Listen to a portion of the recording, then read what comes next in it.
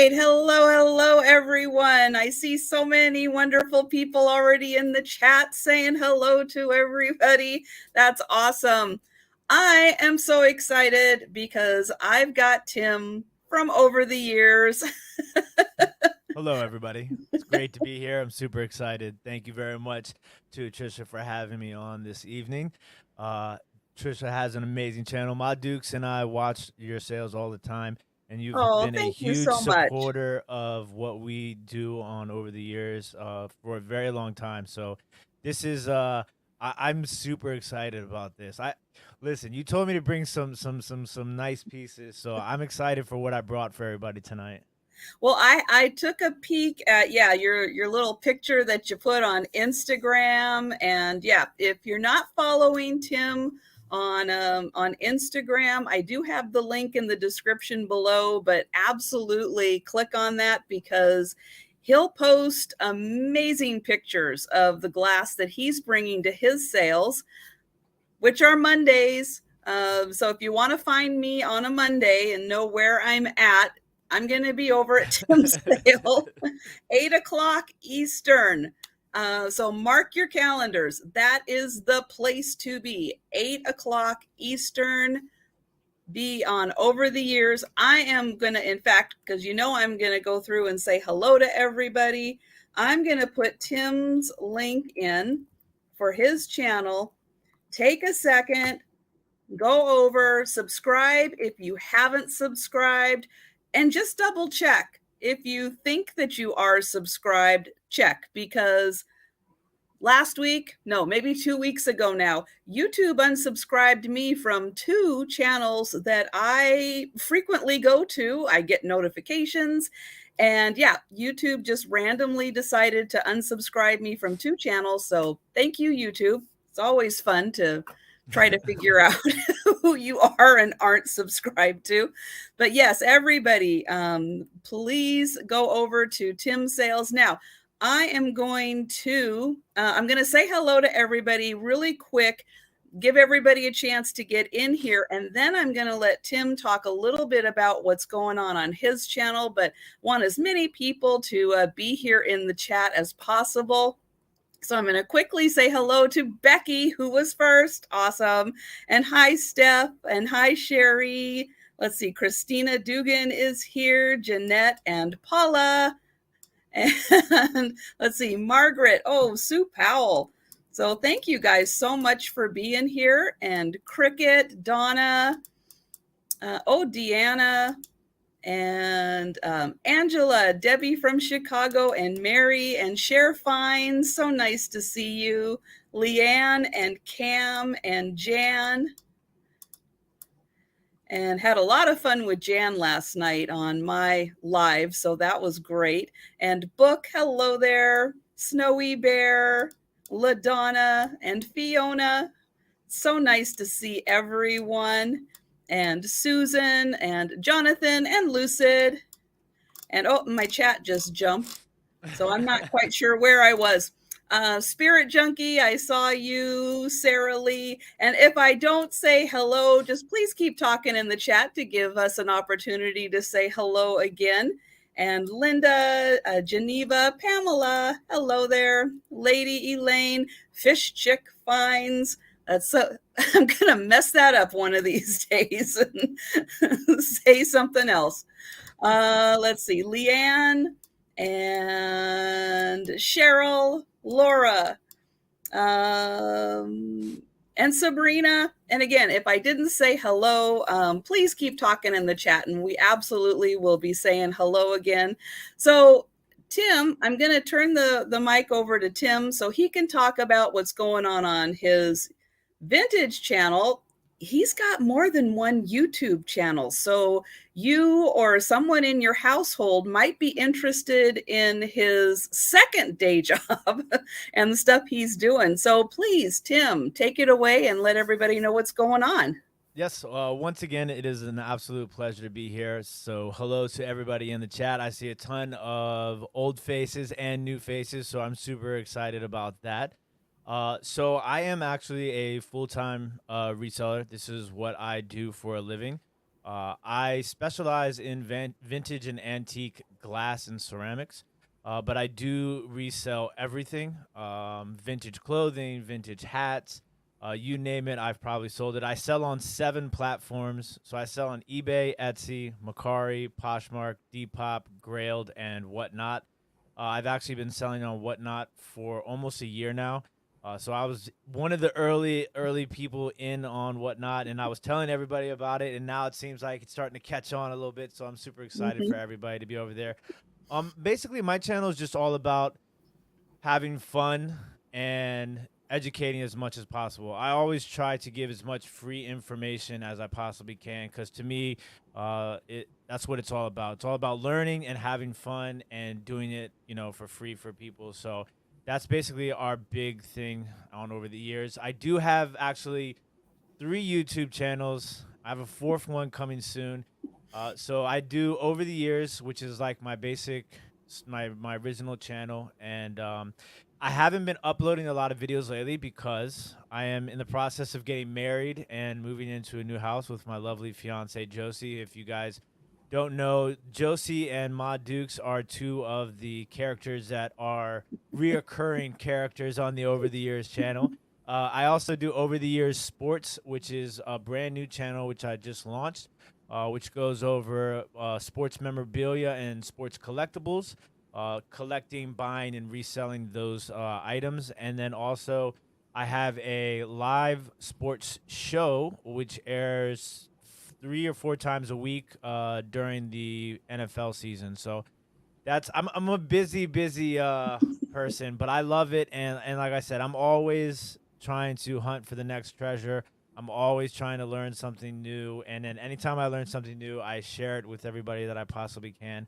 I'm a bit of a wild card at times, but that's just because I'm super excited and passionate about vintage and antique glass and china. So thank you once again for having me. I really do appreciate it. And that's one of the things that makes Tim's sales so much fun. Yeah, you never know quite what's going to happen during one of his sales, but I have personally learned so much from him. I mean, it is invaluable, the information that he shares. And yeah, Monday nights, 8 o'clock Eastern, absolutely be at his sales because you are going to see glass you've never heard of, patterns you've never seen before, colors you didn't even know existed. It's absolutely an eye-opening experience, and especially being a West Coaster, I don't get to see a lot of the things out here. They just never made it to the West Coast. Isn't that super interesting? Like it's crazy to me how, and it's not even just like finding it, it's pricing when you're like out, whether it be at an antique mall or a yard sale or anything, in flea market. It's like the East Coast, the Midwest, and the West Coast. It's like so different. It's like mid-century modern it's just like in abundance in the West Coast. It's not as easy to find over here on the East Coast. But then like glassware is insane because a lot of the American glass makers from the past were here in West Virginia. So it's very interesting, and I'm definitely I am always fascinated by what you can find. I just actually just got back from a road trip. I did the 100-mile yard sale, which was in Southern Virginia. So we were picking for. We got there Wednesday night and we left Saturday night. So a lot of this stuff is stuff that I picked up on that trip. Everything I always bring to the live sales is brand new. There's a few items that I pulled for you guys tonight that I pulled out of my store because I wanted to give you guys an opportunity. I'm actually located. I ship out of Maryland, but I live in DC, so it's kind of an interesting setup we have. Yeah, because it's weird with DC and how it's set up because you're. I mean, is it it's a district, right? It's not a Yeah, it deserves city. to be a state, but it's Yeah. its own entity right now. But yeah, yeah, we're trying to they're trying to get statehood, which they should have, but politics, Mhm. so it is what it is. I But know. yeah, Well, I then you love it got to here. redo the whole flag. So you might as well throw in Puerto Rico and Yeah, Guam and, there you go. and then just redo the whole thing. How about that? Yeah. But I have been looking forward to this because yeah, Monday nights I'm always oohing and awing over all the great things that Tim has, and now I get to see it also again a second time. And yeah, so as you heard, we are definitely helping Tim raise some money here to help with the renovations on the house and for the wedding. Now I figuring that Tim was going to be bringing a whole bunch of glass, I brought non-glass items. So we'll see how that goes. But yeah, I've got a lot of pottery, I've got some metal, I've got some wood. So I'm really mixing things up. I mean, I usually do have a really big variety of items anyway, but I kind of specifically said, you know what? Tim is going to highlight and showcase the glass tonight, and I'm going to have fun with a whole bunch of other stuff. So we will see how that goes. So if you have not been, oh, Paula, thank you so much. Yes, Paula in all of her caps so that I can see it. Yes, I would absolutely love your assistance tonight. So yeah, Cricket, and hello, Cricket. I am just getting to that. So my format is all offer style. We struggle with the lag so much. Different internet speeds, difference between, YouTube and StreamYard and all of that. And I kind of got fed up with the lag and was looking for solutions to make it a much more even playing field for everyone so that you can participate in the purchase of an item up to the point that you are comfortable with. And so my items, we're gonna do one per round, and then we'll switch back and forth. We'll have a start price. Well, Paula, who's going to be awesome at helping out, and yeah, she's done this before. She knows the routine. She is going to type in a quick description of the item and the start price, but you don't have to wait for her. If you want to jump in once you hear the start price, you go right ahead. If one person is interested in an item, awesome. By the time we get done describing it and showing it, we'll see what's going on in the chat. If we get one offer, fantastic. We're going to do a going once, going twice, and sold. If we get nobody, that's okay. We will pass, and we'll do like a quick round at the end. Give everybody who's come in late, or maybe West Coasters who are night owls will come in, what usually happens. And if we have multiple people interested in an item, then we will let it go till everyone is out by typing the word out into the chat. And then we will be left with the high offer, and then we'll do a going once, going twice, and sold. And the reason I do that into the chat, and Paula will be doing it, so she'll be real time with you, is just in case you have to take a restroom break or go get something to drink, take the dog out for a quick walk, and you come back in and you see an item that you're interested in. If you hit it while we're doing the going once, going twice, then we will stop the countdown.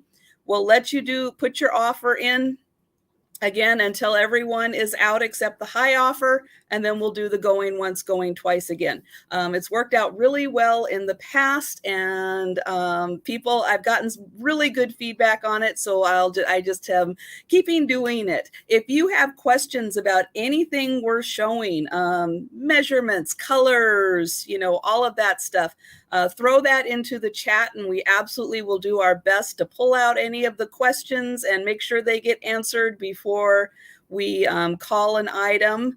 And let's see. Oh, shipping costs are not included, but we absolutely work on getting you the cheapest shipping cost we can while still making sure we get the item safely to you. And I'm looking for if my I think of ruler. anything else, the ruler. I have it right next to me. Is it in front of you? Over there.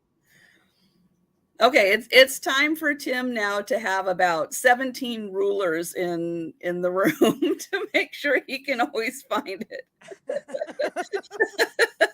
If you got to get up and look around for it, that's okay. You do that. I'm going to say hello because I saw Edward and Michelle come in.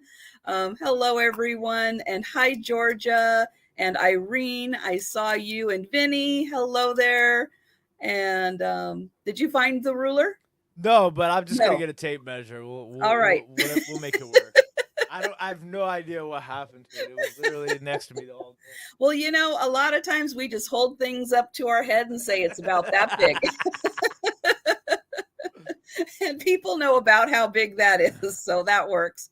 So, I am going to let my guest go first. I'm going to put him on the spot, but he's a pro. He knows how to do this. Okay.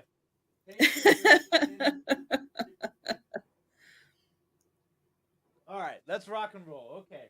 Okay, so I'm going to put Tim up on the big screen. That's right. Everybody's familiar with it's about one head big. Now, the beard adds, I'm not sure how many inches. So, and the hat. Okay, so we're going to turn on Spinderella for everybody so you guys can see everything. So up first is going to be this absolutely gorgeous Fenton Glass Cranberry Opalescent perfume bottle. And then let us know what the start price is. So I just want to, before I point out, I do want to let you know that the stopper has the chip there, but the good thing about that is that it still fits snug in the bottle, okay? And the start price on this piece is going to be $29 for the Fenton Glass Cranberry Opalescent Hobnail perfume bottle. Now, this was produced in the year 1940, was the start production of this particular pattern by Fenton Glass Company. It is an absolute beautiful, beautiful piece, as you guys can see. It does measure to be about 4¼ inches tall. 4¼ inches tall. This is a Fenton Glass Company Cranberry Opalescent Hobnail perfume bottle created in the year 1940. It is an absolutely gorgeous piece. This is actually part of a 3-piece vanity set, which is 2 perfume bottles, I believe, in a powder box. This piece typically goes for extremely high dollar amount, but obviously I wanted to, give you guys an opportunity to get this piece at a very low starting price. So Fenton Glass Company Cranberry Opalescent Hobnail perfume bottle. Absolutely. Now, what design is on the top of the stopper? So the stopper actually has a hobnail in itself. Ooh. Yep. I know it's not focusing on the bottle. I'm trying to get to that right now. Give me 1 second. That's okay. Take your time.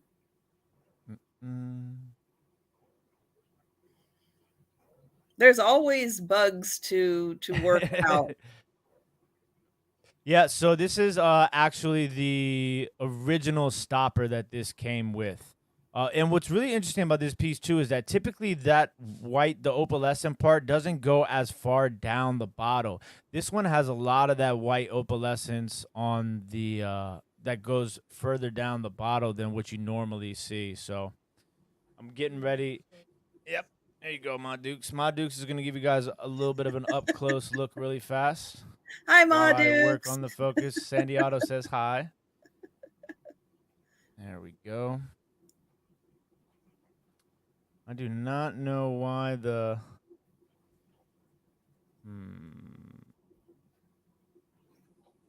Yep. Yeah, really, really nice piece. And so Becky also, Vintage Viking Treasures, is very knowledgeable with Fenton also.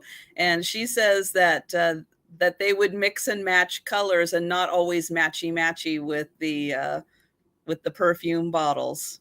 So that's why the stopper would be clear then. Really neat. Yep, beautiful piece. All right. So yeah, I'm going to start off by saying I am so surprised no one is jumping on this beautiful perfume bottle. Yeah, the color is just spectacular. How it does. Vinny's right. It looks like a strawberry milkshake at the top, down to that beautiful clear and amazing cranberry at the bottom. And we've got Angela at 29. And yeah, that's stunning. And it's so hard to find perfume bottles where there isn't some kind of a chip on the inside of the stopper. Yeah, and like I said, that's what's really nice about this one. The fact that it's, it's obviously does have the chip, but it's at the point where the stopper still fits in the bottle perfectly and snug, which for display purposes is most important, especially with this sort of perfume bottle. Mhm. But for me, the best part about this particular one, and obviously with all these pieces, none of them are the same. Every one is going to be a little bit different. But to me, it's the fact that the opalescence goes so far down the perfume bottle. A lot of times it stops a little bit higher up than this one. So to me, that's like one of the best traits of this bottle. Absolutely. And hi, Angela and Auntie Christy and Stacy and Proud American. Hello there. And Michelle, I'm so sorry you have to go listen to lectures. Darn it. That does not sound fun. But we are going to go ahead, Paula, and count this one down for Angela. And so watch for the chat in the chat, because Paula is going to type that in, and I'll do my best to also relay that information as it's coming through. And yes, and Michelle is she's taking her master's. For her master's, she has to listen to boring lectures. And there's the going once, the going twice. And hopefully it'll be over soon, Michelle. And there's the last call. Congratulations, And sold. winner, cranberry dinner. Congratulations and welcome to the party, Angela. All right, I'm going mid-century modern with my first item, and this is a beautiful ceramic pottery jar.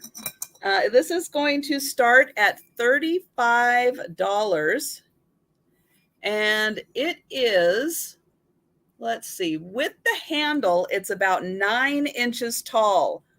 So yeah, it's a little bigger than one head, but this has a really neat glaze design to it. Lots of different colors, very mid-century modern, with the style of the jar canister, and also the colors and the shapes in the glaze. So I'm going to get in here close, and you can see it's really textured, and there are parts like right in here that are actually unglazed. So parts of it are unglazed, parts of it have kind of a milky drip glaze. Some of it is a little more structured in the design. This has a roughness to it where it's glazed, but it still has kind of a bisque feel to it.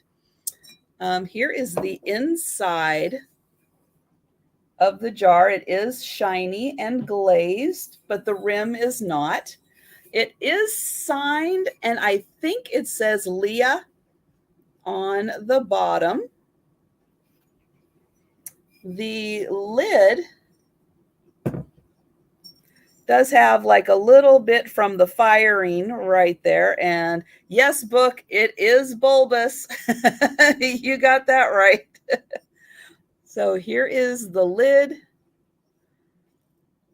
Very thin, but very sturdy. And hi, Chad. And so again, about 9 inches tall up to the lid, very mid-century modern.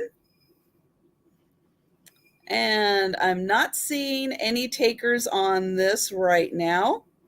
I love So the we, overlapping of the colors, like how it like right there, like how it mhm. creates like this sort of Venn diagram of the three different colors right there. It's really nice. Yeah, it is a really neat glaze job. And I'm very impressed with the just natural earth tone colors, but I love that shape. And I think the way that the glaze is more right around this area, it really accentuates that part of the design. And hello, Pat. I know Pat's had a long day, but thank you so much for stopping in. All right, so we are going to pass on that one, and we are going to go back to Tim. All right. I think we're gonna go ahead and just jump into some glow and get people going a little bit here. Get the blood flowing, guys. So up next is gonna be this absolutely gorgeous, super adorable Fenton Glass hand painted custard satin handbell. It is signed by the actual artist. So with Fenton, a lot of times when they had the pieces that were hand painted, they would sign their names in it. So this is Dukes is gonna give you guys an up close look really fast, and then we'll start the starting bid will be $15. $15 will be the start price. So it's a little teddy bear, and it has like a little alphabet block next to the teddy bear, which is super adorable. And there's the signature right there. It was hand painted by. And yes, ladies and gentlemen, this piece does glow. And the hand paint job on the teddy bear is absolutely adorable too. Yeah, the details really well done. So, and now we're gonna go ahead and show you guys the glow really fast. Oh, and let me change the focus really fast. There we go. You guys can see it glow. Ooh, nice. Very nice piece. Hand painted handbell by Fenton Glass Company. Got the teddy bear right there, so you guys can see. So that is the glow on that piece on the Fenton Glass handbell. And like I said, what's really interesting about when some of the artists, depending on the name, who signs it, can change the value of Fenton Glass pieces.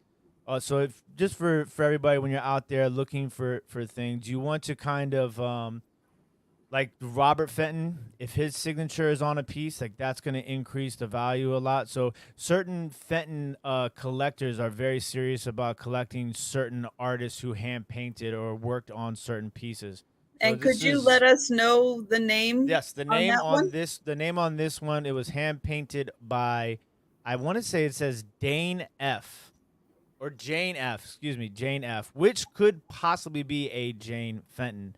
But Jane F is the hand painted signature on that piece. And the handbell does measure to be about 4.5 inches tall on that piece, 4.5 inches tall on the Fenton Custard Satin hand painted handbell. This is an interesting size one too. A lot of times you kind of see the bigger sized ones.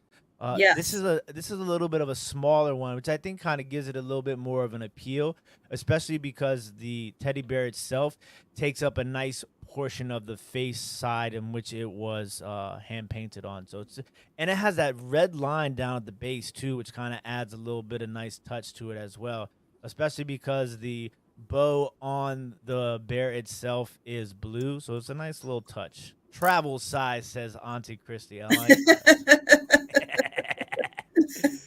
Because who doesn't travel with a bell? Just in case. Just in case, you know. Take it to the restaurant with you, just ring the bell. I want to make sure my light is And bright. we've got Donna at 22 right now. And hi, Maria. Oh, I like that, Auntie Chrissy's a great baby shower gift. I was telling Trisha before we came on today that I actually had spent the entire day at my sister's baby shower. So it was an extremely long day of moving tables and chairs and all of the above. But yeah, it it would definitely make for a great baby shower gift. I like that. And we've got the going once, going twice. And Sabrina, thank you for letting us know you are out. We've got the last call and the sold. Winner, winner. Handbell time for dinner. Congratulations and welcome to the party, Donna. We appreciate you. Enjoy. That's right, Book, because absolutely waiters in restaurants always appreciate it when you bring a dinner bell and use it. Yes. You might want to wait till towards the end of your meal to use it, but just to keep things fun. Okay, so I'm bringing an item that I brought a few of these where I said I wouldn't normally bring these to a live sale, but part of the fun of coming to a live sale is seeing things that you just don't normally get to see, especially in person, or something, that just goes on eBay and you can't actually see it. So this is one of those items. Yeah, it's a little wood bowl. But this is a really special wood bowl. And I'm going to get in here, right in here, and I'm going to see if this will focus. So this wood bowl, I'm going to start this at $100. And right on the inside here, it is signed Kelly Dunn. It is a Norfolk pine bowl, and it was created in 93. I know that's really hard to see, but it's 93. Kelly Dunn is a man in Hawaii. And what is so cool, I mean, he does lots of different woods, especially Hawaiian woods, also different kinds of carvings with the bowls. But what makes this bowl so neat, and I don't even know if I'm going to be able to show it. Oh, and then I forgot my flashlight.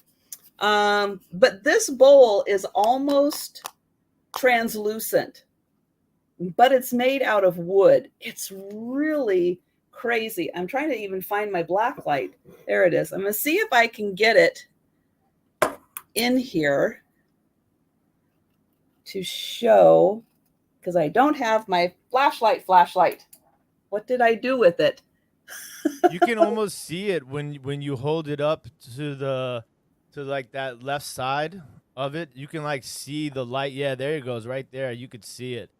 That is, I'm really glad Josie is asleep right now because I'm afraid that she would want that.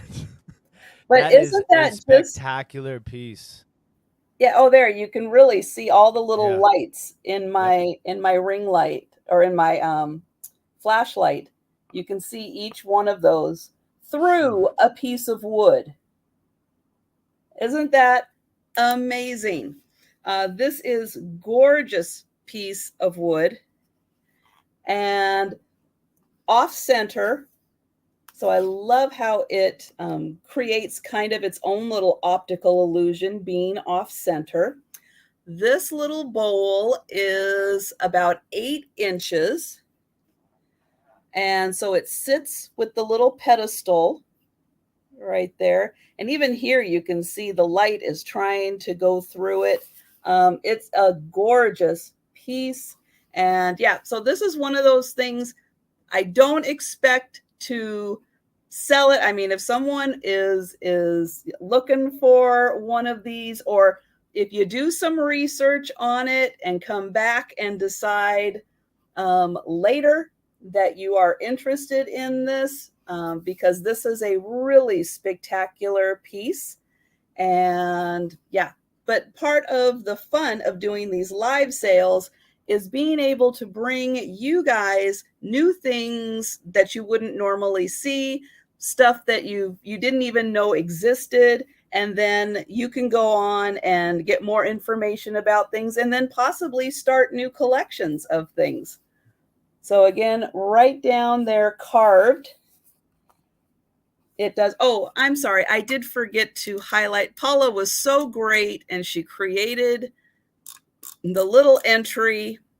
So this is going to start at $100. And again, this is by Kelly Dunn. It's a Norfolk pine and it is dated 93 on there. And even there, you can almost still see my hand through there. And Cheryl Ross is in. Thank you, Cheryl. It's a really amazing piece, and $100 is a good value on this one, because again, it saves me the time and fees for listing. So I'm happy to bring these, little higher valued things, but it's such an amazing piece, and I have so much fun finding these really different kinds of things to bring to the live sales, stuff that you just don't normally see. I mean, listen, I know a lot about a lot, right? I've never seen something quite like that before. I mean, I'm excited now. I'm like, that is an That's something to amazing put on your piece. list now to look for. Yeah, it 100% is. And I mean, that's fabulous.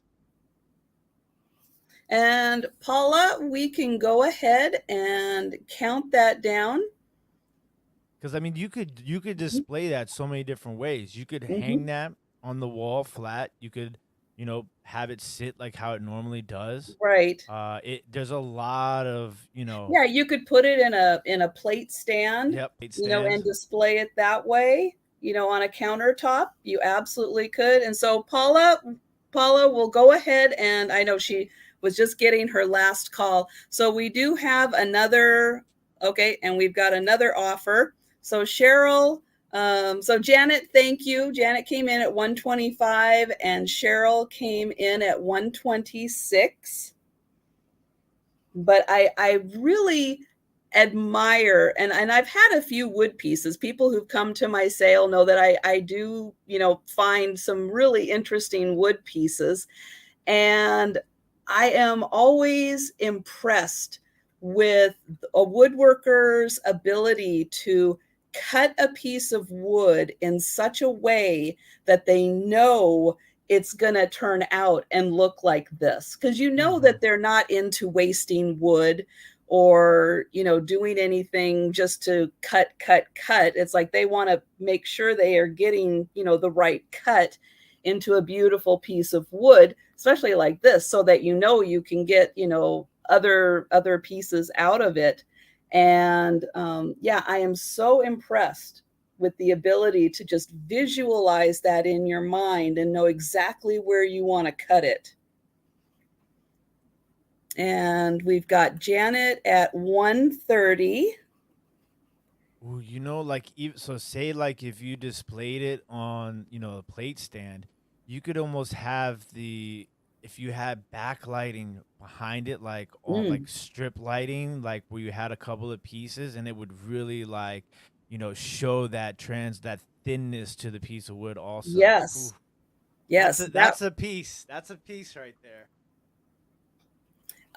This is an 8-inch. So it's an 8-inch bowl with the pedestal. It's about 1.5 inches that this adds. There is a slight curve to it. How does it feel? This is so smooth. For those people who have felt like that satin finish on a piece of pottery, not the shiny glaze, not the bisque glaze, but when you get that really nice satin finish on it, how it just feels so smooth. That's what this feels like. It is unbelievably smooth. Yeah, it you wouldn't even know it was wood if it wasn't marked down here. You wouldn't even believe that it was a piece of wood, because it's just super, super smooth. And there really isn't anything, on it. There's not like a big coating of something to make it that smooth. And thank you, Paula. And thank you so much, Janet, for letting us know you're out. And thank you, Janet and Cheryl, for your offers. And I am so glad that you appreciate the beauty of this piece. And yeah, I will, I absolutely will show the signature again. So yeah, if you are out, and happen to come across, so right up here it says Kelly, Kelly, Dunn, Dunn. Here it says Norfolk Pine.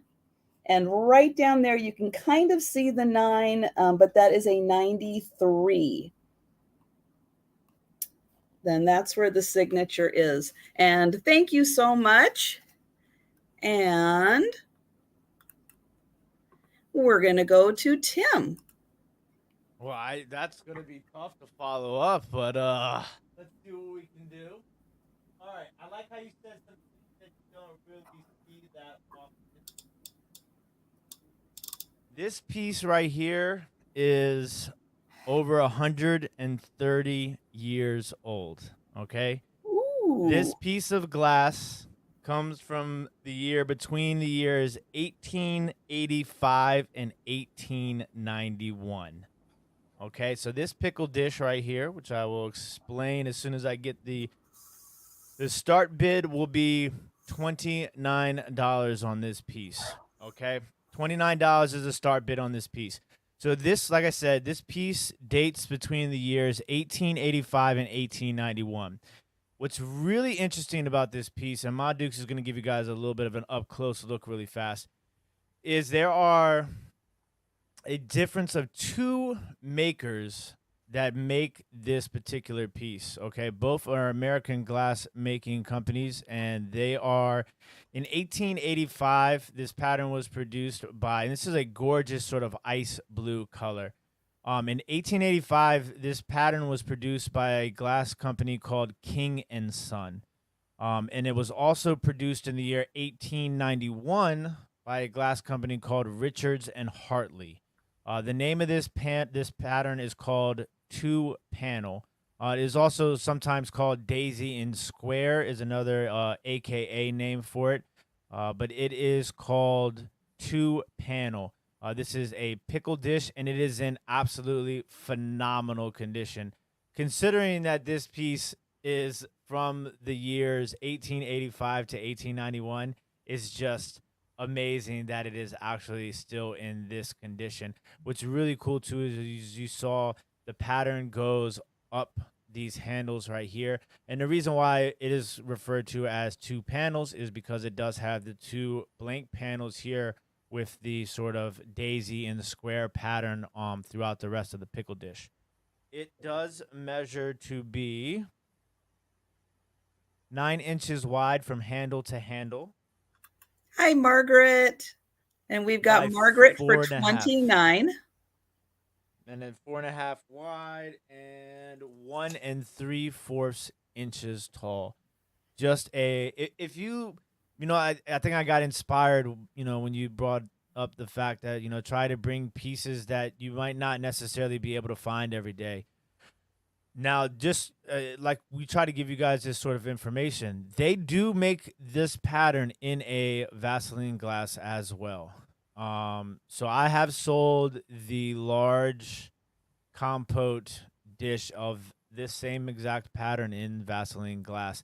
It is absolutely gorgeous. I just, and to me, I love things that are that old. I do a lot of flow blue china, that sort of stuff, which is, late 1800s into the early 1900s.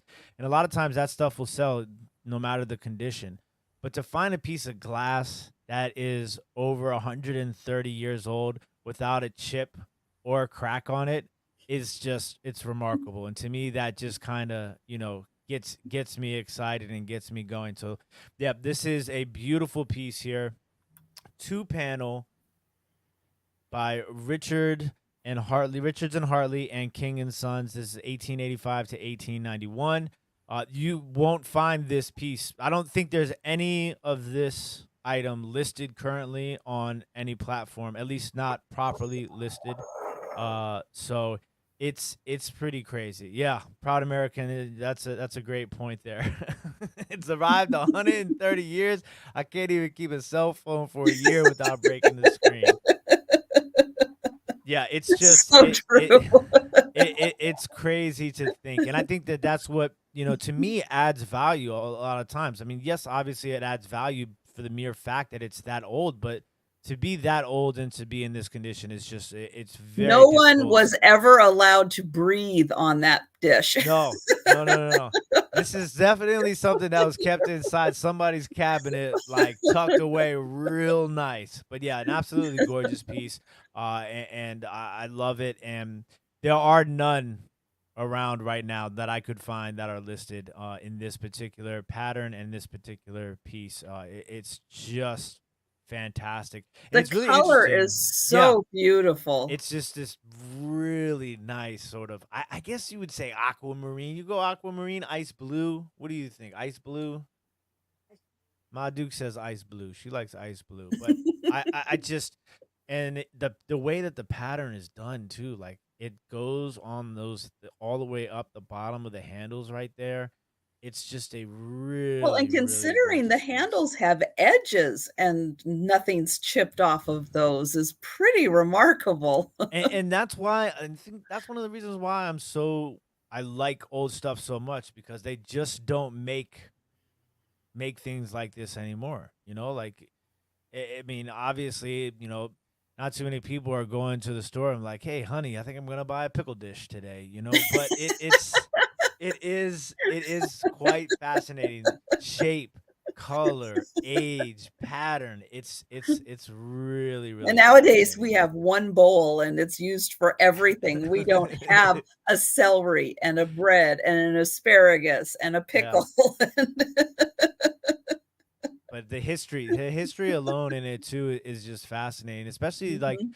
to have two companies, because with stuff like these, you really you have to go to the books, the catalogs, to really like find these patterns and these makers, because they're not necessarily like Richards and Hartley maybe be known for maybe four or five patterns as a whole. They also make a three panel pattern as well.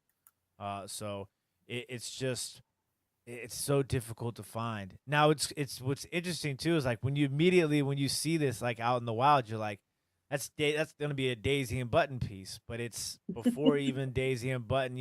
One of the earliest Daisy and Button patterns out there is Bryce Brothers Glass Company. They were early producers of the Daisy and Button pattern. But yeah, this is sometimes known as Daisy in Square. So a really nice piece.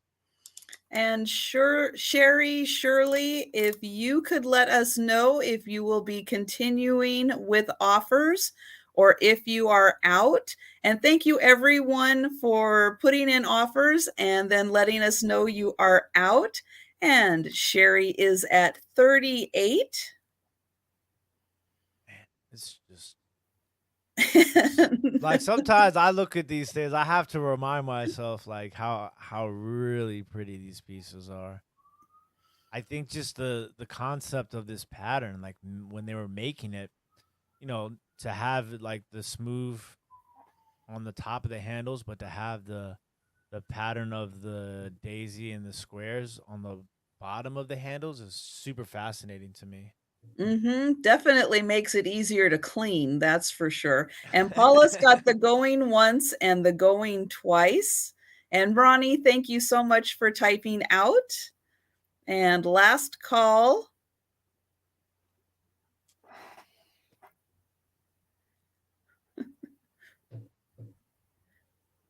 And Book is enjoying the joys of paper plates. So, yep.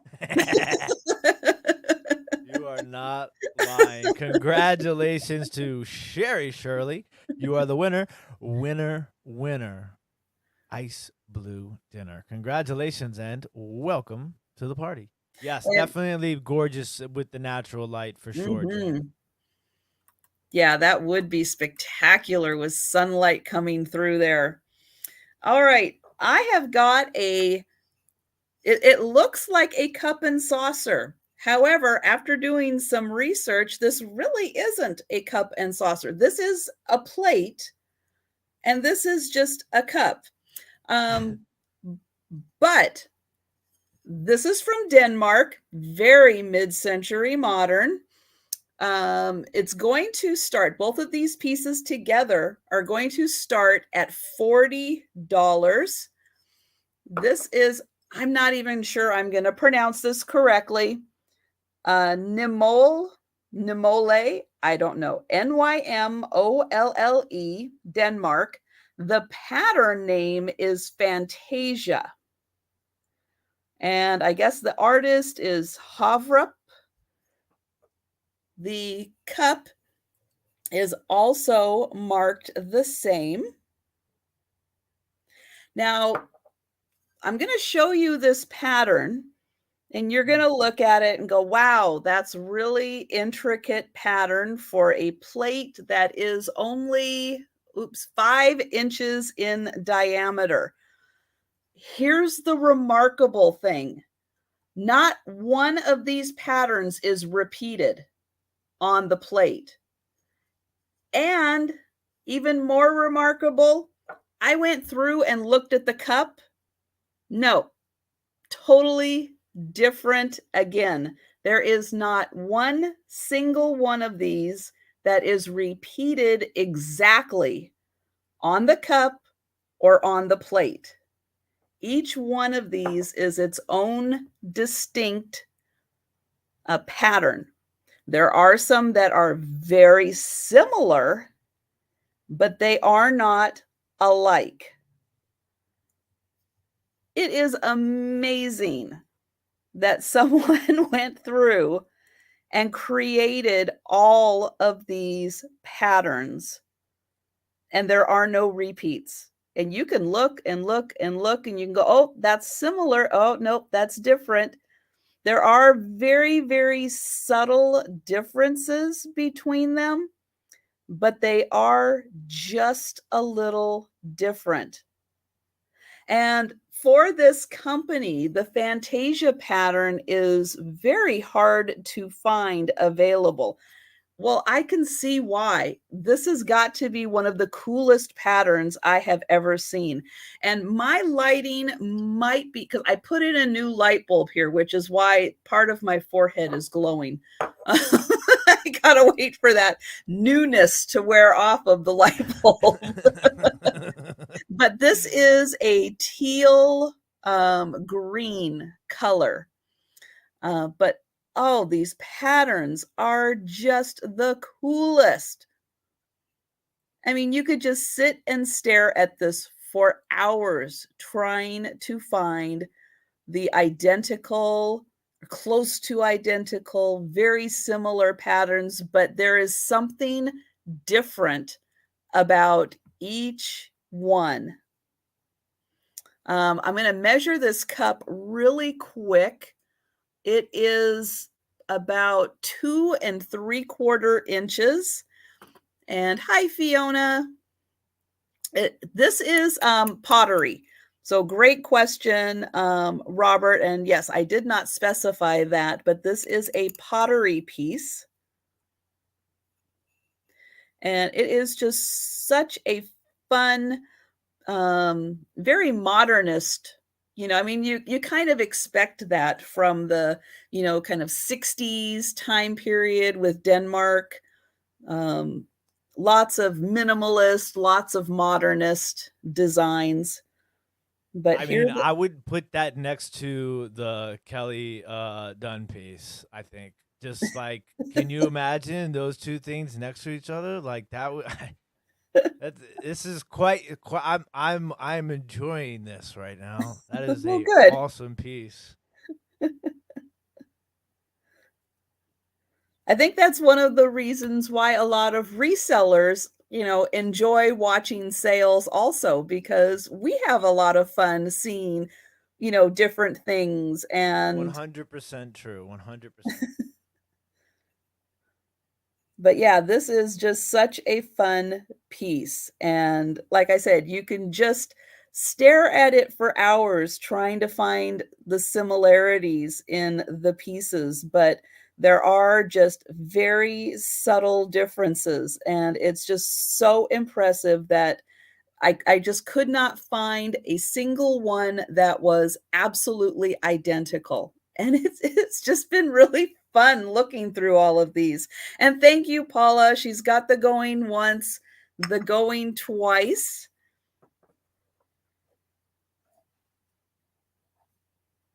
Ma Duke said that's pretty sweet.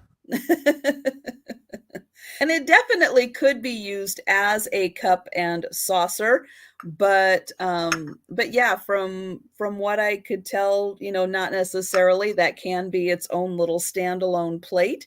And there is the sold, and thank you, Fiona. And we're gonna go to Tim. All right.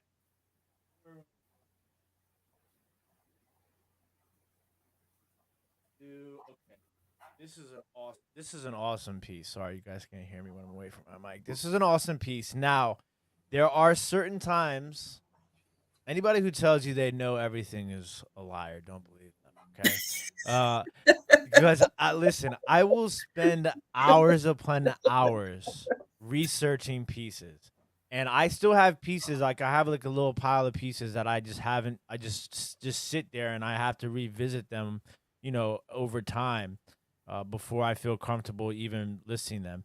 This piece, I have no idea who the maker is. If I were to guess, I would say most likely Italian or Swedish. Yeah, Italian or Swedish would be my best guess. But this is a art glass cat figurine. It is like this interesting sort of amber gold color, and it is super. It is the polished base, really, really nice. Ma Dukes is going to give you guys an up close look. We're going to start the price on this at $17. So 17 is the start My, bid. You can kind of see, and it's really cool because the tail wraps around to the front, and it's that's very, awesome. yeah, very detailed on the nose and the ears, and it's got that sort of thick glass in the middle, and it's just very, very interesting gold and clear sort of combo color, a little bit of an ombre going on there. And like I said, it's got some weight to it. It definitely has some weight to it. Nice polished base on that one as well. It is fantastic. And it's a uh bit bulbous too, Book. yeah. They love that word. It is 4 3/4 inches tall. We Four do and love our three fourths bulbous inches items. tall. Yeah, just a very interesting color to it too. Is I think what kind Hmm. of attracted me to it as well. But it does it gives me Swedish vibes. Now I know like on pieces like this, it's easy for everybody to be like, oh, it's Murano, but that polished base and just the style and the shape of the glass gives me that sort of Swedish vibe to it. It is definitely a really nice piece. I like it a lot. And like I said, for me, I can never say something. Murano is so difficult, right? Because, there's a million different houses in Murano that made Murano glass. And there's a lot of like other countries that have mimicked Murano over the years. And for me, I can only say something is Murano unless I seen the exact piece with the foil sticker or in a book, or if it has the sticker itself or is signed. But without that, it's very difficult for me to, because Murano people, let me tell you, they're serious about their Murano. So you don't want to, I never want to mislead anybody either. So whenever I don't know, I never try to assume. It just this piece just has stood out to me. It's very different, very unique. I think it kind of crosses over design generations as well. It definitely does have a little bit of a postmodern vibe versus, a little bit of a mid-century sort of vibe, and just the cleanliness of the glass making in itself too. Yeah, everything's very smooth. It like, but you guys could see how I see it coming through the light right now. I mean, you could kind of see it on the screen. It's quite a beautiful piece. Now, I have to say, it is kind of hard to believe that there isn't some kind of a glow happening in there, because it almost looks like it's glowing just sitting there. Yeah, and if for those of you that don't know, like I am a big I tell people a lot about how you have to utilize natural light with glass. I mean, natural light is glass's best friend. So to me, this is just another piece that you can alternate in your windowsill for sure. Excuse me.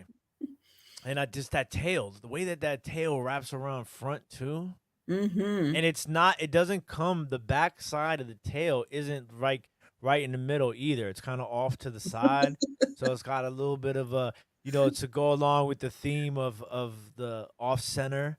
Like it's a Mhm. very interesting piece for sure. And I like how you can kind of see a little bit of an indentation on the face a little bit that kind of gives it the vibe of the eyes, but it's not like directly there to be the eyes. It's a very interesting piece. It's so clear. That the glass is just amazing. It is like it's still like liquid. It is so Hmm. clear. And I agree with Robert as well. The tail definitely defines the piece for sure. Mhm.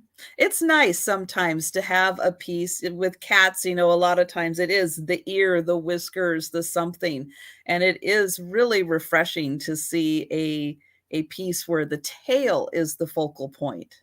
Yeah. It's quite Of course, in interesting, my right? house, the tail is the focal point. The tail is always right in the face. Yep. Yeah. I was watching, I forget what I was watching. I was watching you do something. I can't remember what it was. And I just saw it like fly across the back of the screen.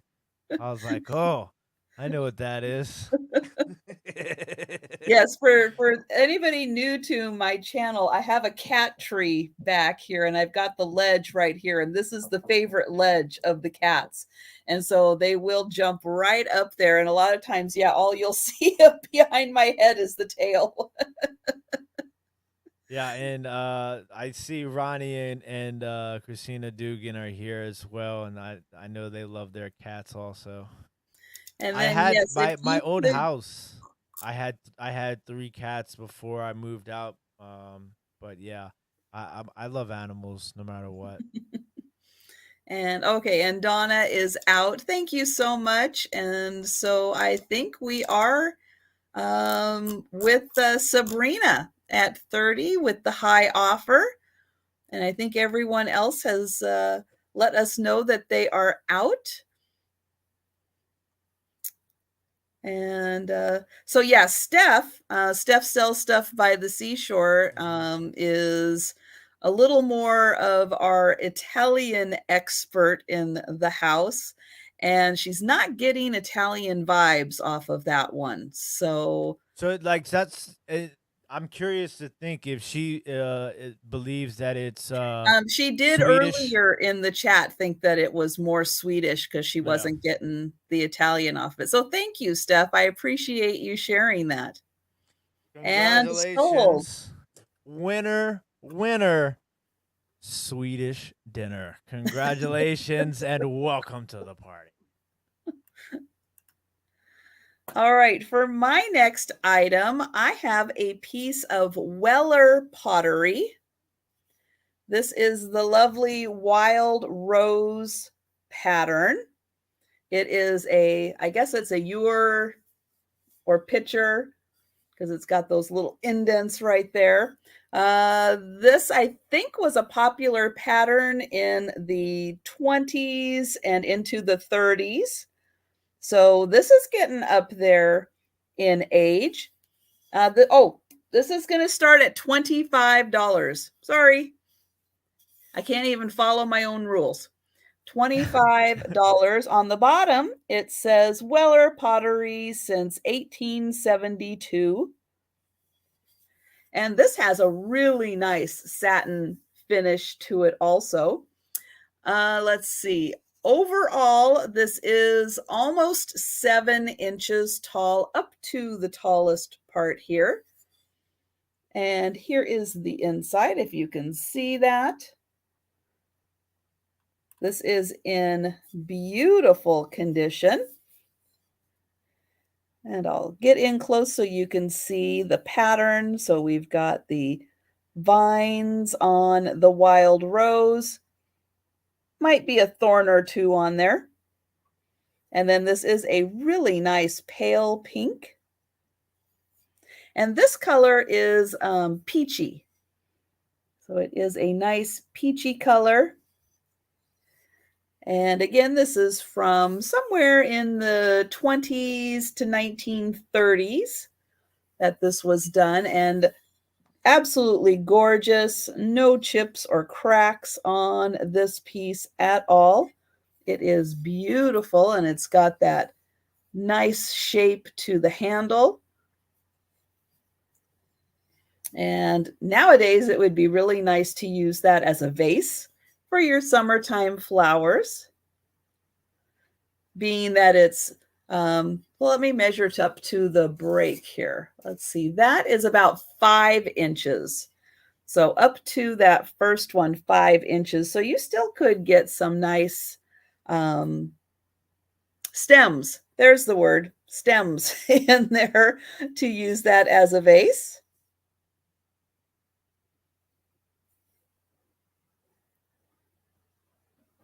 Robert points out all the things that I'm thinking out in my head too. Yeah, Robert knows his pottery, and I absolutely will listen to what Robert says there. And because it's a lot more difficult to find Weller pottery than it is Roseville. Obviously, you know, Roseville, you have to deal with a lot of the fakes, but you don't see Weller nearly as much as you see Roseville. And it's the yes, cutout Auntie in Christie. that cutout in the ewer sort of style is just a really nice piece.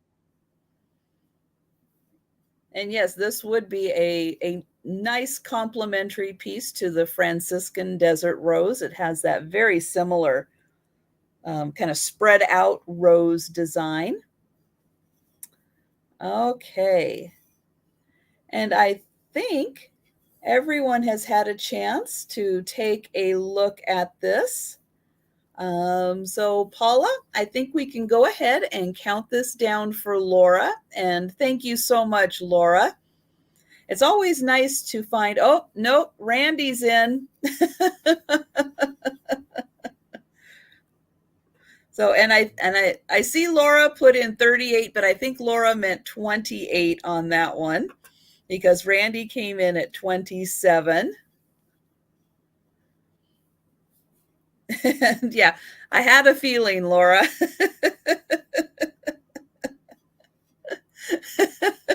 And you scared Randy away. So your technique worked.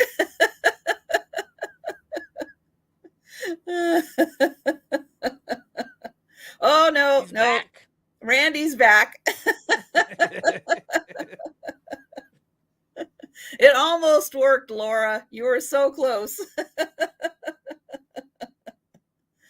Okay, so we've got Randy at 29.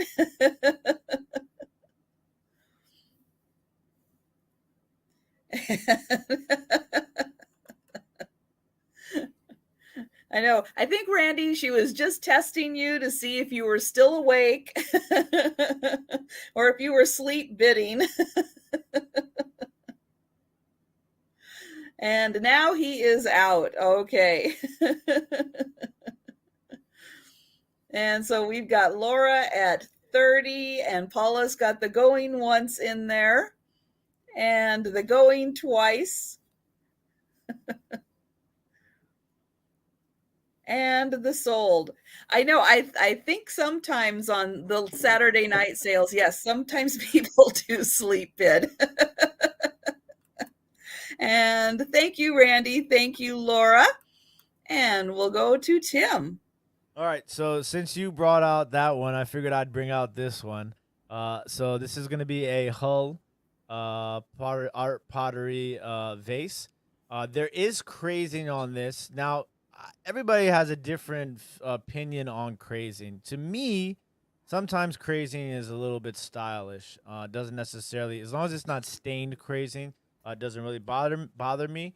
This piece is going to start off at $13. $13 is the starting bid on this piece. So this is a 1948 to 1952 Hull piece. Now, there is a small chip on the base. It's literally on the base. You see it, my dukes?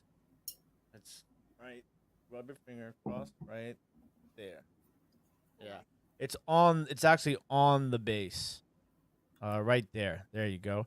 It is marked on the bottom, but it does not say Hull. It says USA 6.5-92. I dated this piece to be 1948 to 1952. I believe this specific pattern is referred to as Sun Glow. So this is a Hull pottery vase in the Sun Glow pattern. The double flowers goes along both ways. And typically on these Hull vases, they the 6.5 will that first number will represent the height. So I'm gonna go double check that really fast for you guys. Oh, I love those handles. Those are so beautifully detailed. So it is a pinch over 6.5 inches at its tallest point. And like I said, it does have the crazing, but it is in the Sun Glow pattern, and I date this piece to be 1948 to 1952. Yeah, the handles are definitely awesome. They have some nice detail on the inner part of the handle right here. A little bit of that, spin at the top, and then you can also see it has this sort of line swirl that goes. That's the parting line in between the both sides of the top of the vase. And then you have a little bit more texture down here on the base as well.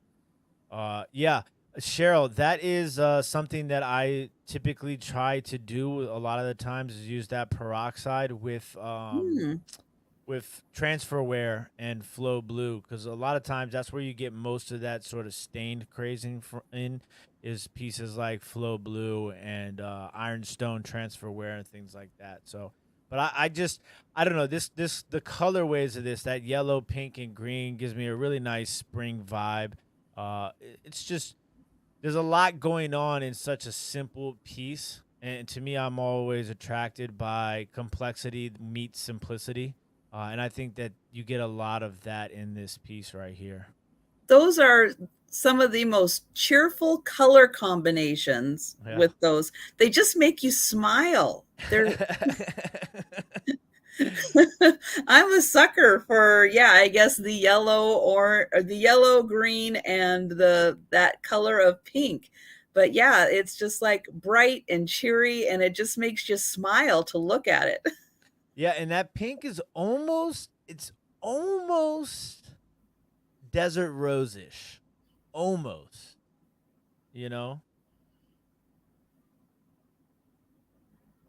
I got the brass tissue box sleep bidding. They thought I was being fierce, but I just woke up and bid.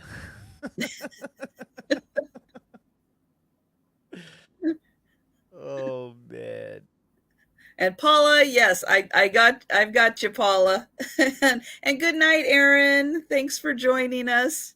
And oh yes, and name. Everyone, don't forget to join me on Friday night at 7 p.m. next Friday, because it is Aaron's birthday, and Sue Spezio and I are going to be celebrating Aaron's birthday on my channel, 7 p.m. on Friday. So be sure and come and hang out with us. It's going to be a lot of fun. Okay. And let's see. And Donna, if you could let us know if, oh, yep, Donna's ahead. Oh, and Randy's in.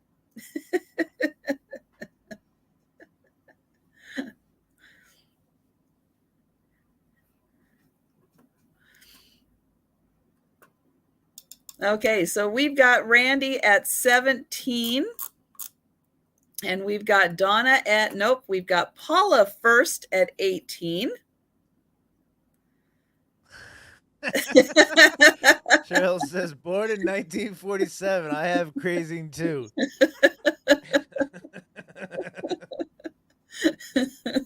We like crazing. You're in good company.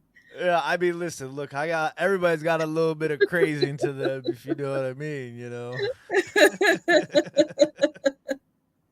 And we've got Donna at 19. Paula is out. And Randy, if you could let us know if you'll be putting in another offer or if you are out. I wish you guys could see Ma Dukes right now. She's sitting here scrolling her phone, got the headphones in. She's on Facebook. No, she's actually watching the show right now, I think. Oh, okay. And Randy is out. Okay, so we can count this down for Donna. Oh, Paula's on it. We've got the going once, the going twice, and the last call. And we'll just wait for that lag, but I'm sure the sold is in there. I got to wait for my chat to jump. There we go. There you go. Irene Fink, great to see you as always. Congratulations, Donna. Winner, winner, Sun Glow Dinner. Congratulations and welcome to the party. Okay, I've got a really big vase for my next item. This is a ceramic vase. This is going to start at $30. And the great thing about this is that it is hand painted under the glaze. This is like a beautiful floral oil painting, but it just happens to be on this amazingly large vase. Isn't that just the coolest? And you can feel, and I'm not sure you're going to be able to see, but look in close, you can really see the chunkiness of the paint that was used in this. I mean, it really is like a thick oil painting on this beautiful vase. I'm going to highlight Paula there and show off the rest of this. It does have some more painting in the back. On the bottom, not much to help identify who did it. I know, wouldn't it be nice, Auntie Christy, if someone had signed this? You go to all the trouble to create this beautiful piece of art in this vase, and then you don't sign it. But even the back here, it's very textured with that thick paint that is used. But yeah, this just reminds me, if you like those beautiful oil floral paintings, this would be a lovely accessory because it just looks like one of those. I'm going to show the inside. It is glazed on the inside. This is 11 inches tall. So yeah, everything you've shown tonight is something that I would personally pick up. 100%. That is so cool. So yeah, even up here, these just, they jump out of the glaze. And I do think that it was painted and then there was a glaze over the top of this. But oh, it's so beautiful. And Auntie Christie's at, nope, Larry is at 32. I'm going to get in here close. And I wonder how much of the painting actually changes after they glaze over top of it. That's like what makes it kind of fascinating to me too. Like I wonder if it kind of like spreads out some of the pieces a little bit more, like, you know, the petals on the flowers. It's a fascinating piece. That is a really great question. And yeah, it would, because there's so many subtleties in Yeah. the different, even in this part here, the way that it's kind of blended from color to color. And then yeah, how much does the glazing and everything affect that afterwards? And we've got Auntie Christie at 36. It's And almost like that middle part looks like reflection off of water. Like, mm, you know, like it's like a reverse reflection of the ground on the water in the middle part of the vase. Really interesting piece. and we've got Patsy at 40. And thank you, Paula. So we are counting this down for Patsy.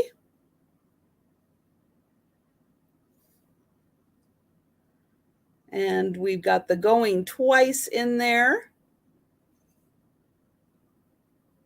And oh, Robert says, I've heard a Fenton painter mention how double firing impacts the original painting.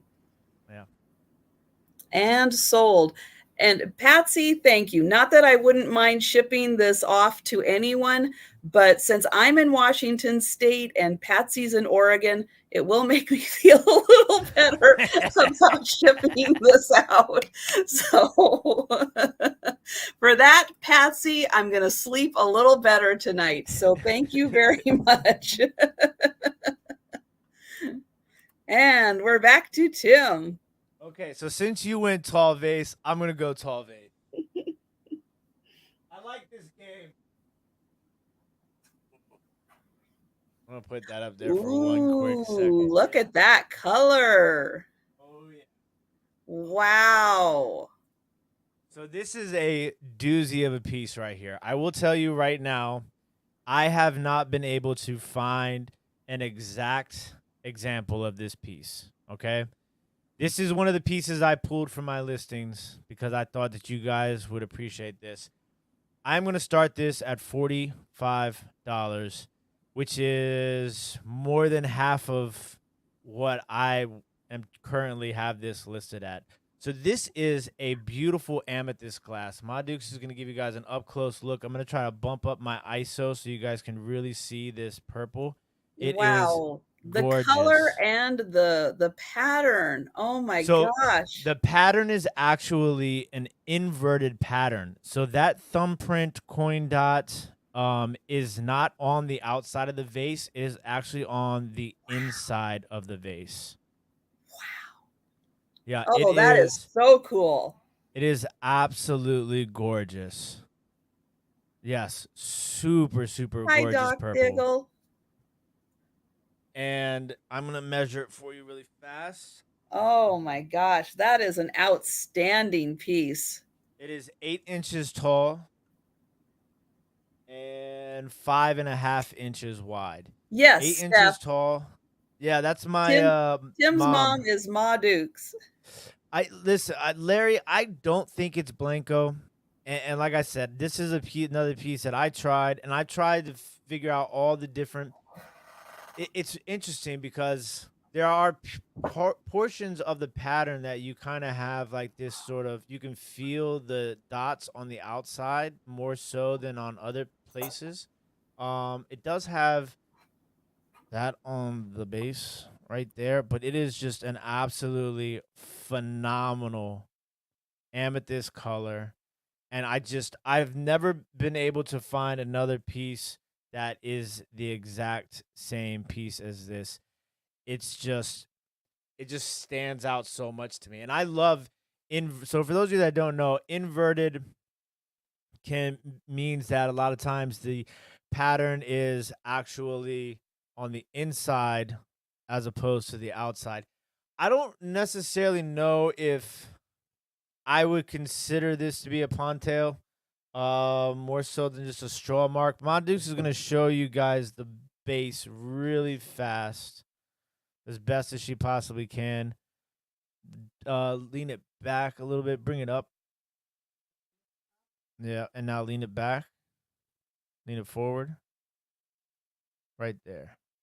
So you can kind of see it does have a little bit of yeah, just a very, very, very different piece. And it's like it's not your typical shape for a flower vase either. It's like it's almost like a vase pot. So it has more of a flower pot width, but a vase height. Very fascinating piece. So Yeah, it looks very similar because people know that there's one particular German brand of orchid pots that I like to pick up, but it has that very similar shape to it. But it's primarily was an orchid pot. So yeah, it's very different from what you would normally think of with a vase. But yeah, it's oh, and I love that shape. I'm a sucker for Mm. amethyst glass also. So for me, it's just like amethyst, and then that pattern is just very, very, very interesting. Yeah, it does kind of have like a liquid vibe to it.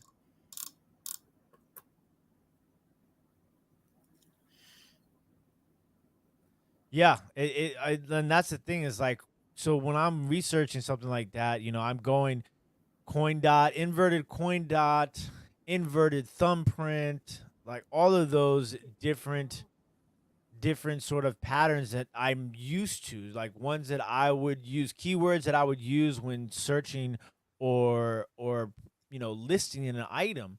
I just cannot find anything like exactly like it. And what's really interesting is Larry brought up the fact about Blanco, right? So there's some Blanco pieces that are pre-designer Blanco pieces, right? I've sold a few before in some of my sales. The pillow vases is what they're referred to, right? And on those pre-designer Blanco pieces, it does have a similar feel to the top cut of the vase.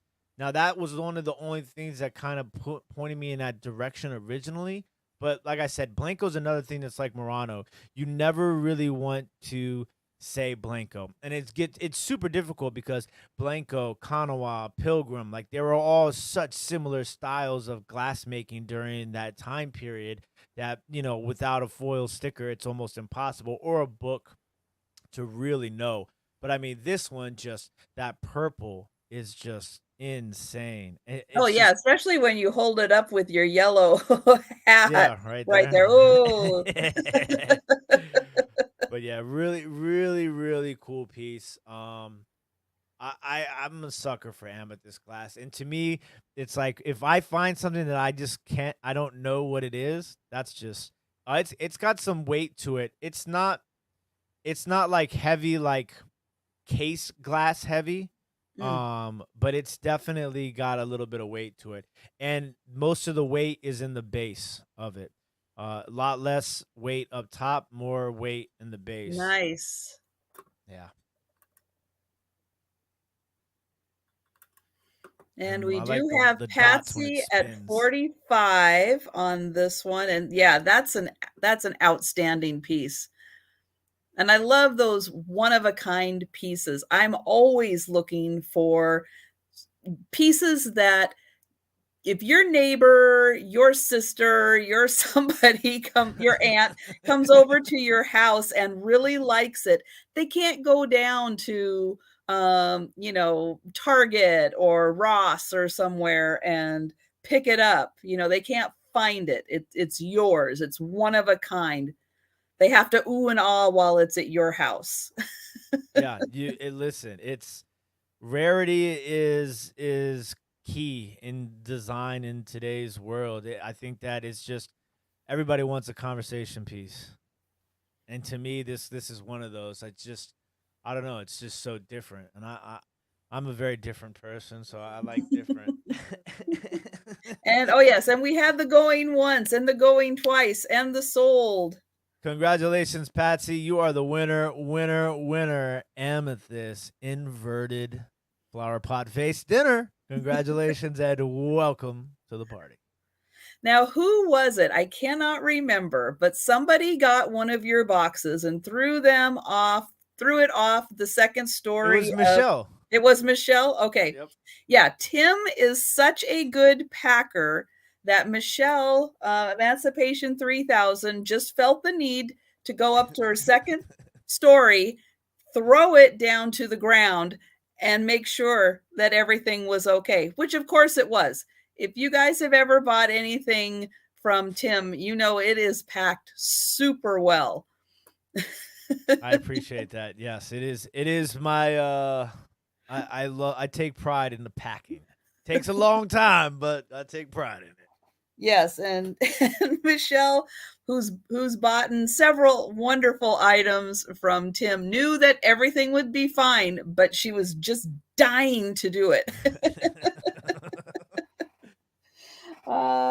Okay, so my next item is going to start at $20, and this is one of my favorite types of items. And I pick these up all the time when I can find them in really good condition. This one happens to be done by Leonard. It is a silver plate. It's a flower frog candle holder. But it's not just a flower frog. You can use this center section for other things. But it holds 3 taper candles. So I got my candles to show off how beautiful the candles look in here. Now, I'm going to have to take them out real quick to show you the flower frog part because I don't want them to fall out. And hello, Kathy.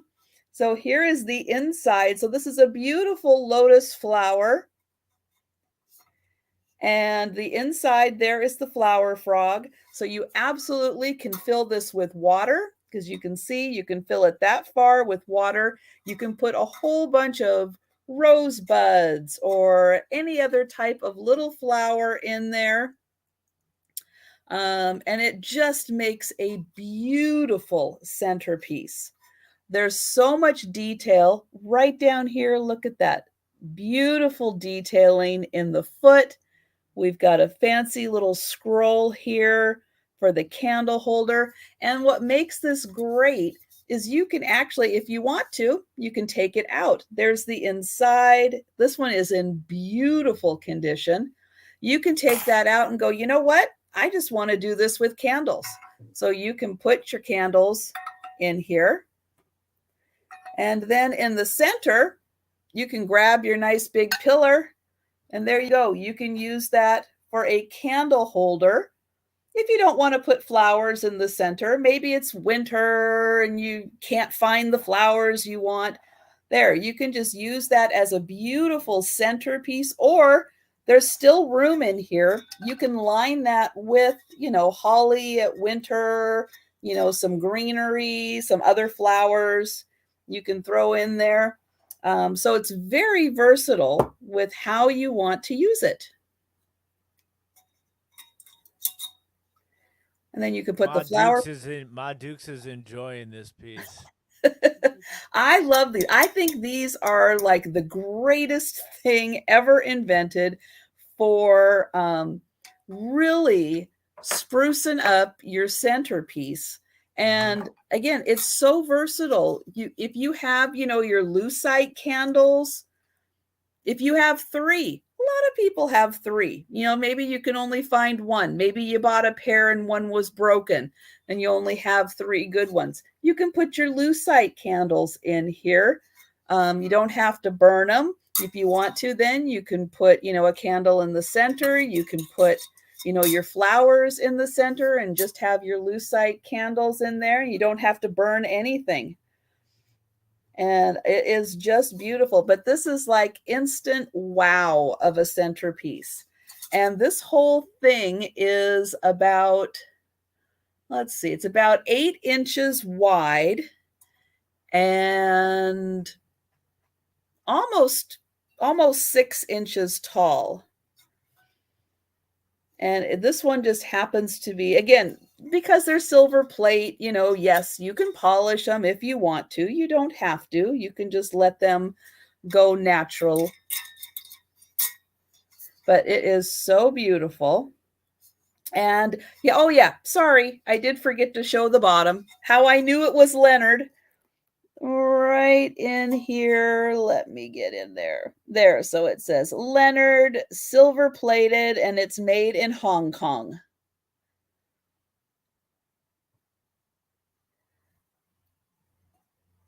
So there is that. And this beautiful lotus flower frog candle holder, multiple candle holder, multiple anything holder. You could put your little assemblage in here if you wanted to. You know, keep the little stand in there if you want it raised up. Get your cute little Christmas pixies, put them right in the center, put your lucite candles around them, and you've got a great non-burning Christmas centerpiece if you want to. Yep, battery operated tapers. That's right. If you want to make it safer, maybe you've got some kids around, you don't want to burn the candles, you can definitely get the battery operated ones. Make it a lot safer. And oh yes, good night, Jan. Thanks so much for joining us. All right. Well, I don't see any takers, but if you think about it and think about all the uses for this, you just let me know. And oh, Larry's in. Larry Riley. Good old Larry. But Smart man. these are gorgeous. I love these. And yeah, I will. They're not all made the same. The ones from Hong Kong, a little better because not all of them have this nice detailing to them. As it gets a little later, you know, into the 70s and stuff, they, you know, cut back a little bit on the detailing. As does happen as, you know, time goes on. Everything starts off great, lots of detailing. Then all of a sudden, Taiwan's making it, maybe not as much detailing. They're cutting costs a little bit. So I will go ahead and count this down for Larry.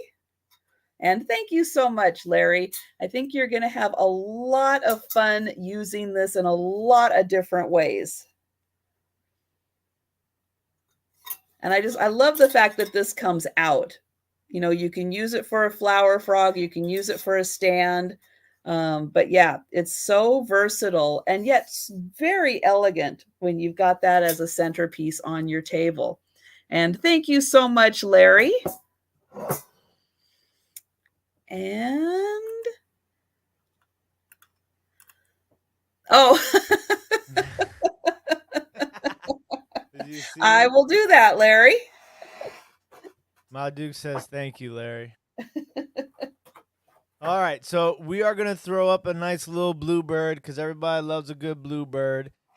This is a I think it's 1996 Ron Ray bluebird, and what's really interesting is I like the sticker on the bottom. I'm not gonna be able to read it off of what Ma Dukes is showing you guys, but I think it says Grandma's Bluebirds of Happiness, Fayetteville, Arkansas. So a cute little bluebird. We're gonna start this off at $7. Just because we like to throw in a bluebird every once in a while when we get a chance to. So bluebird of happiness, starting bid is $7. Sal is in the building. What's going on, Sal? Good to see you, buddy. So $7 start price on the little bluebird. And this one is I don't have the ruler. It's easier with the ruler. 2.5 inches tall. 2.5 inches tall.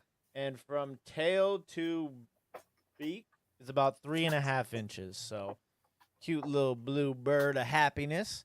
And I just the sticker. To me, I love the stickers on like random stickers and random things because it's like more of a backstory. Demetrius Davis is here. Good to see you, Demetrius. But yeah, this one says, "Oh, I'm not doing a little glitchy right now. This should be. I think it's okay now. But it says Grandma's Bluebirds, something the Hi, address Demetrius. Fayetteville, Arkansas. Hi, Kari. That's really cool. Yeah, the tail does have a little bit of a. It does have a little bit of a stretch than some of those other bluebirds. I think that's what's cool about the bluebirds of happiness is all the different sizes, shapes, and the colors. The tails tend to be a little bit different sometimes too. It's great when there's a sticker on the bottom, too. It is. Yeah. That's pretty cool.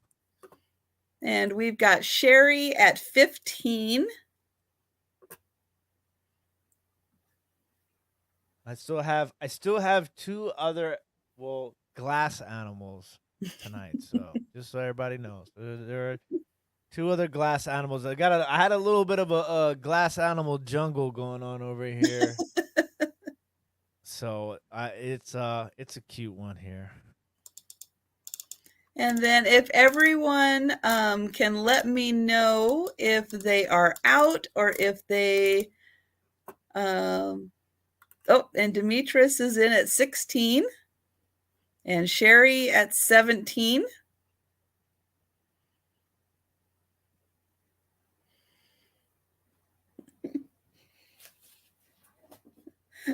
I'm with Says, Vinny. "Bring Glass on the animals glass are fun. animals." They're fun. They are, and it's it goes with everything with glass. It's like they're never all the same ones, which is what's really cool about it. Each one is always a little bit different. And then we will see if Demetrius is out. All right. Thank you so much, Demetrius. And then we can go ahead and count this down for Sherry.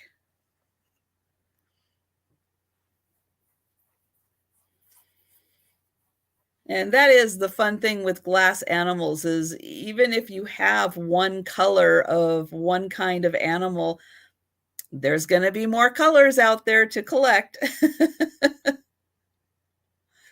And there is the sold. Congratulations, Sherry. You are the winner. Winner, winner. Grandma's Bluebird dinner. Congratulations and welcome to the party. Okay, I have next. This is an Avon sterling silver ring.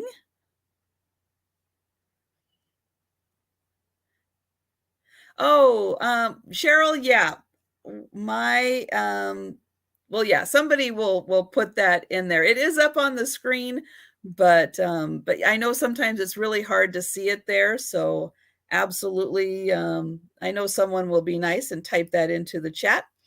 So this is an Avon sterling silver ring. It is a size 8. And this is going to start at $20. Now, I was testing this out earlier, how best to show. Let me see. How best to show the 925 and where it is and all that good stuff. And I think, oops, upside down. I love the cutouts on this. Now I got to find it again. Yeah, the cutouts are really pretty.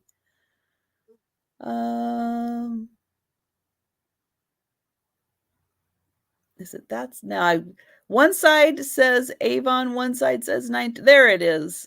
There is the side that says 925.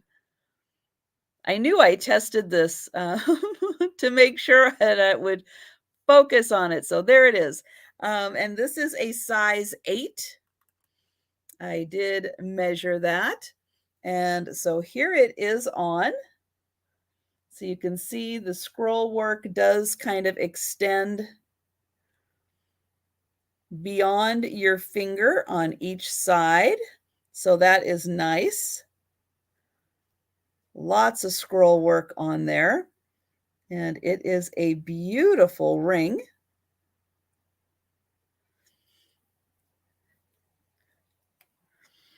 And so I will show it from the back here so you can see the lovely cutouts. And yeah, Avon does some really, really nice work with the sterling rings.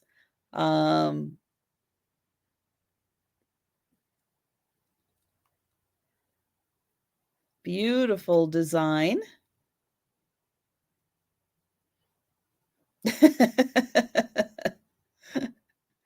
I know, Steph, you're going to have James sit on your hands.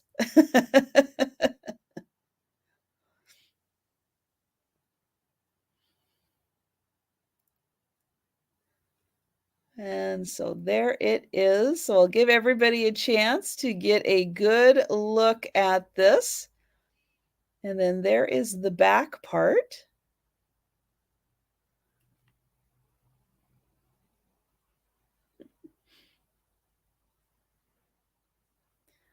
And again, this is a size 8.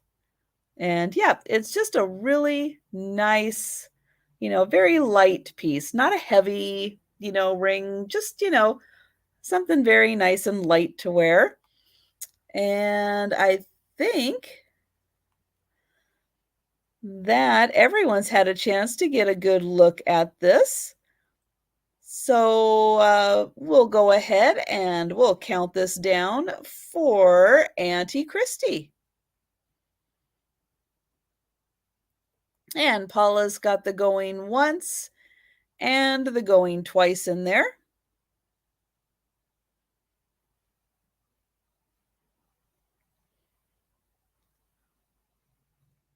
And the sold. Thank you so much. And we're heading back to Tim. All right, so we're going to go from tiny, tiny to big, big. All right. This is a doozy. Oh, yeah. All right. Here we have a super rad mid-century modern TV lamp, and it does work. It has been tested, and it works. I'm going to try and put this on Spinderella. Well, Holy smokes. Yeah, it's a beaut. Starting price is going to be $41. $41 is the starting price. I just want to tuck the cord in there so that when it spins around, it doesn't get caught. There we go. All right. So this does measure to be at its tallest point about 9.5 inches tall. And yes, it does work. It is starting price $41. So now I'm going to give you guys a little bit of history lesson on this piece. So this is actually a Philmar Gazelle TV lamp. Okay. So a lot of people automatically assume that this is Hager. Okay, so Philmar was actually a really big producer in TV lamps in the 50s. Okay, so Hickman, who worked at Hager, left Hager in 1944 and started Hickman's Industries. So Hickman worked at Hager, left Hager in 44. Philmar bought Hickman's Industries, and when they bought Hickman's Industries, they took along the designer Frank Petty, and Frank Petty did a lot of work at Hager before leaving to go to Hickman in 44. So it's just like a really interesting backstory to this design in this lamp in this company, Philmar TV lamps. So an absolutely stunning piece here. Just the colors, the shape, the size, and the fact that it still works is awesome. So yeah, this is a Philmar 1950s mid-century modern Gazelle TV lamp. Fabulous. And It that almost is an amazing price. yeah. So it's just it's an awesome piece. I really really like it. Just the textures on it is just fantastic to me. All the textures below the Gazelle.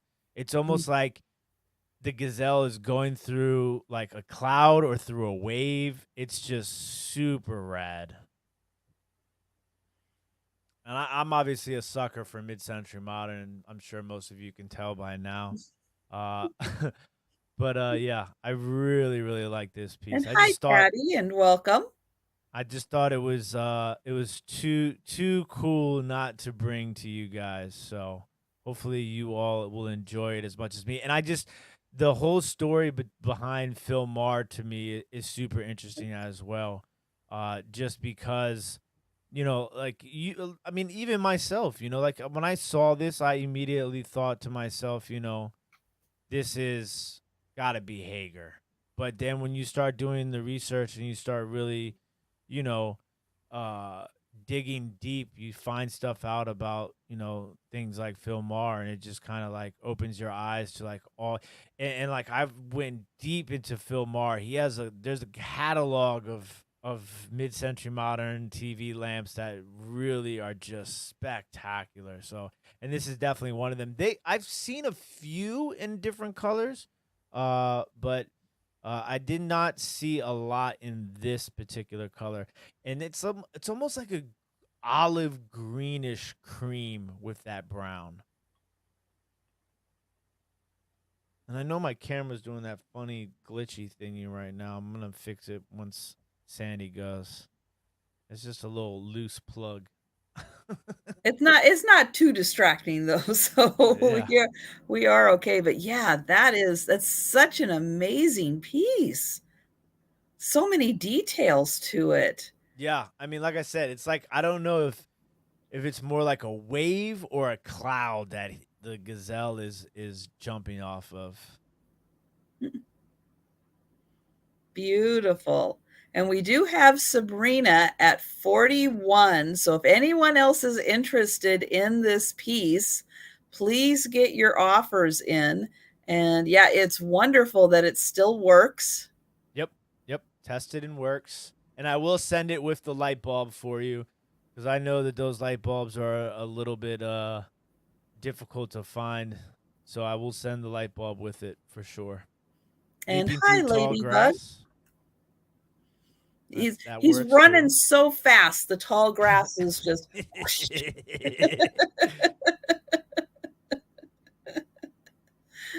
And we've got Sabrina at 45.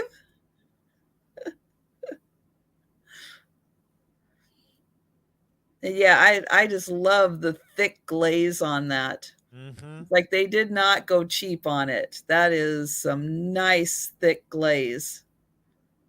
It is quite the looker And there. shiny.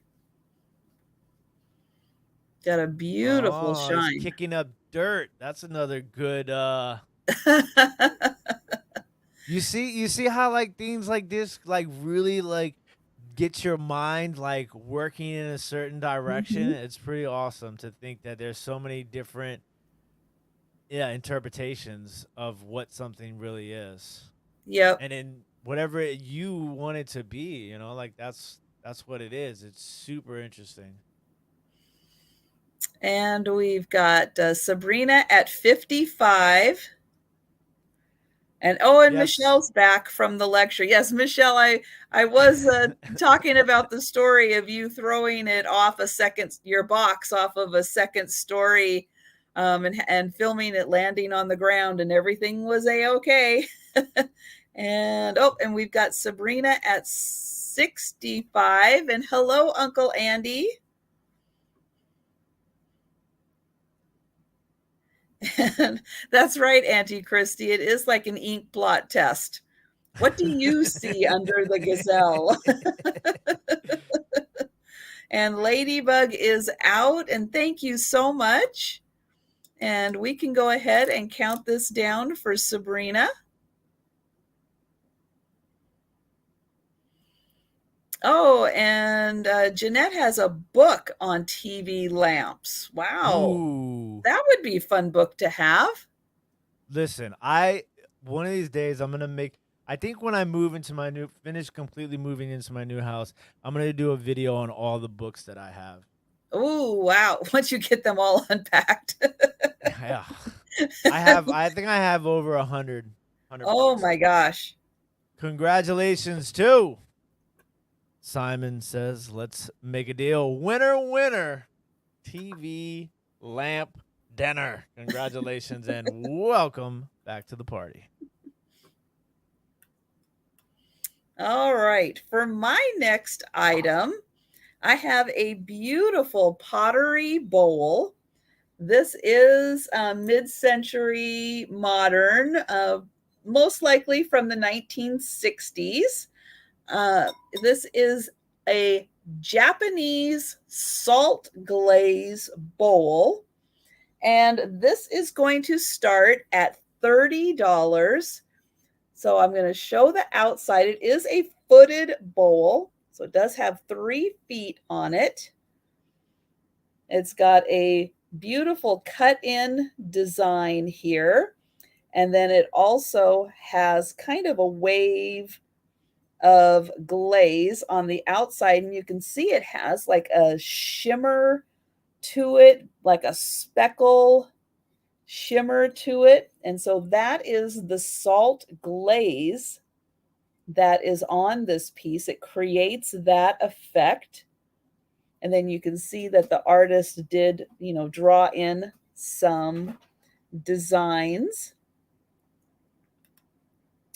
And, it's possible it's maybe just a little deep for that, but it is very possible. And so it has this beautiful edge to it also, where you can see it does have, it kind of goes in these waves. And then this one doesn't, and it doesn't on purpose.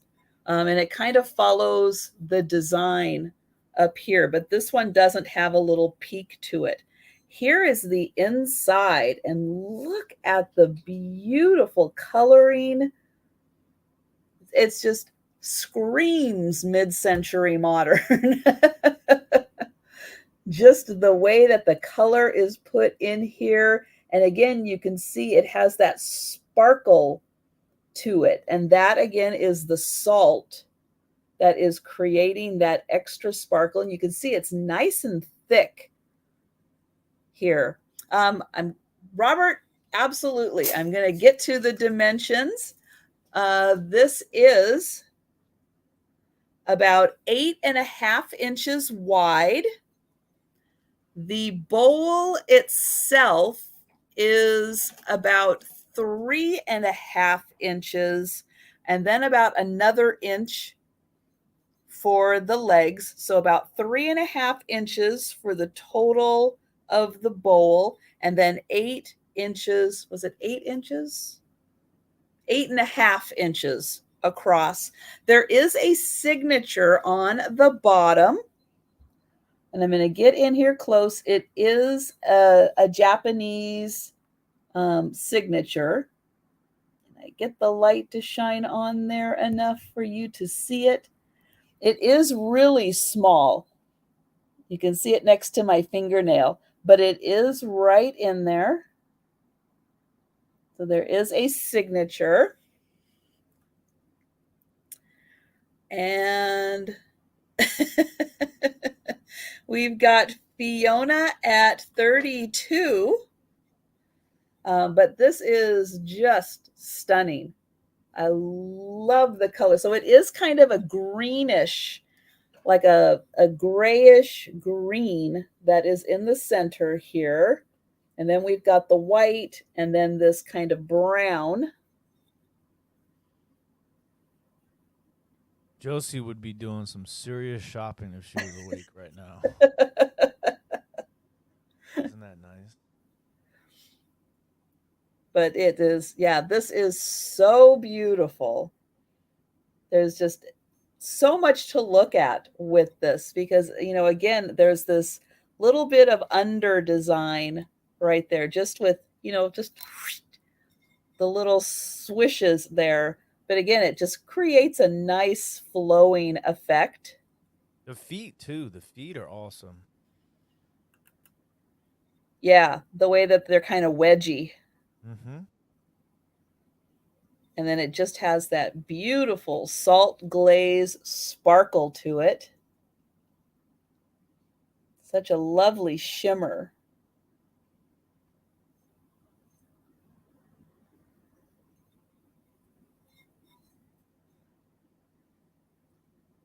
And this one they did not skimp either. There's a little bit of weight to it. They used the proper amount to create this. And it looks blue. Sometimes I think my ring lights and others, because it's a very blue light, it does tend to, make some things, especially teals. I have a very hard time showing the color teal. So sometimes when, like, this is kind of like grayish green going on teal, I do try to point that out because I know a lot of times it just doesn't quite come across that way. So I'm glad you guys are seeing teal also. And let me know in the chat if for some reason I start, what is the word? If my signal starts acting a little funny,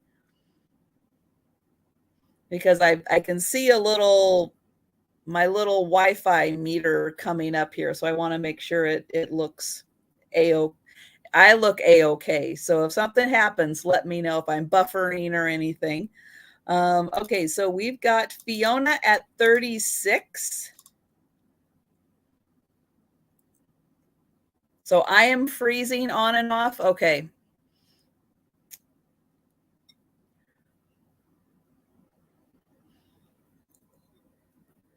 Let me try.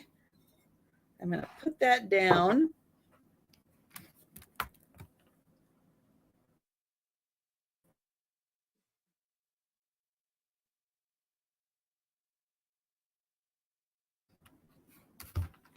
Okay. Yeah, I might have blipped out there. I am hardwired into my Wi-Fi, but I know every once in a while when I get that little signal up there that I could be in trouble. So I just reconnected myself. And I'm going to keep my fingers crossed now. Oh, nope. And now it's coming back. All right. Well, I'll Gotta just love hold the this still. technology. Yeah.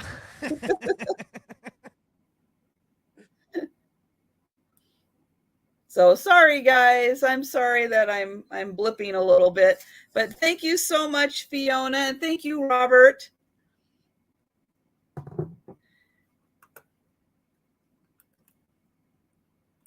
And we're back to Tim.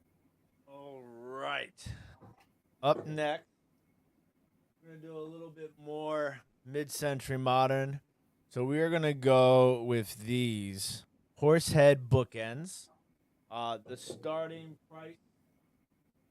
bid is gonna be 19 for the pair. So you get both of these, 19 for the pair. I'm just gonna measure one really fast before I put them both up. All right, they're about 5 3/4 inches tall, and 4 3/4 by 3 1/4 on the base. So these are mid-century modern horsehead bookends. Now, as far as the maker goes, there is a debate out there between Federal Glass and L.E. Smith. So some people say they're made by Federal Glass. Some people say they are made by L.E. Smith. Uh, it's difficult to say unless obviously you have a catalog book or you have some sort of foil sticker. I think these are. I've had a pair that were very similar to these that I thought was Federal, but they ended up being L.E. Smith. These might actually be Federal Glass if I had to guess, but very awesome. Mid-century modern horsehead bookends, very nice detail. You can see the detail in their hair. They have their eyes, the nostrils, and what I really like too is the size of the base. I think that they work really well for your bookshelf, just because. And what's really cool about something like this is you don't necessarily have to use them for bookends. You could put them at one end of the mantle. So you could put one on the right end of the mantle, one on the left end of the mantle. I always try to find multiple ways of displaying or using items. I just think that that makes them more intriguing to people. So for me, I think you could just display one if you wanted to, put another one somewhere else. So that's what's really cool about pieces like these is just the different variations of display purposes that you can use these for. But once again, the detail, I think the most intriguing detail of these is definitely obviously the hair. I don't know. There's a name for that, I think. Mane, right? Yeah. Mane from the top all the way down. I think that's the most intriguing detail to me. Obviously, like I said, you can see their eyes and their nostrils as well. Really cool set of mid century modern horse head bookends or mantle display pieces. Whatever floats your boat and finds a lost remote, that's the way I look at things when it comes to displaying these items. So really nice piece, and especially for a clear glass item. I think that detail is very important when it comes to clear glass items for sure. Yeah, the nostrils, right? The nostrils are pretty cool too. And the eyes. I said the eyes. I guess you can even see the little cheekbone action. I got some good, nice model esque cheekbones going on there. I like it. Major paperweight, says Auntie Christie. See, now we're thinking with our which side is the brain? Is the creative side of the brain, the left side or the right side? Left side. We're thinking with our left side of the brain Nope. right And now, proud ladies and gentlemen. Americans going to turn them into unicorns. uh, Listen, there you go. See, he's gonna. Proud America says he's gonna convert them into unicorns. My dude said, "Yep, you can do that." Yeah, Yes, you it's could. And we've got Cricket at 30. man. You know what else you could do too, which would be really cool if you really wanted to get creative. Like I don't know, I'm crazy. Yes. So they are hollow. So you could fill these with something and then close them off with like a green felt or something like that. Oh man, you could get you could get really crazy if you wanted to with these. Yes, you could put fairy lights in them and put them Did on you each hear that? side That's of what your my that's mantle. that's Yeah. what my Duke said. Yes, and Auntie Christie, yes, I did see. Auntie Christie said it that in her Godfather movie reference, it wouldn't be so bad if you woke up with one of those in your bed with you. Underlighting, there we go. Lighting or Oh, marbles. marbles. Yeah, yeah. Man, Very cool. Yeah, marbles would make them really heavy too. I like it. I like it. And okay, so we've got Cricket at 35 and Patsy is out. Oh, it And is the thank you right so much. hemisphere. Thank you, Cheryl.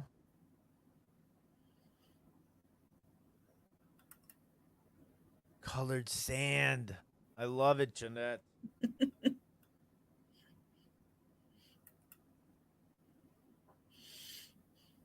And we've got the last call.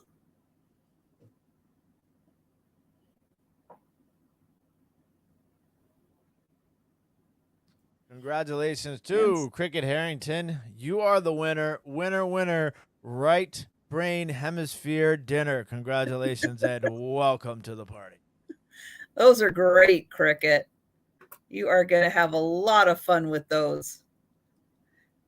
Okay, my next item is going to start at $25. And it is this beautiful, now it looks like a jar, looks like a nice pottery jar, but it could also be a pitcher because there is a little spout there. It has this lid, and if you turn it just right, it actually does kind of lock on there, so you could use it as a pitcher, and then you kind of turn it and it comes out. So I think it was designed, if you get it in there just right and you turn it just so it kind of locks in there.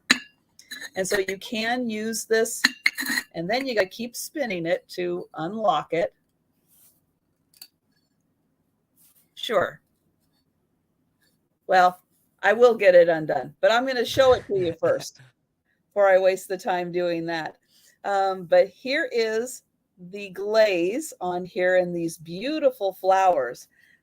Now, I don't know how skilled this person was or if this is supposed to happen, but we do have some pops in some of the little glazing dots that are on here. So I want to point that out. There are a couple of them, but it's a beautiful job. These are all raised on here, and there is a signature. And I'm going to lose my voice. Let me highlight this really quick. So I'm going to turn it this way, and that could be the way that the signature goes.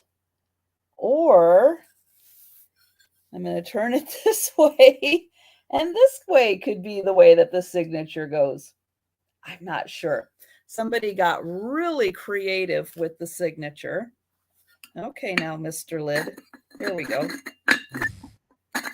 There it goes. So it does come off, but it is kind of done in a way that it can actually have a tighter fit on here if you did want to use this as a little pitcher. This little spot, I think that was done in manufacturing when it was done. But yep, it is signed by the artist. Here is the top. So it has a nice glaze and a little bit of a handle on it. The inside is also glazed. And you can see it does have the marks and on the marks on the outside. So it was wheel turned and formed. As you can see the little lines up as it was being formed. Nice thick bottom on this. And this alone would be, without the lid, would be a really pretty little vase to have in your house. Measurement wise, let me get my little measurer up here. This is about 5.5 inches tall. And then at its widest, I'm going to say 6 inches. So 6 inches at the widest. And I'm going to spin that around slowly just in case I am still buffering a bit and give you a chance to see the pretty glaze that is on this. There is that. And then the lid. And then it does have a spout. And just a fun piece. So $25 on this one. And I don't see any takers, but if you think about this later, just let me know. And yep, 5.5 inches by 6 inches on this one. And we've got Donna in at 25. Thank you, Donna.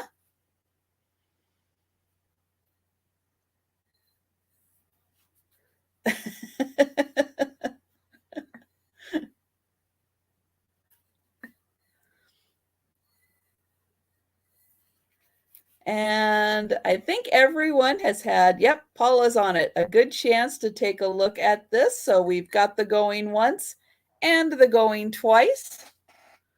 My And favorite part was the lid. I really like the color on the lid actually. yeah, it's nice. It complements, but it's just a little different to give a Mm. nice contrast. And sold. Thank you so much, Donna. And It's been a little while, so I think it's time we get back on the glow boat. So ooh, here we have a nice jadeite pepper shaker. So this is made by Jeanette Glass Company. This is commonly referred to as the beehive pattern, also known as horizontal ribs. It does not have the lid. When I found this, it came with like a plastic top and it had another metal lid on it that didn't have holes for pepper. So I thought it would just be best to just keep it original as far as selling it goes. But the most important part about this piece, obviously, is the fact that the pepper is pretty much still completely intact. The starting price on this is going to be $19. Ma Dukes is just going to show you guys what the pepper looks like up close really fast. Yeah, so you can see the lettering is in really good condition. One of the P's is a little bit off there. And yes, this does glow. All right.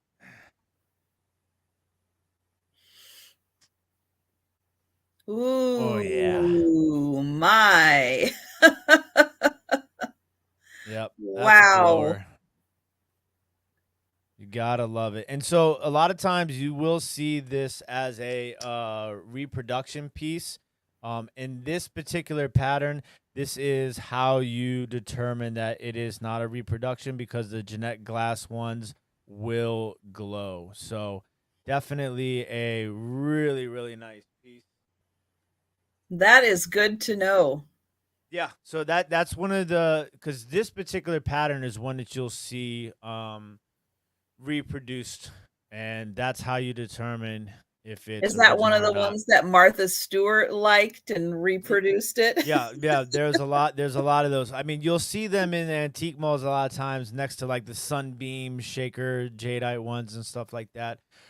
So for those of you that don't know, with Jadeite, so you have your Fire King Anchor Hawking Jadeite, which is vintage, does not glow. Okay, now the ones that do glow jadeite outside of your, French sort of jadeite, opal colored glass is Jeanette and McKee. Jeanette and McKee are some of the older jadeite versions that glow. So this is definitely like something like I love finding these. I've found some crazy vintage uranium glass, whether jadeite or custard shaker sets before. One of the ones that was one of my favorites is the dots. If you ever come across those dot custard salt and pepper shakers, grab them and run. They are super hard to come by, but they are Well, awesome. pay But yeah, for them this first and yeah, then run. yeah, yeah. Let's make sure you pay for them first. I absolutely, but yeah, this is just and the biggest thing is a lot of times it's hard to find them with the writing in such good condition. So that's what's really awesome about this piece. And I mean, jadeite in itself is just phenomenal, and then jadeite and uranium is like a double double. And I love the design. The beehive design is so awesome. It's just a really cool piece. Yes, no grabbing and running. Thank you, Paula.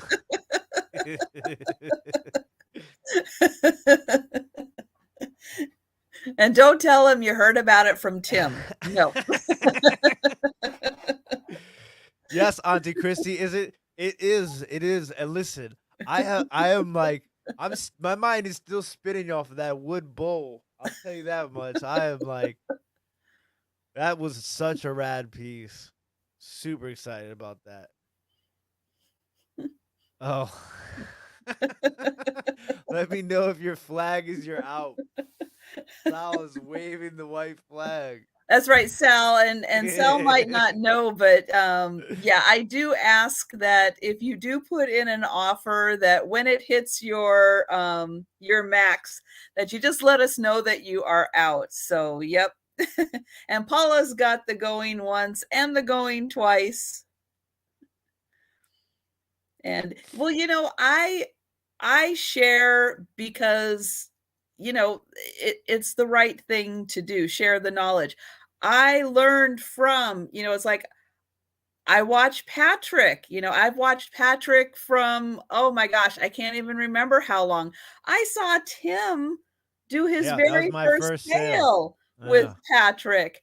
And you watch, learning from other resellers, share the knowledge.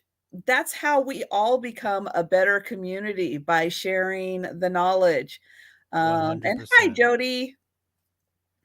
And yeah, so I'm happy to, because I have learned so much. I know things to look. Steph had that oh gosh, what is it? The lucite ring. That's the ashtray with all the sea life stuff in it. I really didn't know what that was. None of those things. Then I'm at an antique mall and I take a picture and I put it on Instagram. Steph, I found one. Didn't know, wouldn't even have seen it, wouldn't even have been on my radar before. But there it was, because I learned that from Steph. Yeah. You're welcome, Michelle. Thank you. Winner, winner. Pepper dinner. Oh, Patrick, Jeanette, Trusty Huckster Mercantile. He does sales on Thursday nights at 8 p.m. And I know, hey, believe me, if I ever find another one of those bowls also, yeah, that's probably a one and done kind of situation, unless I come across another estate sale where somebody's got something awesome like that. All right. So here's something completely different.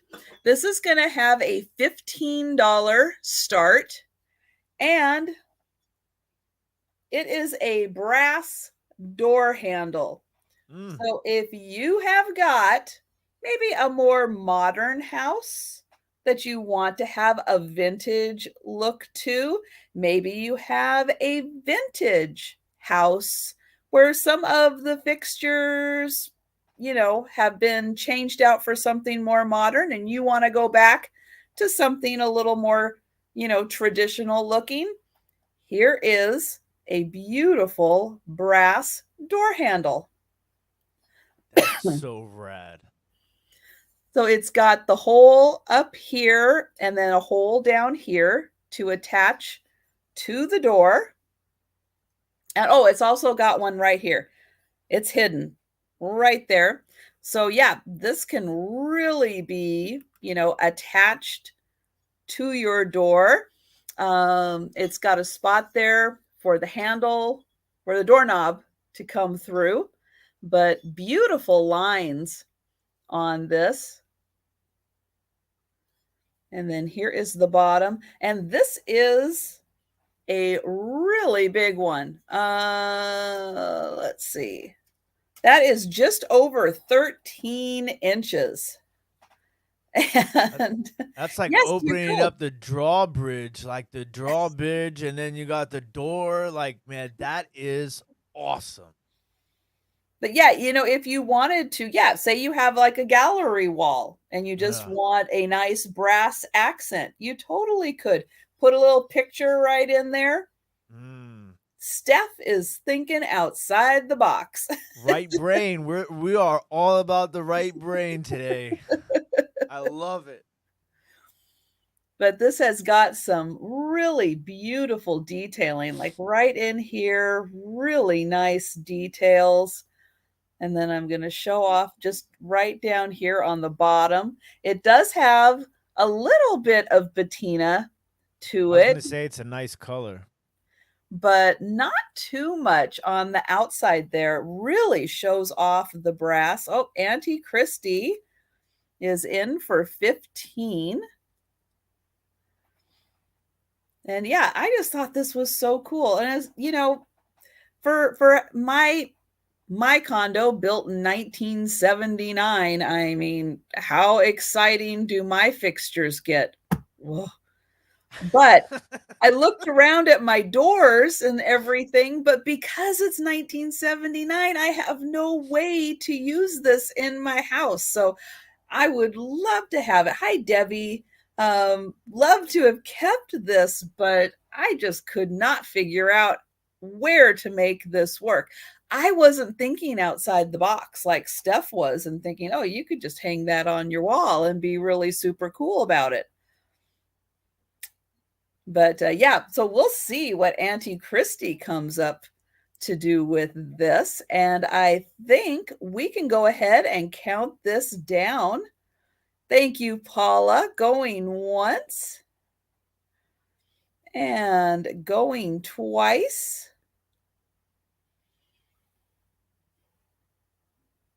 And last call. And sold. Refrigerator door handle. on my turquoise mid-century modern refrigerator. That's what I want. Thank you, Christy. All right, up next we're gonna do another little animal. Okay, this one is an awesome snail. This is made by Pilgrim Glass Company. Pilgrim Glass Company, I believe, did a whole series called The Wonderful World of Pilgrim Animals, something along those lines. This is a beautiful caramelized sugar color, almost like that really nice honey. My Dukes is going to give you guys a little bit of an up close look. Oh, she can't see the camera right now. Go. There you go. You can see it now. And it has a nice detail there as well. And it does actually have a real sorry. Starting price is $13 on the starting price. $13 on the starting price. Sorry, I got off into the whole story. So $13 is the start price on the snail. And this actually does glow a little bit. It's more difficult to show the glow on these colored pieces, but we're gonna do our best to show you. And Auntie Christy, yeah, she says you rarely see snails, right? But you can kind of see that. Ooh, orange. yeah, you can. And it's throughout the whole. Yeah, it is. It's super orange when you see it in person, but it's a little bit difficult. I don't know why the orange doesn't show up as well as the green on the camera, but this one does. But we could see it. Yeah, you can see it. Okay. Yeah. I get a little. I want it to be like, bam, like the sun coming up in the morning time on a hot summer day. But yeah, it's it's a real. Listen. Most people, it's not amberina. It is more of an amber color, and I know that amber is to some people is not the most enticing color. Now I apologize. I did realize that there is a slight flake here on the ear that I missed and I should have said earlier. I apologize. But Well, there's a slight if we could, let's get that in and let's see if that's a deal breaker for anybody. Yeah. But let's get a close up of that if we could. Yeah. Can you just that ear right there. Thank you. Can you see? Yeah. Oh, it's so hard to see because they're not really straight. Anyway. That's why I missed it. I totally didn't so see ever it. so slight there. So yeah, if anybody's put in an offer, then you can let me know if you're okay. Let's see. It was mostly, we had Demetrius, we had Robert, and we had Randy, and Randy is out. And then I'll go ahead and keep it open for Demetrius and Robert. If you could let me know if you are still interested or if you are out, or and Lois, hello Lois. Lois is in at 20 and Robert is out. Okay, and then we will just, let's see, and Demetrius was out, and you can, if you are still out, okay. It does look like root beer, Jade Doe. And Spirit Junkie, yes, this is a snail. But yeah, don't see a lot of glass snails, and especially that one, the way that they swirled the Swirl glass it up. That's a really neat trick. Adds a lot of dimension to the like, I guess, shell, right? Yeah. It's just, to me, the color is just spectacular. All right. Well, I think we will go ahead and count this one down for Lois.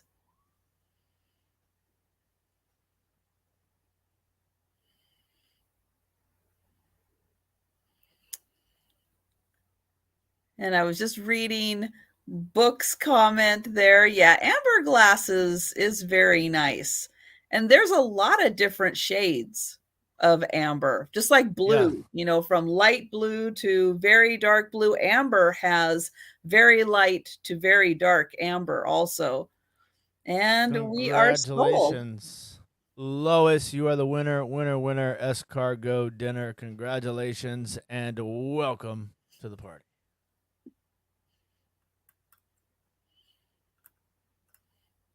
All right. My next item is a set, and they together are going to start at $25. And I'm going to show the bottom. There are 3 mugs. I'm going to put that in little air quotes, mugs. And they are all signed by the same artist, Nakamura. And what these are is the base is hand formed as a round circle here. Then what it looks like is that the edge of the mug was actually laid out flat. It was painted and I think then formed around, because you can see that there is a seam on the inside and then there is a seam on the outside here. And each one, oops, trying to get my mouse over here. There we go. Each one is painted on the outside. So I think it was laid flat, painted, and then hand rolled to create the mugs. So very interesting technique. I don't know when these were created, but I'm going to spin them around so you can see that we have a vase, maybe some kind of a mat. And this one is textured. This is a shell that does have the ridges textured in there. And then we're going to spin that around to another vase on the other side. So there's 2 vases here. This one, I'm going to start here. We've got another vase. And then this time it goes to a person. But it also has the thick seam and then the seam on the inside. So you can see it was hand formed. And then the last one, I don't know if Jody is still here, but the last one has a beautiful lady. These are awesome. And a vase. They all have vases.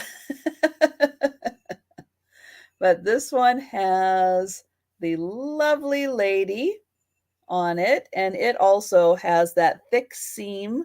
So that's why I think that they were all laid flat. The artwork was done. They were hand rolled. The seam was created. The bottom was put on. But it's such an interesting set of designed mugs, and they are all signed on the bottom. Oops, I think that one's upside down. Nakamura. So they are Japanese. And so all three for $25.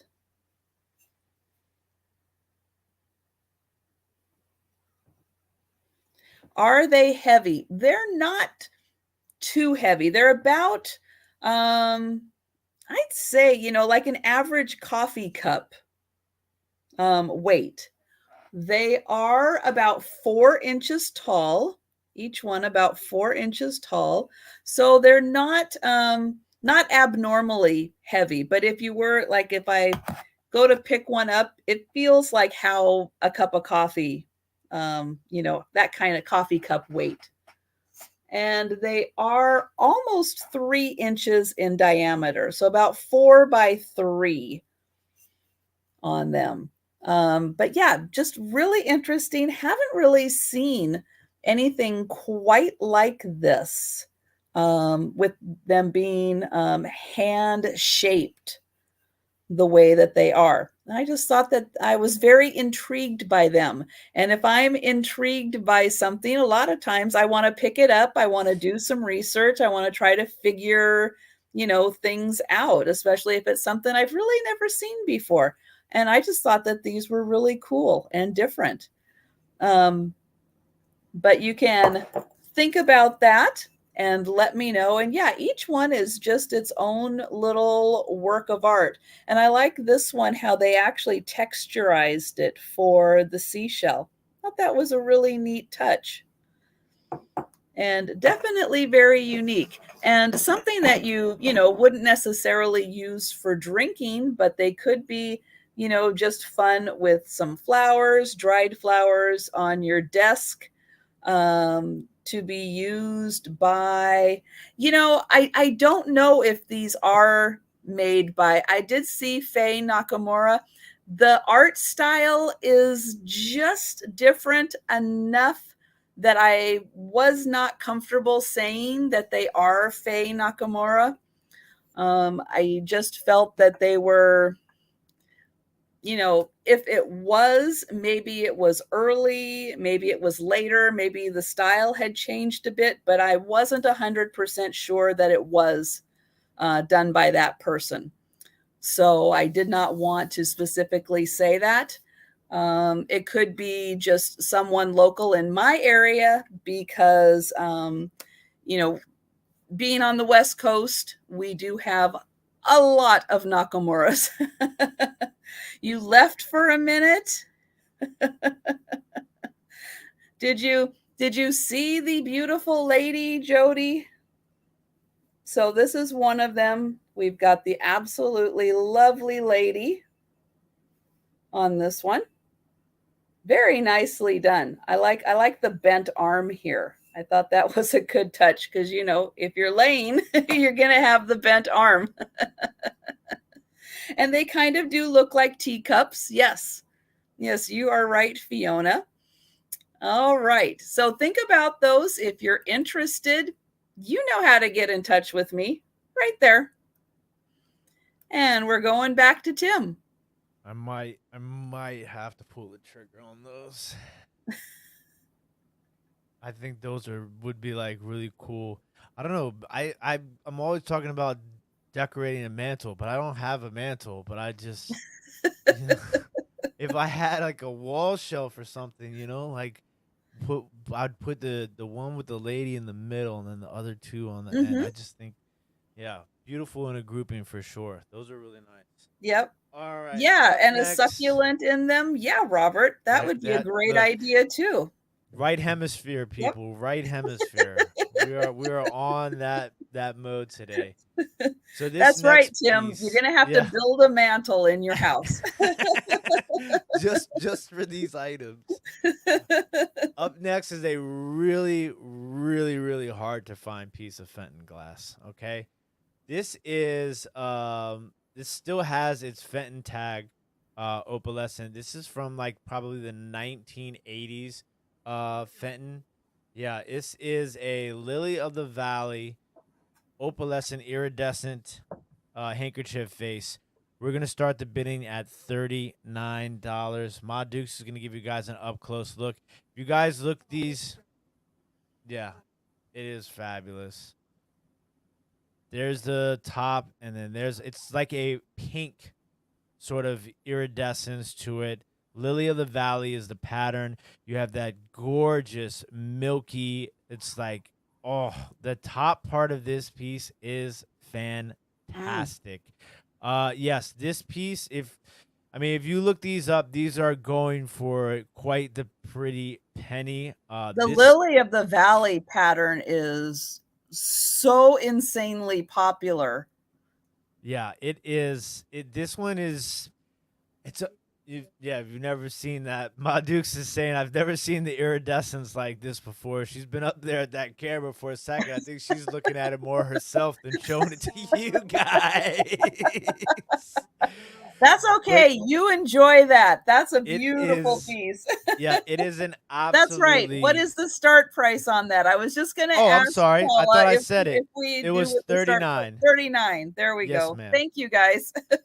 I thought I said it. I'm sorry. And so at its tallest point, it is seven You and a quarter blinded us inches. so much with it. We didn't even know. We totally forgot. 7.25 inches is its height. And I mean, that milky iridescence, you know what it reminds me of? This top half until it gets down to this really like sort of mauve, purple iridescence, carnival style going down here. This top part with the iridescence and the opalescence milkiness is almost like mother of pearl. That's what it Mm. really looks like to me. It is absolutely phenomenal. And like I said, Now, this is I just want to clarify. Debbie, are you actually in for 39 or did you just say 39 because that was the price? So I just want to clarify if you were just answering the question or if you were putting in an offer for 39. So sorry. Please continue. no worries. But yeah, this piece is just I think it's from the Fenton giftware line is what it is referred to as, and it's just a lot of times too with these handkerchief faces, they're a lot wider. Okay, this handkerchief face is much skinnier, and just that mother of pearl, milky purple mauve iridescence that goes all the way down right until you start to get to the lilies, and then that bottom half from here to the base is just a pure sort of purple carnival iridescence, and the fact it still has its Fenton opalescence tag on it is just it's I got to fantastic. tell you, sitting here looking at that and looking at all of the colors in the opalescence that I can see, it's blowing my mind, all of the colors that are in there. Yeah, it's a really, really gorgeous piece. I definitely, yeah, the handkerchief face, and like I said, this one intrigues me more so because of its narrowness. Typically, those handkerchief faces can be very wide, especially up at the top. This one just has a little bit more of a sleeker look to me. And if you look closely too, in the Lily of the Valley pattern down here, you really get to see those sort of tall strands of glass, the tall strands of grass in between the lilies. It's just, and you get the lilies on the base here as well. Really gorgeous piece. Yeah, and those I can't imagine come up for sale very often. No, no. I had a friend actually called me and sent me a picture of this and said, "Is this something?" I said, "Listen, pay first, but grab it and run." Like I had to preface it with the pay first part. But yes, it is. And like I said, this is a piece that normally I probably would list But I was like, look, we're gonna have a party tonight. I'm gonna have to bring some party favors, and I brought this one too. So this is definitely a beauty piece right here. Mm-hmm. Yeah, and yeah, grab it while you can because you're not going to have another opportunity probably to grab this piece. But if you do like pieces like this, remember Monday nights, 8 o'clock, you want to be at Tim's Sales at Over the Years. So make sure you're subscribed, set that reminder. No, click the bell and change it to all. And make sure that yeah, you are at Tim's Sales at 8 o'clock on Monday. Yeah, I think this Monday is, let me see really fast. This Monday is the 16th. So I think we will have one more sale after this Monday, the 30th, before the wedding. The wedding is June 4th. So we are we're here at crunch time. Crunch time is here. So yeah. We're excited. But you Thank you, guys seem Donna. to be ahead of schedule with getting I mean, there you've mentioned, all the little stuff that you're doing along the way, but you guys seem to be doing pretty good with getting Listen, everything done. that's all Josie. Josie is Josie's superhuman. awesome. Yeah, she is superhuman. So the fact that she's able to put all this together and deal with me at the same time, I mean, that takes powers. And her relatively new job too. Yeah, yeah, So yeah. yeah, pretty darn And the house. amazing. And the And the house. house. Oh my gosh. All right. So let's see where we're at. Georgia, if you could let us know if you are out or if you will continue with an offer. I do ask that everyone who puts in an offer, when you're out, if you could type the word out into the chat. And yeah, that's so beautiful. And I just can't get over between the purple and the blue and the like vanilla that's running through there and the pink. It's just phenomenal, all the different shades that are in there. Uh, and Georgia was at 50. Debbie is at 55.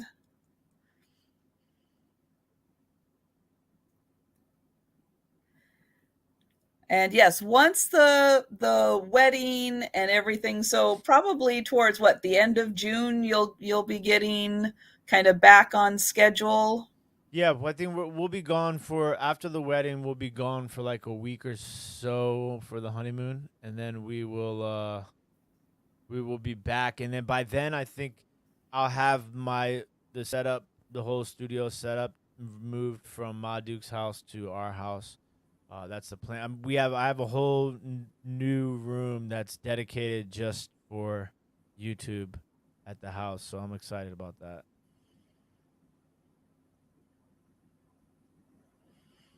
That will be different. Yeah.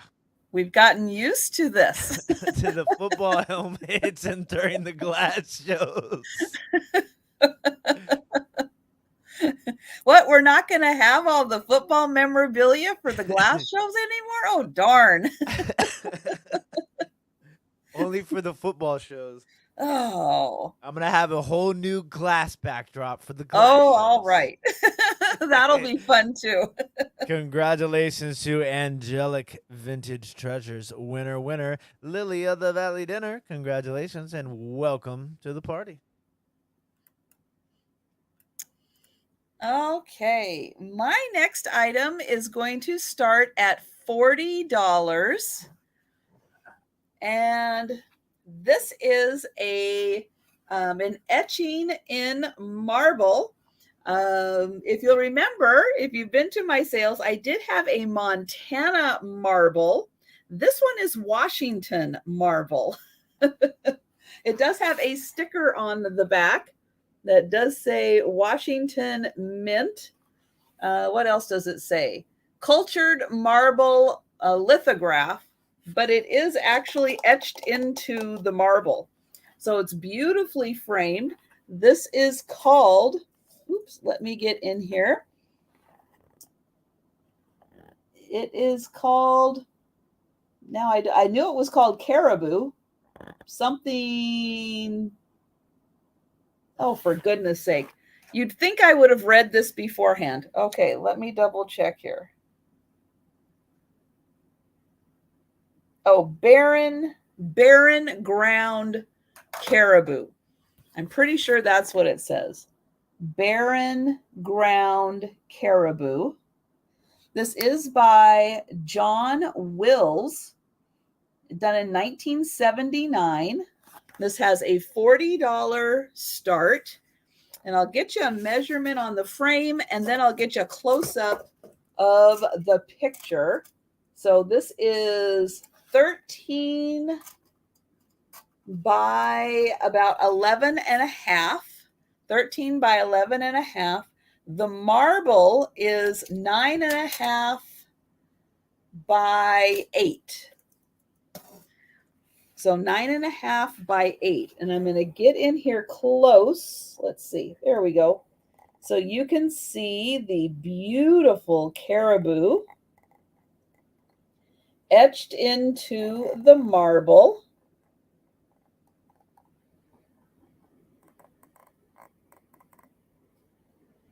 And then I'll pan over. And we'll take a look at the other caribou.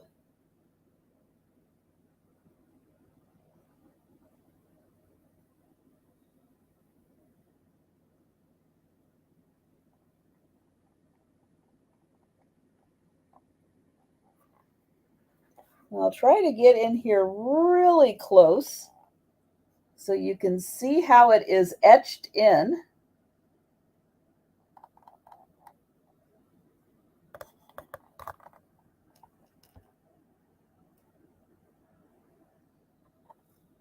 But it's just amazing detail.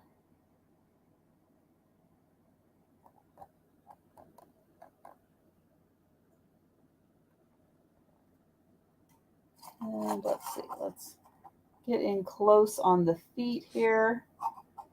Yeah, so it's just a, I don't know if it's Mount Rainier. That's a good question. And then you can see up here the beautiful texture of the marble, the natural coloring coming through. I've never seen these before. I'm super fascinated. Could be Mount Hood. Yeah, it's hard to say exactly if it's an actual or if it's just, an artist interpretation. But yeah, so they take this beautiful piece of marble and then it is all etched in here. It's textured. So you can actually feel all of the etching that is in here. It's beautifully done. And the horns on the caribou are just fantastic. Or the antlers. There we go, antlers. So wait, is a caribou a moose? What is a? I'm learning here now. Yeah, I think it's in the I don't know, elk. Elk, yeah, that's what Like my an goose elk. just said. Man, that is rad. But yeah, So he kind of like used the marble as the clouds. Right. The natural color of the marble. Yeah. Yeah, it's beautiful.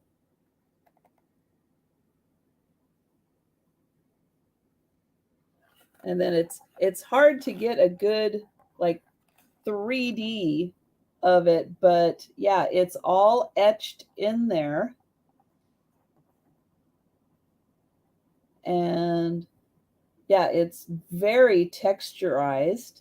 But it's just amazing. Like here's my finger next to the face. You can see it's not very, relatively not very big, but lots of detail in there to the point where you can see the nostrils, the mouth, the eyes, the texture of the antlers. So yeah, beautiful work. Beautiful, beautiful work. But yeah, this is mounted in here. It's not going anywhere. And this is Washington marble. And if anyone is interested in this at a later date, just let me know. So $40. And yeah, the frame is 13 by 11, and the marble is 9.5 by 8, I think. And caribou is same as reindeer in the deer family. All right. There we go. Let's see, I'll put that right there. Okay, so we are going back to Tim. All right, so up next, we're going to do another piece of Fenton glass. Before I tell you the start price, there is a, there you can see it right there. There's a slight flaw right there. It's one of those, I don't know if you guys have ever seen this before, but sometimes glass can crack on the inside of the glass. So it's not like you can't get your fingernail in the crack, but it does have a crack on the inside of the glass. You can see it right there. But because of the rarity of this piece, it kind of makes it, super unique. So this is starting price is going to be $17. This is a 1930s Fenton glass piece. So this Ooh. is 1930s Fenton spiral optic tri-corner hat vase. Okay, so they call it the tri-corner because it has those three corners here. So 1, 2, 3. And there's a little bit of calcium buildup in here as well. But so there's a formula that Andrea Guffey always tells me on Monday nights, and I always forget it. That glass bottle people use to get that calcium buildup out. Obviously, some people say you can use denture tabs. Some people say there's another method that some people do as well. But it is just so the white opalescent in Fenton is called French opalescent. So this is technically a 1930s Fenton glass French opalescent spiral optic tri-corner hat vase. I think I got it all. Great. Now, all everybody repeat that. So it does measure to be 4.5 inches tall. Especially all the East Coasters. It's just 1 o'clock. Come on, everybody keep your brain fresh. Yeah, so for me, it's like, there are the flaws, the calcium buildup, the inside glass crack. Yeah, vinegar, we've tried vinegar before, vinegar and baking soda. We've tried that sometimes as well. It just depends on the severity of the calcium buildup. But yeah, just because of the age and the rarity of this shape of this, it does, to me, it's just like, I don't mind it having those sort of flaws when the piece has those characteristics of age and rarity, and obviously the beauty it has. Of course, Spinderella. Becky can repeat it. You're speaking Becky's language, so of course she can repeat it. Good job, Becky. You get 10 gold stars for that one. Lime Away is another one, Uncle Andy. Uncle Andy says Lime Oh, Away too. Yeah, yeah, that definitely good helps one. as well. But Spinderella yeah, might you're need right. some new There batteries. are times when pieces that have a chip or a crack, they're just too rare. You kind of have to preserve them. Yeah, for sure. I mean, I don't know if you guys saw it, but That's right, I mean, frickin' Becky.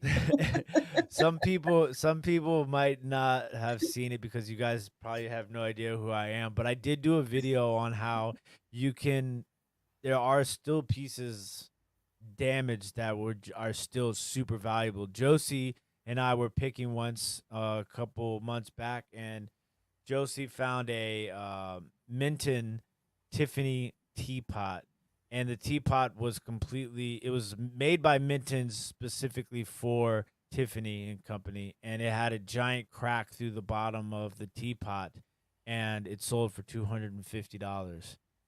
And the teapot had a huge crack in it. So yeah, definitely like we know, and obviously display. We always use the word display purposes only. So if you're not like a hardcore purist and you have to have everything perfect, when it as long as the display is pretty, then it's pretty in everybody's eyes. Yeah. Hmm.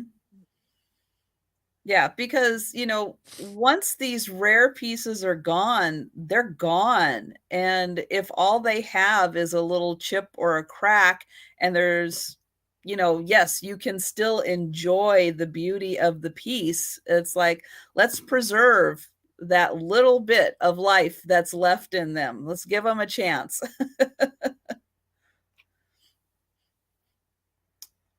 But yeah, I mean, I do understand it. We do work, and especially me. I've got some chipped and cracked pieces. I'm more worried that the vibration on some of them from shipping might cause more Yeah. damage. And so on some of those pieces, it's like I will just keep them in Keep my them. little collection and enjoy them because I, you know, not that I don't pack well, you guys know that I do, but sometimes it's just the vibrations of the movement of shipping. I would worry that they would get some further damage, but sometimes, yeah, when they're just on the inside like that, you Hmm. know, probably not. Probably the damage is there, it's set, it's not going anywhere. And Demetris likes this piece and she's jumping in for 17.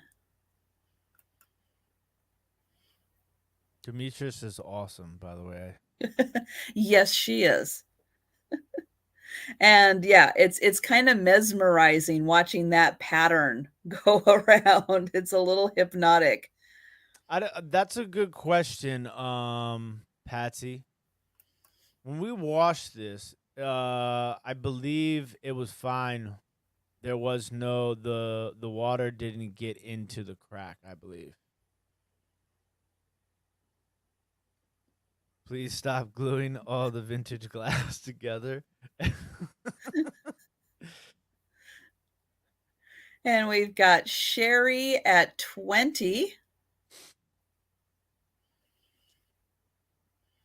Yeah, I have a vase that I will probably bring to a live sale just because it does have down at the base, it does have a little crack. I can see it, but it is on the inside. I have put water in it. It holds water fine. It's not that kind, but it's such a unique shaped vase that it's like I kind of want to find, a good home for it for someone who will, I mean, I will enjoy it if I end up, keeping it, but it's one of those cases where, yeah, that crack I'm a lot more comfortable with in that vase, that it's not going anywhere, it's not spreading, the damage is done, it's just kind of self-contained in there. And It's always interesting to me too, like how that happens, especially with a piece like this. It's been, is from 1930, so it's pretty interesting. yeah, what was the event? What happened in its life that caused that? And we've got Donna at 21. And if anyone who has put in an offer is out, if you could type the word out into the chat. Let's see, we had offers from Demetris and Donna and Sherry. And Sherry is out. Demetris is at 21. Thank you so much.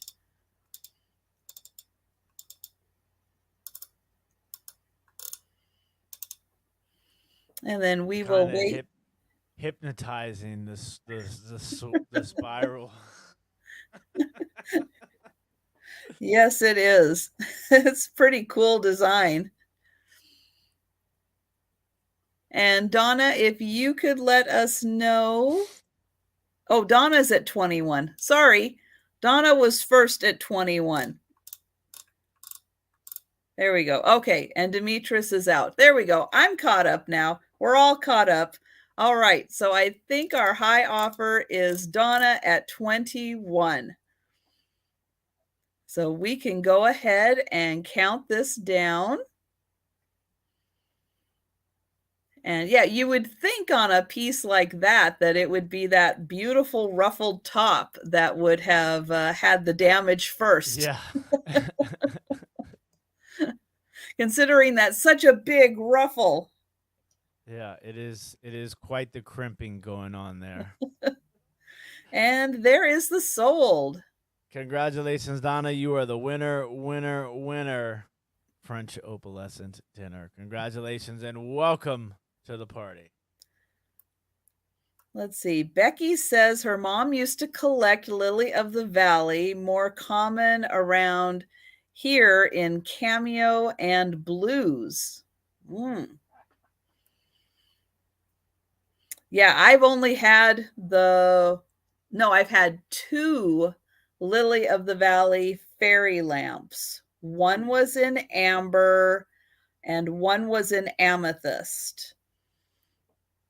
So I was very lucky to have found those 2 Lily of the Valley fairy lamps, but those are the big fairy lamps, the really, really tall, big ones. And they are spectacular. Okay, my next item is going to start at $40, and it is for a set of 3 ceramic bowls. And I can't help but look at these and think of a white chocolate dipped cookie. I can't unsee it. That's exactly where my brain goes on these. They are all signed on the bottom, but I am not sure exactly what the name is on these. This is it's got a very light glaze. There's a little bit of a shine to it. Very, very light glaze on this part, and then the nice thick glaze with the white on it. The smallest bowl is 2.5 tall and 4 inches across. It has a beautiful, just kind of, I guess, just a natural earth tone, very warm earth tone look to it. And it has that pretty little swirl in the bottom. And again, it's got that nice kind of brushed glaze on the outside, and then that partial dip that just makes me think of a white chocolate dipped cookie. Are they blue? Are you asking if these are blue? These are not blue. It might just be, again, my lighting, but this is white. It's a milky white color. It's not blue.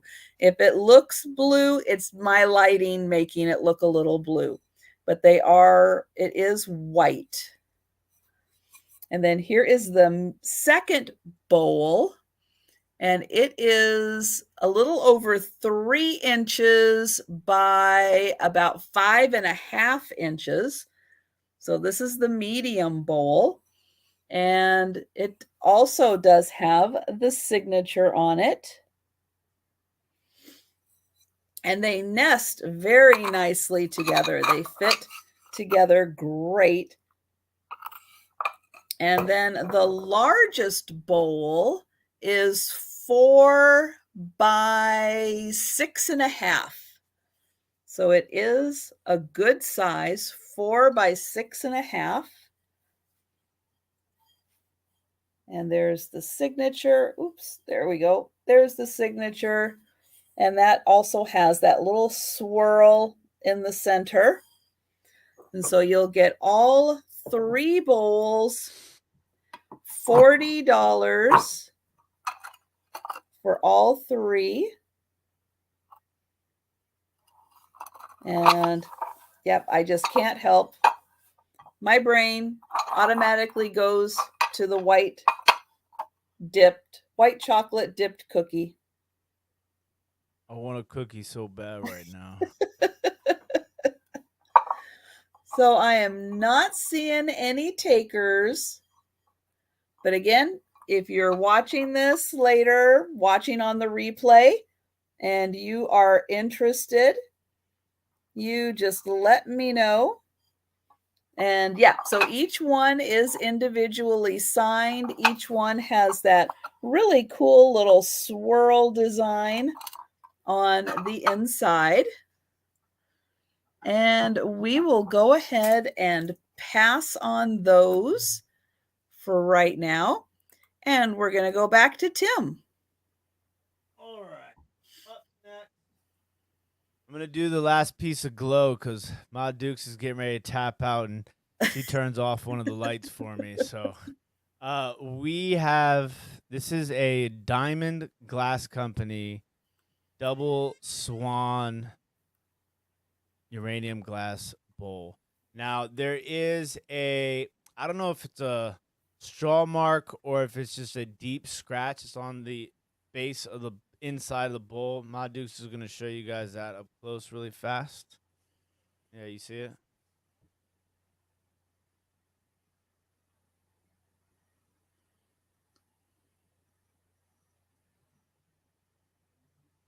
No, you have to hold it like this. Yeah, there you go. Now you can kind of see it right there on the, yeah, right there. Yep. So I think it's a straw mark, but it could be, a deep scratch, but I just want to show you guys. And then show them the swan really fast. Oh, yeah, starting price is $25. Starting price is $25.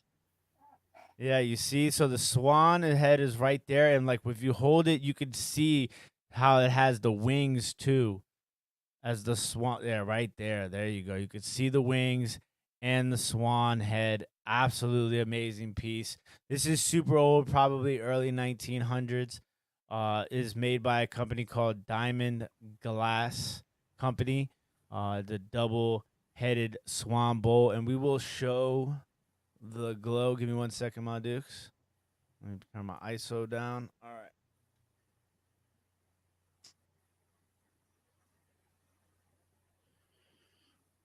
Ooh, that is a nice glow. Yeah, I always love it when you could still see the detail in some of the glass, like through the light, like the wings on this one. Really awesome. And then the swan heads. Spectacular. Love, love, love this piece.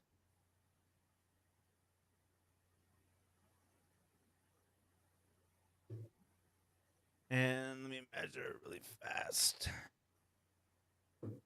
And we've got Sabrina in at 25. So swan head to swan head is 7 inches.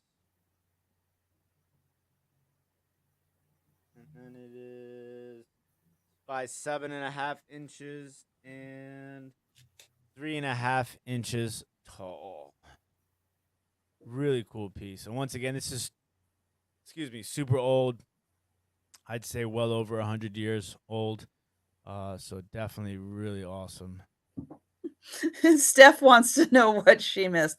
Well, Steph, I did have 3 pieces of Italian pottery. Kidding. No, I didn't.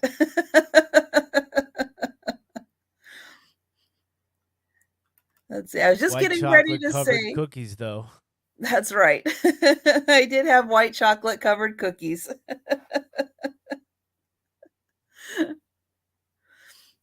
I love these. A lot of times you see these bowls, and they're a little bit later in years, and they have the koi fish handles, but they look like koi fish, but they're commonly referred as dolphin dolphin head handles, even though they're not dolphins.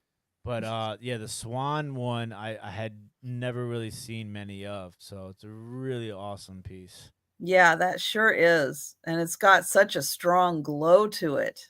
Mm-hmm. And like with a piece like this too, like even without the light, like you see this one glowing, like that green is just very beautiful color. Mhm. And we've got Sabrina at 28.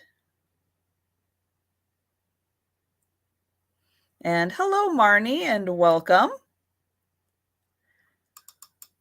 Says that they have the bull also has the straw marks at the bottom. Yeah, Mhm. it makes me feel a lot better. Thank you for that. And Sherry is at 30. And yes, Paula, it does glow without the lights. Yeah. It can't help itself. It just wants to glow. It's just, I mean, to me, my favorite part about it is the wings. Yeah, right. Mhm. The wings are awesome. And they're detailed. They didn't have to be. They could have just Yeah, left them, clear glass, but they actually put a design in there too. and it stretches like so. It's symmetrical, like the two swans between the heads, the wings. It's just a very well thought out construction of the piece itself. And we've got Sabrina at 33 and Sherry is out. Thank you so much for letting us know. And Paula's got the going once.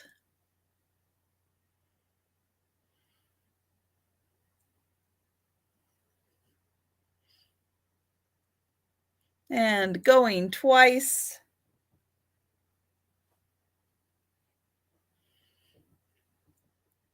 And thank you, Sal. And last call.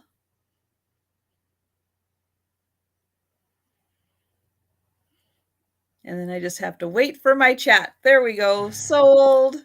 Congratulations. Simon says, let's make a deal. Winner, winner. It glows on its own dinner. Congratulations and welcome back to the party. Thank And you, good night, Demetrius. Demetrius. Okay, my next item is going to start at $25. And this is a bowl, and it is made out of beads. So Ooh. this is all wired. So I will show it this way so you can see the depth of it. This is about 3 inches deep, but it is all strung together with beads and wire. So lots of multicolored beads. And then here is the inside, and you can see a little bit more of the wire on the inside and how it is structured. And so it has the alternating colorful beads, and then the silver, and then colorful again, and then the silver. And they actually did shape the bowl with the wire as they were beading this together. There is a seam right here where they put the sides together. But nice work on here. So yeah, it's really neat because you have to structure it going around, but then you also have to put the wire in for support to create the bowl. And this measures, gosh, I'm going to say 5 3/4 inches across, not quite 6.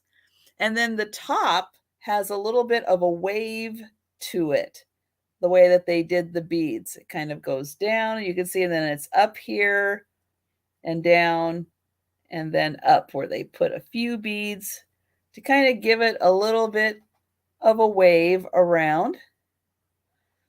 But yeah, lots of work to create this, and really neat that you can see how it is wired together. And it is a nice firm, I mean, the wires do work. It is a firm bowl. It's not going to flop over or anything. So $25 for the beautiful beadwork. Let me get in close here, and you can see all those wires, how they're twisted in there to support. And again, it's about 3 inches deep.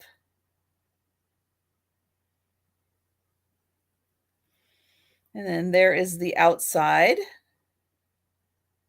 It reminds me of stained glass. Yep. Yeah, and if this was by a window, the silver would definitely sparkle, but the light would go through. You can see they're not spaced so much. You can kind of see my hand through there. So there is a little bit of light that gets through, and it would be beautiful. Yeah, with some sunlight sparkling through there and probably casting a lot of colors through. And Donna, that's right. No one likes a floppy bowl. You're right. You need to have the firm bowl. And thank you, Donna. It is beautiful. And it's such a fun conversation piece. And, I have to say, goes with any color decor because it's really got all the colors in there. And so I think we'll go ahead and count this down for Donna. Had a chance to have a real good look at it, and it's so fun. But this is one of those kinds of pieces that I wish that there was a way for whoever made this to have put their signature on there, because it really would be neat to know where the origin of this bowl came from. And and there's the sold. Thank you so much. And thanks, Sal. Good night, buddy.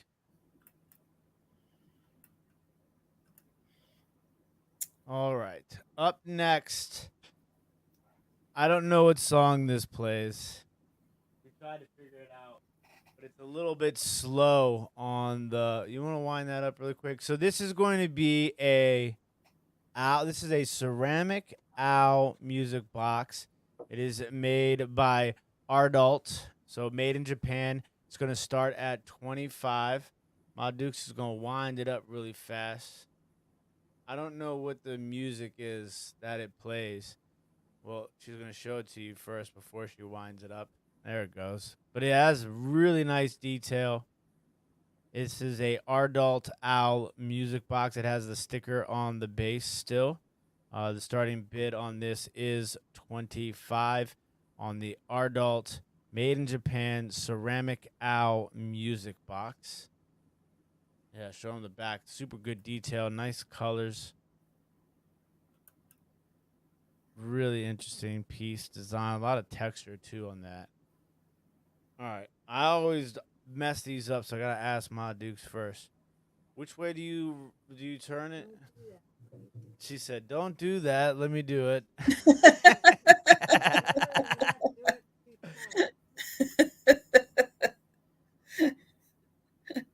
She knows you too well. Yeah. All right. Here we go.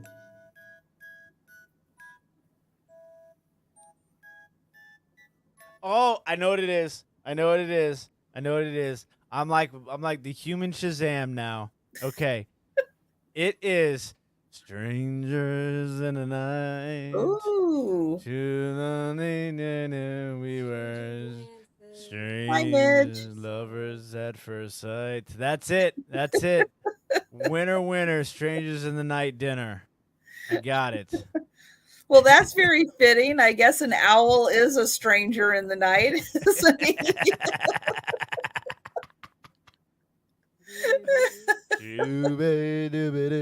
And he's kind of got that look on his face too. So yes, this is a Ardnalt ceramic owl doing his own rendition of Strangers in the Night. Oh man. I forgot how much I loved that song till I heard that song again. It's about 9 inches tall. 9 inches tall on the Ardnalt made in Japan ceramic owl music box. That song's gonna be stuck in my head for the rest of the night. Well, I guess morning now at this point. Well, 9 inches tall, that's pretty impressive. That is a big figurine. It is a very, very nice one. I only saw a few of these when I did my research on them, but definitely super cool. Yes, Frank Sinatra, Jeanette Nance. You got it. Yeah, lots of coloring. Yeah, the orange on his feathers is really nice too. And then you got a little flower down here, tree stump, green grass.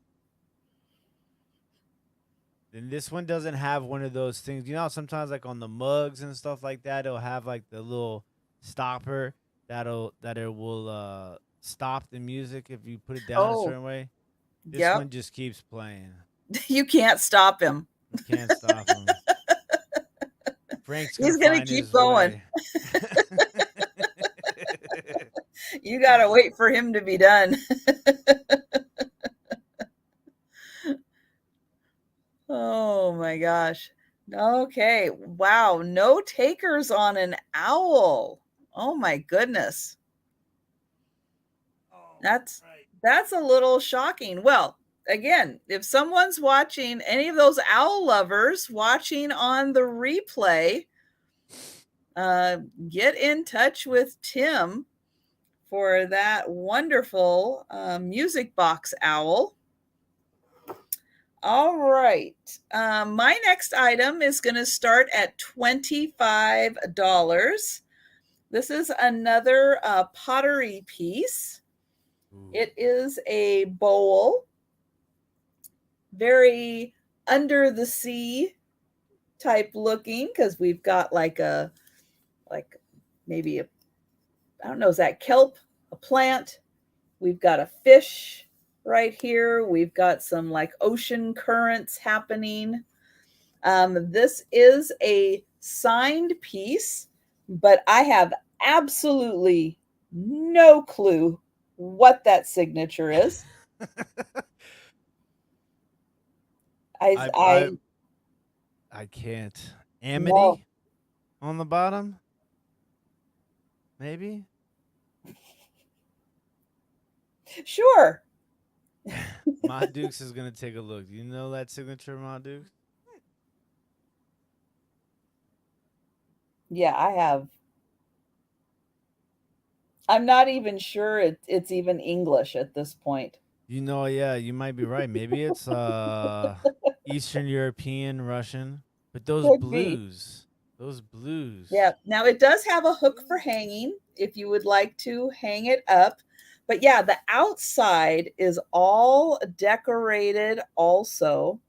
And what's really neat is all of these little dots here, they are all raised. You can feel every single one of these little dots all the way around. So beautiful on the outside with this design. Measurement wise, it is about 2.5 inches deep, and it's about 7 inches across.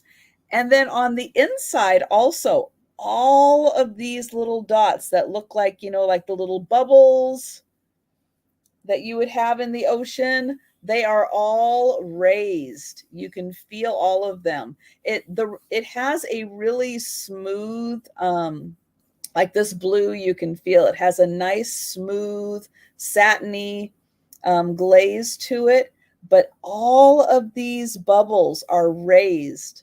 So you can feel along, and it's really a neat, nice sensory, to be able to feel all of the texture in here and have all of these raised. I have no idea how you go to the trouble of having all of these little dots raised in here, but it is so cool. And then the dark blue is all smooth. All of that is smooth. The fish, the fish is mostly all smoothed where he is. But yeah, it's really fun to run your hands along if you're, kind of a sensory person who likes the feel of things. This has a lot of textures and a lot of feels to it. Like a lava glaze. Ooh, Robert, I have not heard of a lava glaze. That is cool. I like the sounds of that. You'll have to let us know a little more information about that. That is neat. And Patsy, thank you. I do see you for 25. And then I totally forgot to highlight Paula. I'm so sorry you went to all the trouble to create that beautiful description, and then I forgot to highlight it. I'm sorry. And we've got Donna at 26 and Patsy at 27. And then again on the bottom, this part is unglazed right here, the base of it. And then the rest of this is all glazed. This is a pottery piece, Cheryl. Yes, so Tim brought a lot of glass, which I had a feeling he would. So I actually only brought one glass piece, which will be coming up. And most of the other items I have are pottery, metal. Don't forget the amazing wood bowl. And wood, yes, and wood. I mean, I really that piece was spectacular. Okay. Oh, Robert. Okay. Lava glaze bubbles up naturally when fire. Oh, I wonder if they do a second firing with the dark blue painting. Oh, excellent. Wow. Well, that just raises more questions then. Yeah, on how they did this. Very cool. Telling Thank you, you so much. we are learning a lot tonight. Yes, we are. I love it. And then if everyone who has put in an offer, if you could let us know if you will continue with offers or if you are out. So we do have Patsy at 30, and okay, so Fiona is out. And then let's see, with Donna, let's see. And Jeanette is asking, is there a specific name for the white pottery? And that maybe is a question that Robert would know the answer to. Antigua. Ooh, look at Steph go. You think that says Antigua? I think that that's a strong possibility. Ooh, very good, Steph. Very good. And Donna is out. All right. So we can go ahead and count this down. So yeah, that could be Antigua. I like that.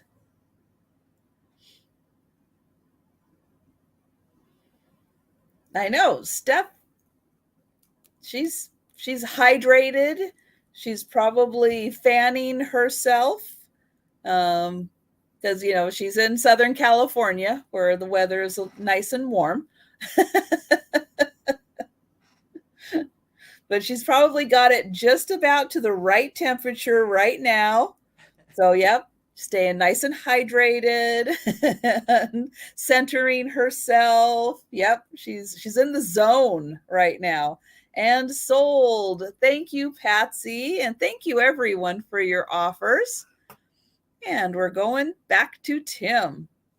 All right, up next, we have a pair of absolutely gorgeous Fenton Glass rose overlay, and these are melon base, very bulbous, as I believe that is a hot word here. The starting price is going to be $27. So these are actually, believe it or not, candlestick holders. What? Now, yes, that threw me for a loop too, but I believe these are actually candlestick holders. These were produced between the years 1943 and 1948. Starting price is $27 on the Fenton Glass Rose Overlay Melon Bulbous candlestick holders. And Now, Auntie Christie says, nice melons. yeah, I saw that. These are really really nice. Now, rose overlay is one of the more popular colors. 3.25 inches tall. If you want, I didn't know you still had it in you, Ma Dukes. She's still hanging in. Yeah, really really pretty. Rose overlay. Gotta love these. Well, those are just about the coolest candle holders I have ever seen. Yeah, aren't they just so rad? And like I said, this is another thing that's just not you're not gonna see all the time. Very hard to come by. They can get fairly expensive. Most of the rose overlay stuff does get a little expensive, just because it was only produced between the years of 1943 and 1948. And I just love the crimped edges at the top. It's just a nice contrast of textures between the melon torso of these and the crimped ruffled tops, and then at the bottom you have that really nice sort of thick base right there. So absolutely gorgeous Fenton Glass rose overlay. These are produced between the years 1943 and 1948. Awesome. Gotta Yeah, love it. yeah, spectacular. Love the shape. Mm. And yes, book says feminine. Yep, very feminine. And yeah, that is really neat how they just have the pink down at the bottom. It Mm-hmm. really shines out, just the solid pink. Well, welcome Is back, Angela. And yes, aren't these beautiful Fenton candle holders? that really threw me for a loop.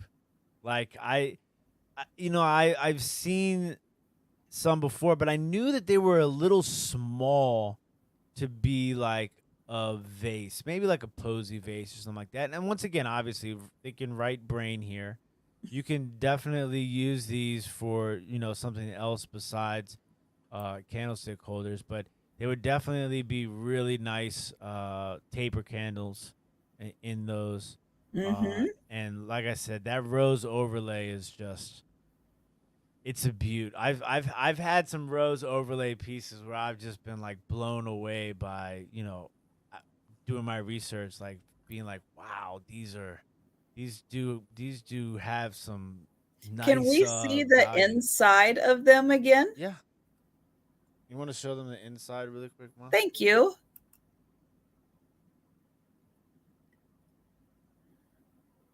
Oh, that is so pretty.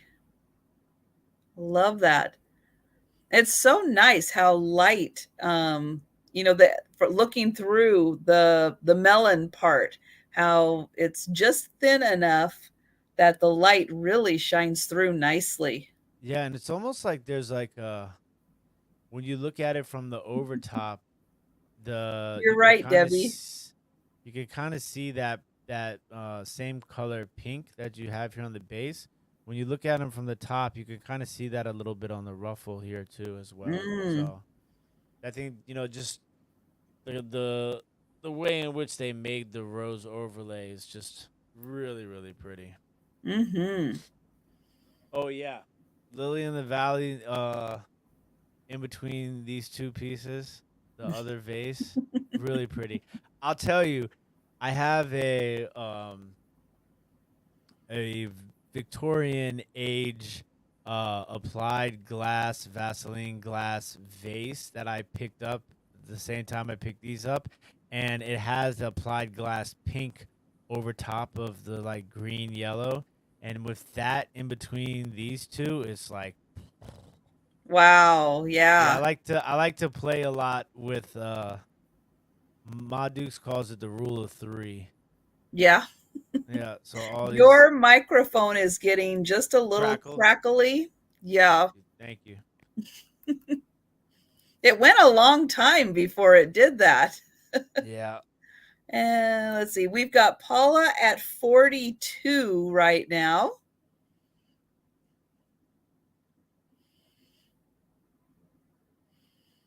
Yeah, it's so nice how the pink overlay isn't so heavy that it dominates, or the rose overlay that it dominates the whole piece. It's just, just enough. Fenton knows how to do just enough. Not too much, not oversaturate. They know when to stop. And Angela is out to Paula. All right. So since it's Paula, I'm going to do the countdown. So we are going once, going twice, and we are sold to Paula.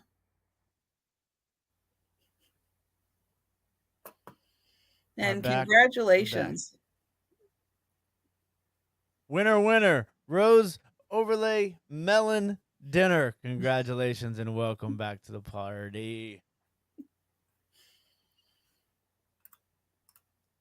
All right. I am bringing my one glass piece of the evening. This is some sort of a studio pottery or a studio glass piece. And hi, Nate. Nice to see you. This is going to start at $20. And it is this bowl. It is open in the center. And it is a bowl. It has this beautiful, like chocolate colored glass, almost like coffee. Kind of reminds me like a cup of coffee. If you just pour in the cream and it's starting to swirl around, it has this one little spot. I'm going to point it out right there. It's got like a little bubble that popped right there. But this is going to start at, I was looking to see if Paula had typed it in yet. And if I missed it, I don't want to miss it this time. So $20 on this piece. It is a little over 3 inches deep. And then it is kind of an oval shape. So it's about 7 by, I'm going to say 5.5. So about 5.5 by 7. And beautiful, like coffee colored with this lovely cream that is going through. And it's just so neat how they just let it kind of swirl, and then they just like stopped it. It's like, don't integrate it too much. Just let it kind of swirl on top. I'll show the bottom. It does not have a mark. It doesn't have a signature, unfortunately. It just has a, kind of flat bottom. It's not ultra polished, but it is smooth.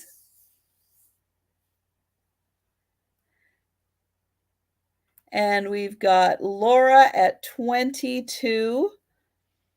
And it is so pretty. You can see like the coffee color is nice and clear, and you can see my hands through it.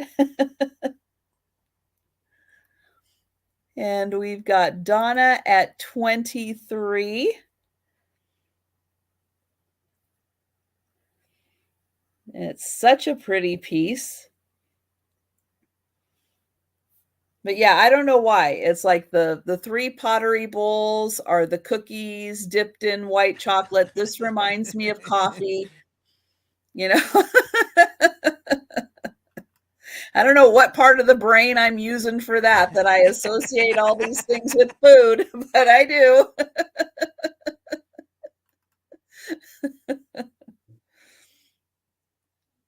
But it's so fun the way that they kept this dark streak running through there.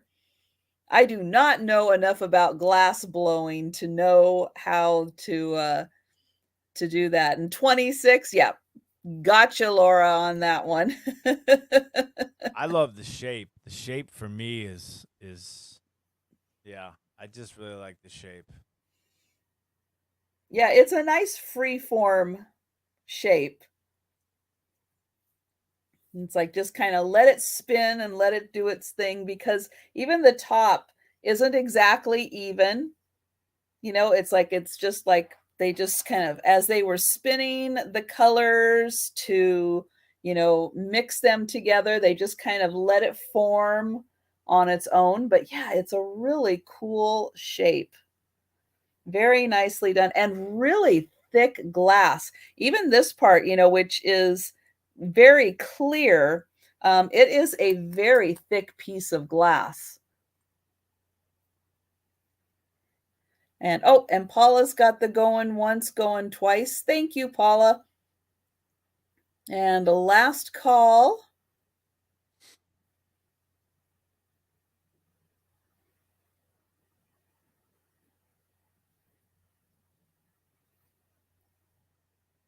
And there is the sold. And thank you. Oops, I wasn't highlighting Donna. Donna for 27. I've got you on that one. Thank you so much.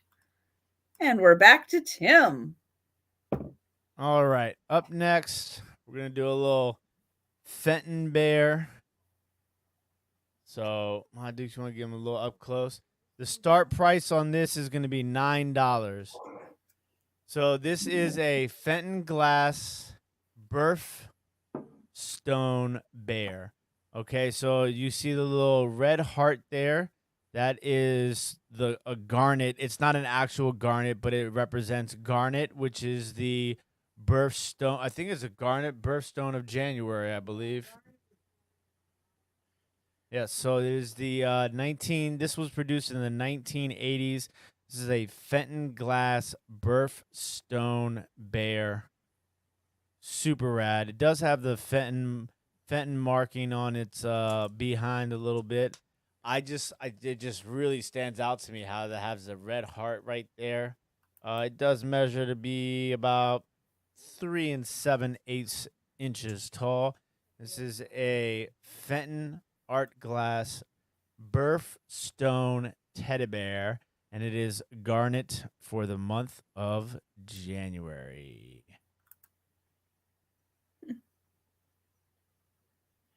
Ooh, teddy bear, says Donna. Oh, and Jeanette says ruby is July. And Yep. I don't know if I would know a difference between a ruby Ruby and a and garnet.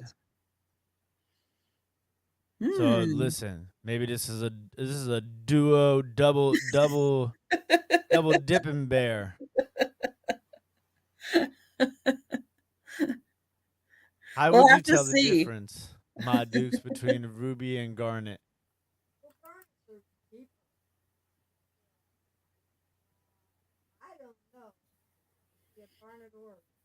Thanks, Mom. It's a great clarification.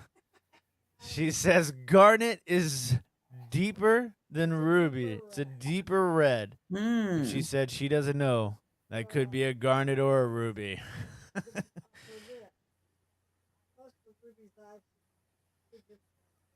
And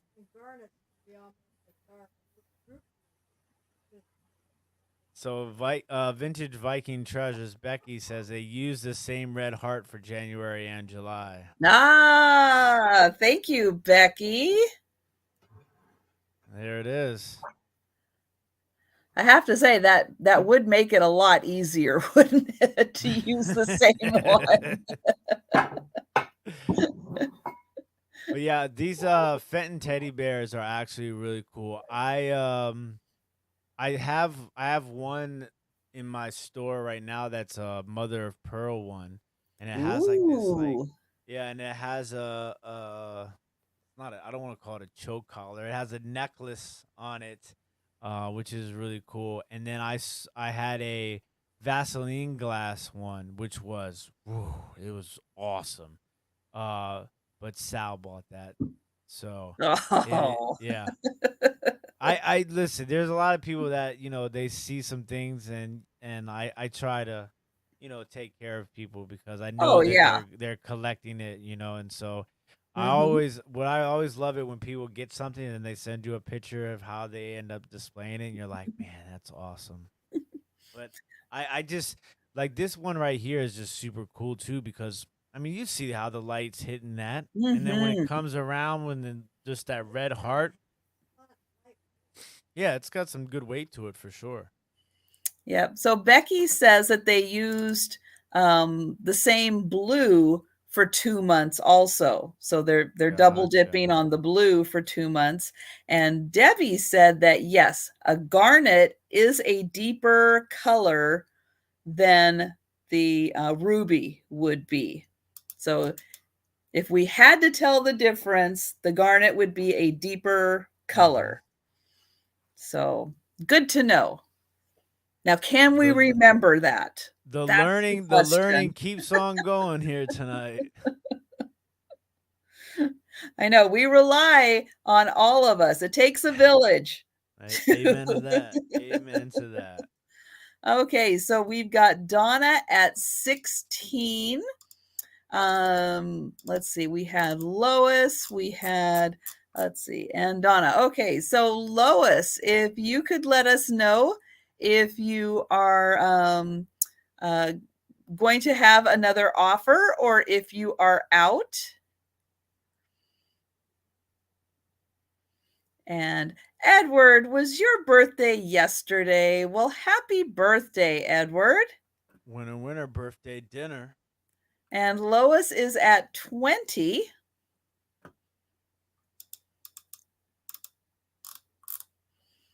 And Donna is out. Thank you, Donna. So we can go ahead and count this down for Lois.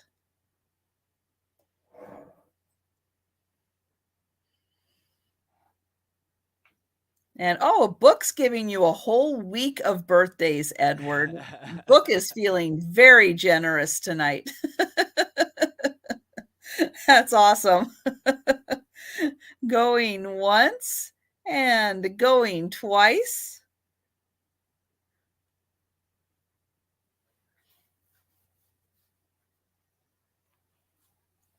And sold. Congratulations, Lois. You're the winner. Winner. Garnet dinner. Congratulations and welcome to the party. All right. I've got, another food reference with this one. I can't Oh help it. man. This is going to start at $18. It is a pottery bowl, and I'm sorry. There is no way I can look at this and not think of a chocolate covered donut. That is what I see when I look at this beautiful dark chocolate glaze on top of this phenomenal bowl. I'm sorry. To me, that is a chocolate covered donut. I would kill for a chocolate covered donut right now. And the inside has kind of a swirl of glazes. It is all glazed on the inside. Now, the bottom Oh yeah, I did say 18. Okay, so the bottom is not, oh, it is marked. It is not glazed. And here we go. And Nate's birthday is Thursday. Well, happy early birthday, Nate. So this is a pretty fancy signature. Now, which direction it goes, I'm not sure, but it is pretty fancy. It could be a W with a Y. It could be a Y with an M. I'm not sure, but it's someone who got pretty creative. And but it does have a lot of different shades of brown on the bottom. And then the top here has this nice thick glaze on top. This one is going to measure 3.5 inches deep. And it's about 5 inches across. So it's not too big. Just enough to hold, maybe an air plant or a cute little succulent, something with, those little spiky, like things that look like hair coming out. That could be really cute.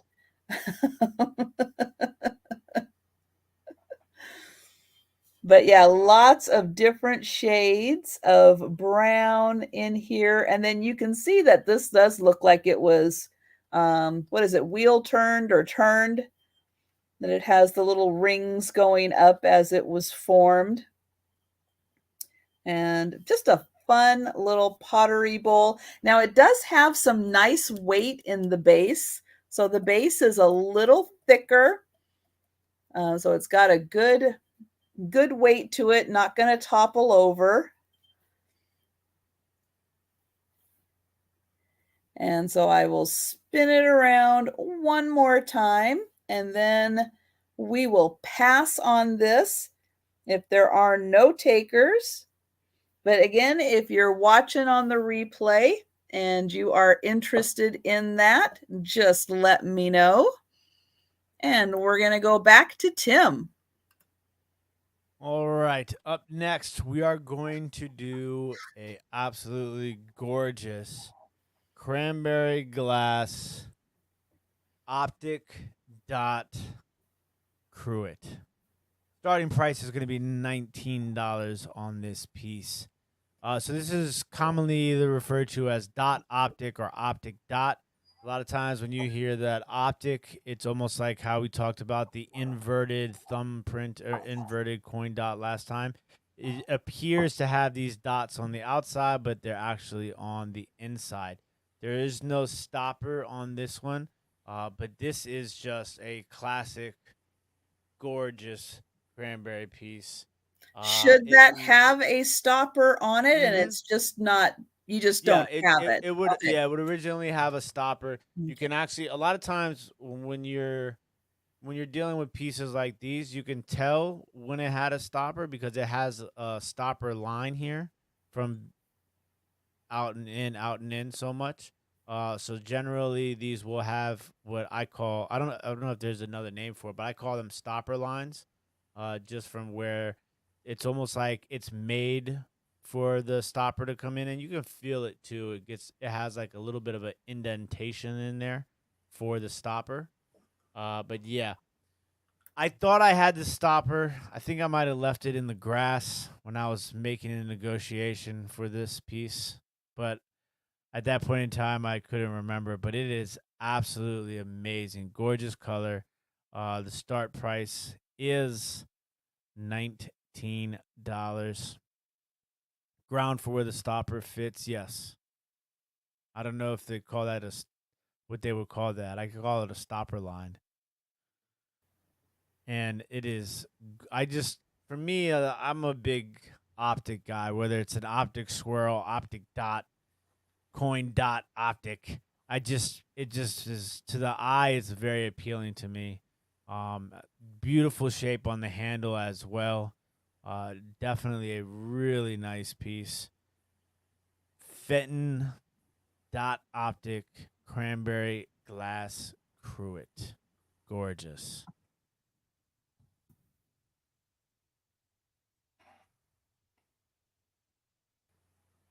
Did I tell you how tall it was? I don't remember if I told you guys how tall it was. Thank you, Donna. Five and a I've quarter. got you for that, for that one. Thank you.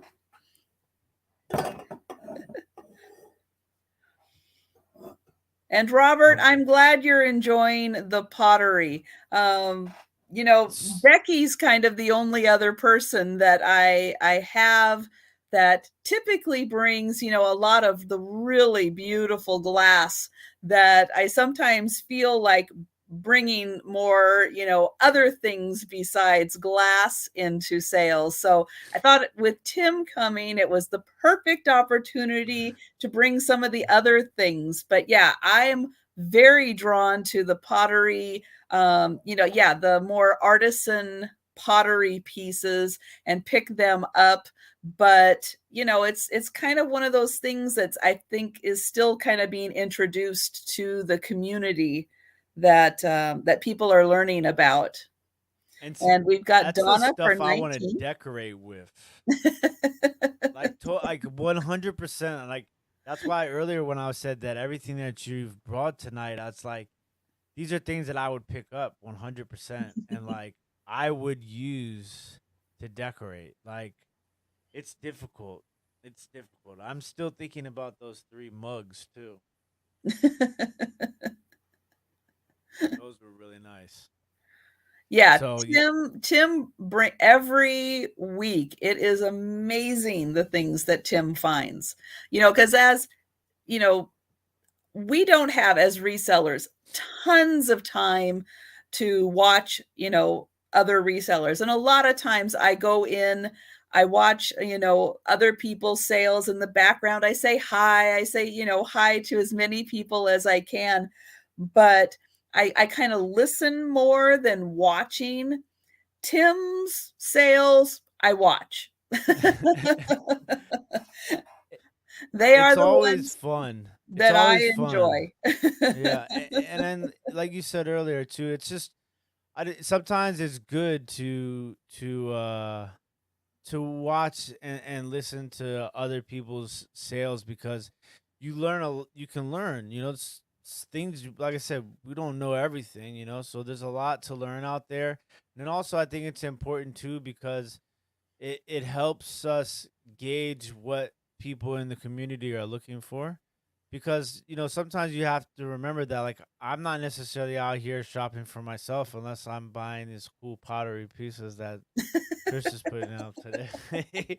But you know, like I'm out here shopping for other people too because I mean it's you know for me it's fun when I'm like I put something up and it's like I know that this person has asked me to keep an eye out for this sort of stuff.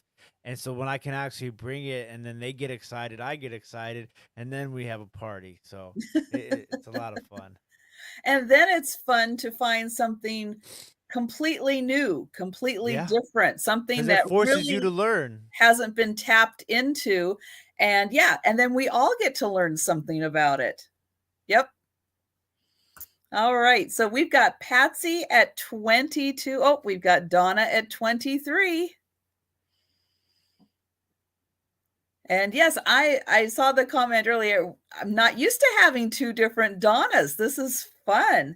You know, sometimes we get names like sometimes there'll be a lot of Nancys in the chat or you know, some other names. And so tonight, yeah, it's kind of the Donnas here. It's great. And we've got Patsy at 24.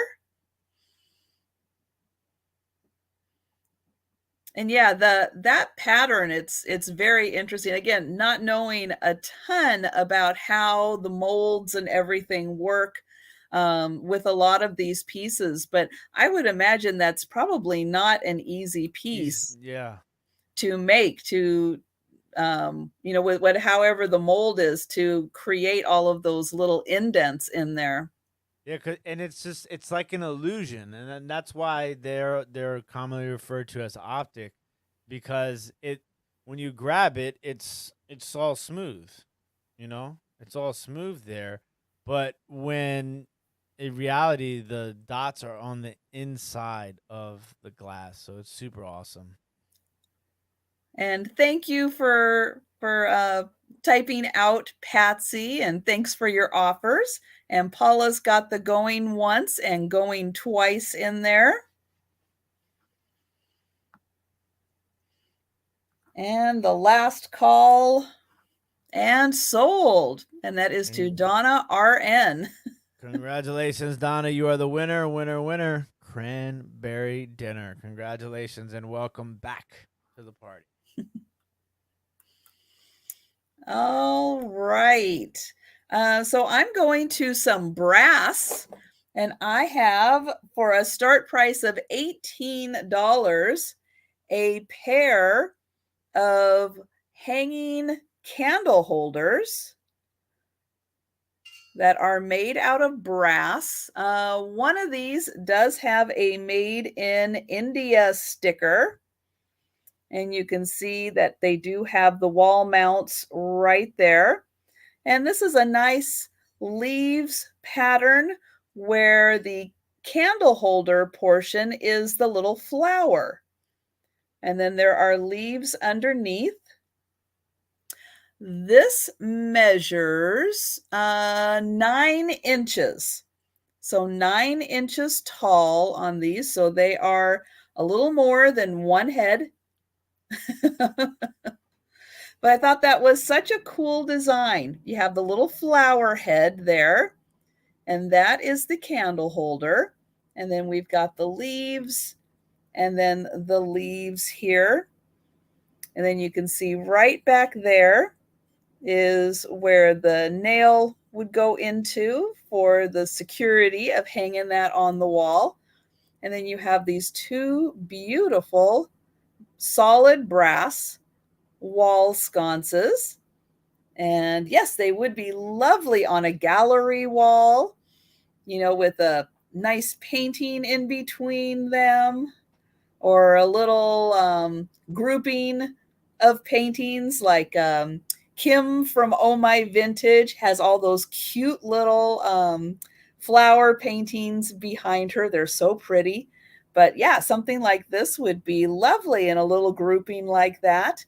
And I see Fiona in for 18.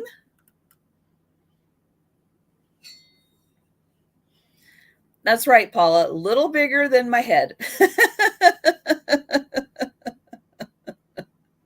Those would be awesome earrings. Oh, yeah. There you go.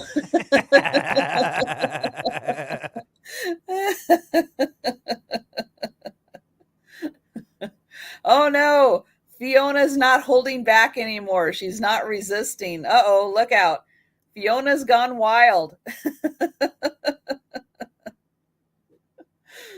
Oh, my gosh. And so these will stick out. Let's see.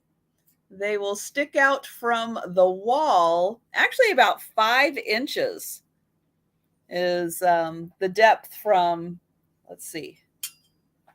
So from here to here, that is about 5 inches. And so Paula's got the going once and the going twice. And Midge is fading. Oh no. I know, guys. It does get late for people, but yes, if you're able to stick with us, it's great to have you here. And yep, if you are in need of going to sleep, absolutely go to sleep. And people in the nicest way tell me that I put them to sleep, and I know what they mean. Sleep bidding. But thank you so much, Fiona. All right. Up next, we have another gorgeous piece of Fenton glass. Starting price is going to be $13. $13 is the starting price. This is a colonial blue thumbprint double crimped compote. Absolutely gorgeous blue color. Fenton Glass Company, Colonial Blue, Thumbprint is the pattern, and then you have the double crimped top, and it is a compote. Starting price was 13, and it measures to be 6 inches tall. Excuse me, 6 inches tall. What I really love about this piece is the stem work here. Very sharp lines, very detailed, gorgeous piece. Colonial blue, thumbprint, Fenton glass, double crimped compote. Now, for people who don't know the double crimp, maybe that would be a good thing to explain. So if it would have just been regular one, just crimped, it would just be this part would be a crimp. But then there's crimps inside the crimps, which makes it the double crimp. Ooh. There's a lot of crimping involved. That is. And I'm Now, not do talking they about a have, flat iron. I don't know if Becky's still here or not, but does the double crimping happen in the mold, or do they have to do any of that by hand? Do we know? I don't know. That's a good question. I think there's probably a little bit of both, depending upon what time. Becky is here still. She's listening. Patsy asked, when was it made? I give you an exact date. Extra crimpy, says Jade Doe. I like my Fenton extra crimpy. I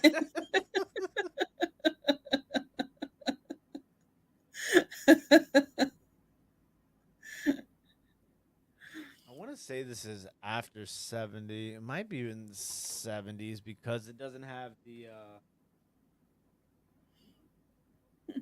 yeah, 1962 to 1980 they made this.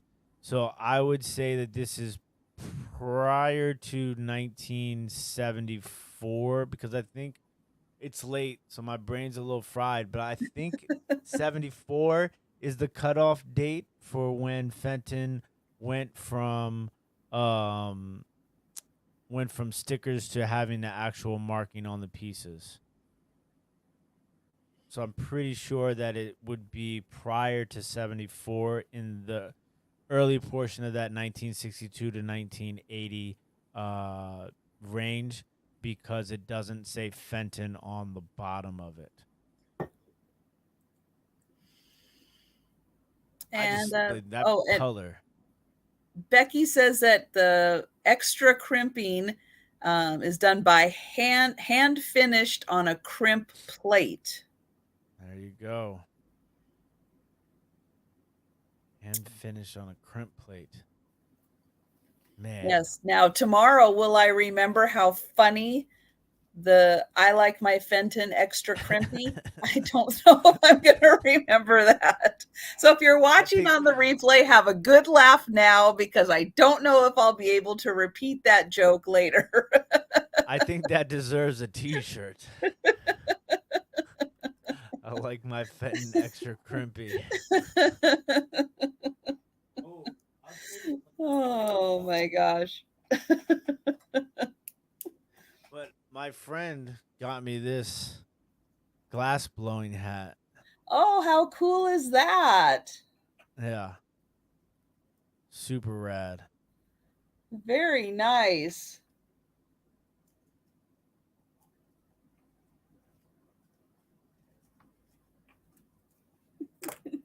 And let's see. Oh, Sherry is out.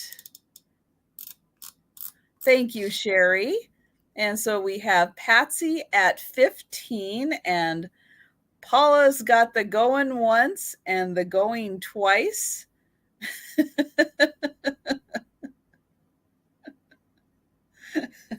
And I did write it down. I did have to because there's no way I'm going to remember that. Congratulations to Patsy, winner. I like my Fenton extra crimpy dinner. Welcome to the party. Oh my gosh. All right. Well, I've got something fun sticking with the metals. I have a set of one, two, three. I have a set of 4 skeleton keys, and they are going to start at $12. So this one is kind of brassy, and it has a really, I don't know what this part is. I got to learn what this part of the key is. The teeth, they have really cool teeth on this one. This one is, let's see, it's about 2.5 inches long. So that's the first one. The others are a silver tone. So this one's 2.5 inches. I'll show that this one is a little shorter. Here is the second one. Oh, we've got Auntie Christie at 16, and I've only shown 2 of the keys. And Laura is at 18. So this one's got some really cool teeth, and that's hollow. And oh, this has writing on it. Oh, let's see what that says. This says C.O. Nyberg. Let me see if I can get in close there. There, you can kind of see that. That says C.O. Nyberg. And oh, this is a clock key.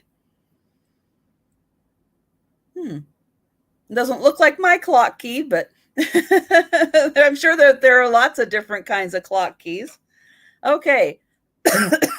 Then there is this one. It is a little smaller. And then I have one that's a little bigger also. So there is that one. So it must be the Nyberg part that was the clue that one was. So there's that. Okay, and then I'm going to bring up this one again. This one was 2.5 inches. And so then here's the bigger one. So you can see, let's see, that one is just a little bit bigger. And then this one has, I don't know, that's a big one. And no writing on it. But I don't know. That one has a hole. Maybe that one's for like some big clock. I don't know. Too, yeah. So there are all 4 of these.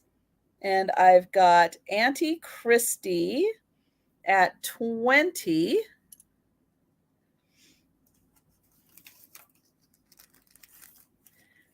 And let's see. And I think everyone, thank you, Laura, that she is out. And thank you for your offers. And so I think we can go ahead and count this down. I've got notes in there. And there is the going once and the going twice.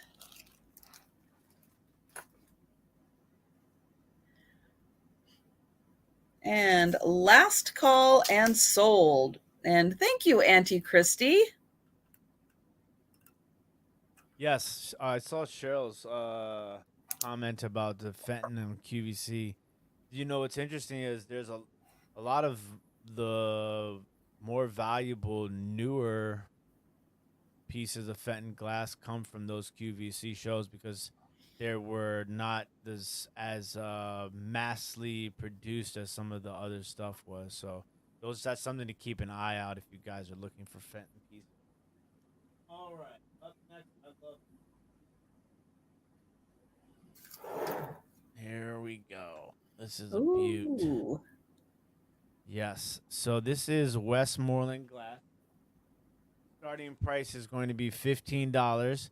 This is Westmoreland Glass Company. The name of this color is called Green Mist with the daisy pattern. So it's like a satin, but it's smooth. It's like a very smooth satin.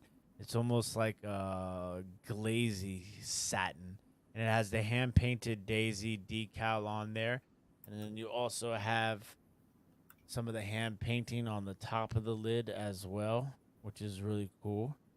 I just really like the color and the way that the white pops on the hand painted daisies pop on that green is just really really pretty. It does measure to be 8 inches tall with the lid on.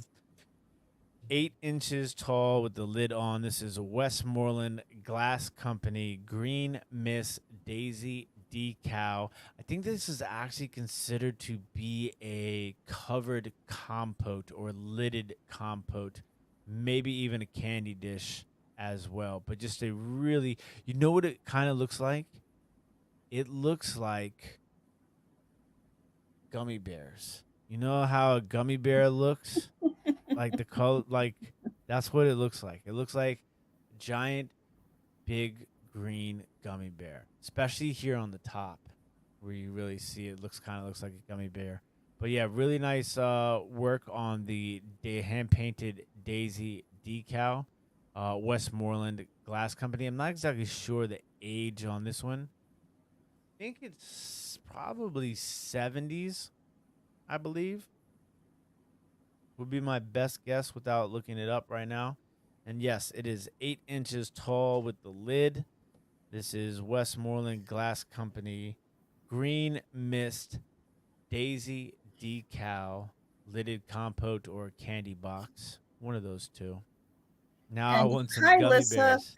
And I was going to say Auntie Christie. Yes, the ones that you got from me with the two birds, it is that same the green mist, satin. Yeah, it's the same pattern. It might not look it um, because of the lighting and everything, but yeah, it is from that same line. Yeah, she got. I had a open compote, Hmm. very tall, and then it had two matching birds, Baskets? Oh, birds. Oh, yeah. The birds birds are really with it. nice. They also They, have baskets also. mm, And they come in, there's a couple of, there's a blue mist, green mist, brown mist. I think that's all the mists.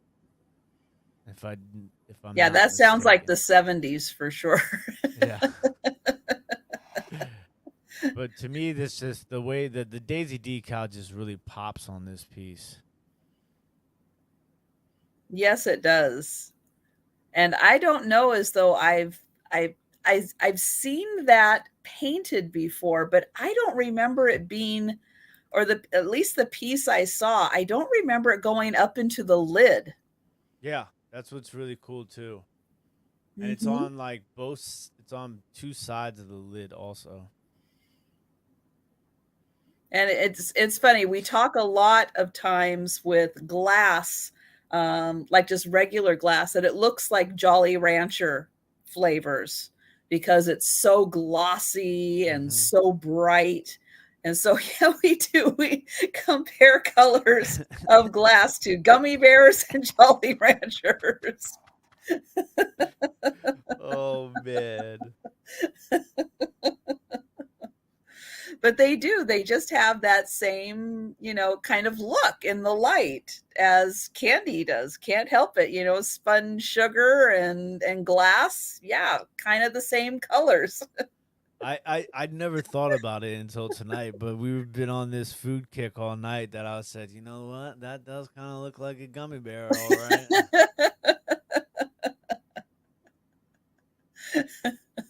Now if everybody gets the munchies during my sale, well, I just can't help it.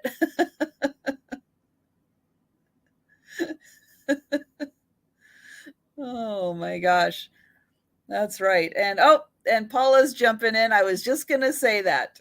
So Paula's got the going once and the going twice. And Steph, that is going to look beautiful at your house. And last call. And there is the sold. Congratulations, winner, winner, Westmoreland Gummy Bear Dinner. Congratulations and welcome. to the party. All right. So my next piece has some damage to it. I'm not sure if this happened due to age, if it was dropped, or if it just kind of happened naturally. This is a wood bowl. Here we go again. But even with the damage on this one, this is going to start at $30. Now you can't see the damage here. If I get in really close, you can see that there is a split that runs kind of partially down. Now, again, I'm not sure if this just occurred maybe kind of naturally, if this was dropped and that split happened, but I don't think it's going anywhere. I don't think anything's happening more to this split. What makes this cool, and I don't know if Nate is still here, but this is from New Zealand. And this is a big, big bowl. And so in here, let me see if I can get it here. Nope, I'm going to have to read it separately. It is done by Buchanan. It is handmade in New Zealand. And then I'm going to spin it around this way because this is the wood. K-A-U, I think it's R-I. Did I write it down? Yeah, K-A-U-R-I is the kind of wood this is. And handcrafted in New Zealand by N. Buchanan. And this bowl is, I'm going to say 13 inches from here to here. The opening is, let's see, about 7.5 inches. And yeah, Cheryl, dehydrated. I kind of my thought that it could have happened just because of something like that. So $30 on this beautiful piece of wood that, yeah, probably needs to be, reconditioned a bit. Here is the inside. This is a thick bowl, really thick. And the wood is really neat. It's got lots of details in here going on, lots of different shades of color, and just tons of stuff happening. I don't know what this looks like out in the wild, what kind of a tree it is. But it's really interesting, all the different shades that you get from it and all the different details in the grain of the wood. So just a neat effect. And it is a really big bowl. It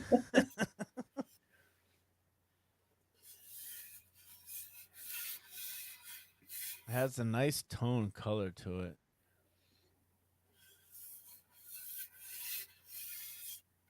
Trying to kind of show all of it around. So there's that. And then there is the inside again. And yeah, just really cool. And it does go, yeah, it does kind of go all the way back and in there. But yeah, just a fun thing just to, I don't know. If I have it around here, one of my cats will probably sit in it. So because, cats and boxes and, all kinds of weird things. It's like, this is probably right up their alley if I left it for them, out for them to do something with.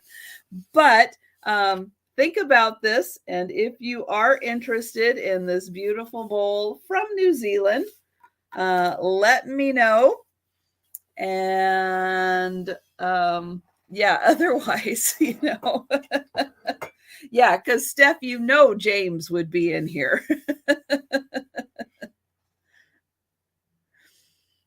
And oh yeah, Laura, yes, I did have another New Zealand bowl. Yes, Nate said it was superior wood. Very cool. All right. So we are going to go back to Tim. All right. So I think this is going to be my last piece. I have a Okay. long. I almost made it all the way, You but did. I did. I have a long drive. I still have to drive back to DC tonight. So Oh my gosh. yeah. So but I was like, I'm gonna do it. I'm gonna do it. But this That's okay. You did great. I lasted pretty long, right? Yes.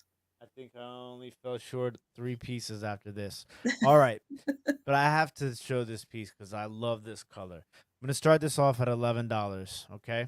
This is a hand blown crackle glass. So for those of you that don't know what crackle glass is glass that looks like it's cracked, but that's how it's made purposefully.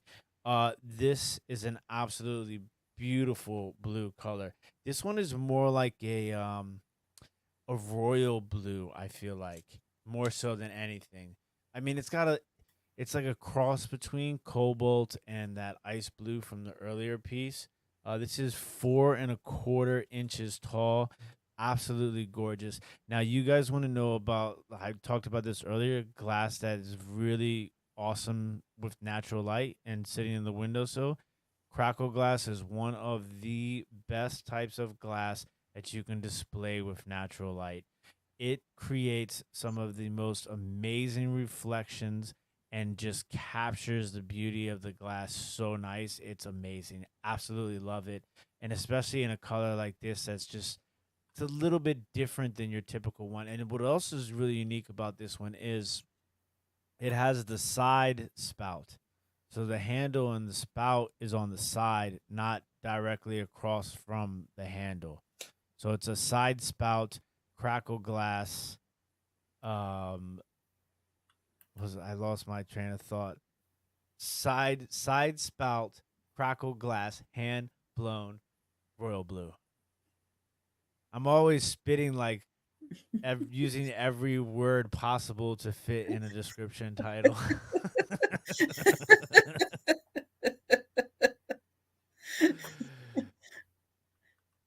You're saying how you would be describing it on eBay in Yeah, the title. it's like just rolls off the tongue now. Like I have to do it that way. Now, But here's yeah, a this question is I have. Since it's so late at night when you're driving back to DC, is there going to be traffic or is the road going to be pretty clear? Because that's kind of a 24-hour city, isn't it? yeah, it well, so typically it wouldn't be, but it is today's Saturday, right? Yeah. It is Mm-hmm. Saturday, so Saturday night, it's 2:30 at night right now, so by the time we actually get on the road, it'll probably be closer to 3, so it shouldn't be that much traffic. But yeah, listen, DC is a very small. Have you ever been to DC before? Mm-mm. Yeah, so DC is a very compact city. Um, so it's like, it's not that big, but if you want to drive 5 miles, it might take you 45 minutes, depending on the type of day. And so, and my mom lives like 15, 20 minutes from the DC line. So it really Mm. just depends on the time of day and obviously when you're leaving. And then weather is always crazy here. It's 4 seasons in a day, which is wild, but it's definitely interesting. Like I have to do all my yard sales and stuff like that, in Maryland and Virginia because I don't have yards. They have like alley sales in DC, but not like yard sales. Mm. Interesting. And you probably get better turnout too.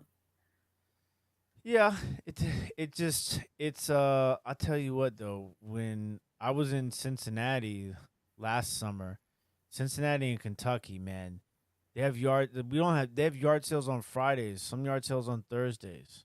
You never Hmm. see that here. Only yard sales Oh, on Saturdays.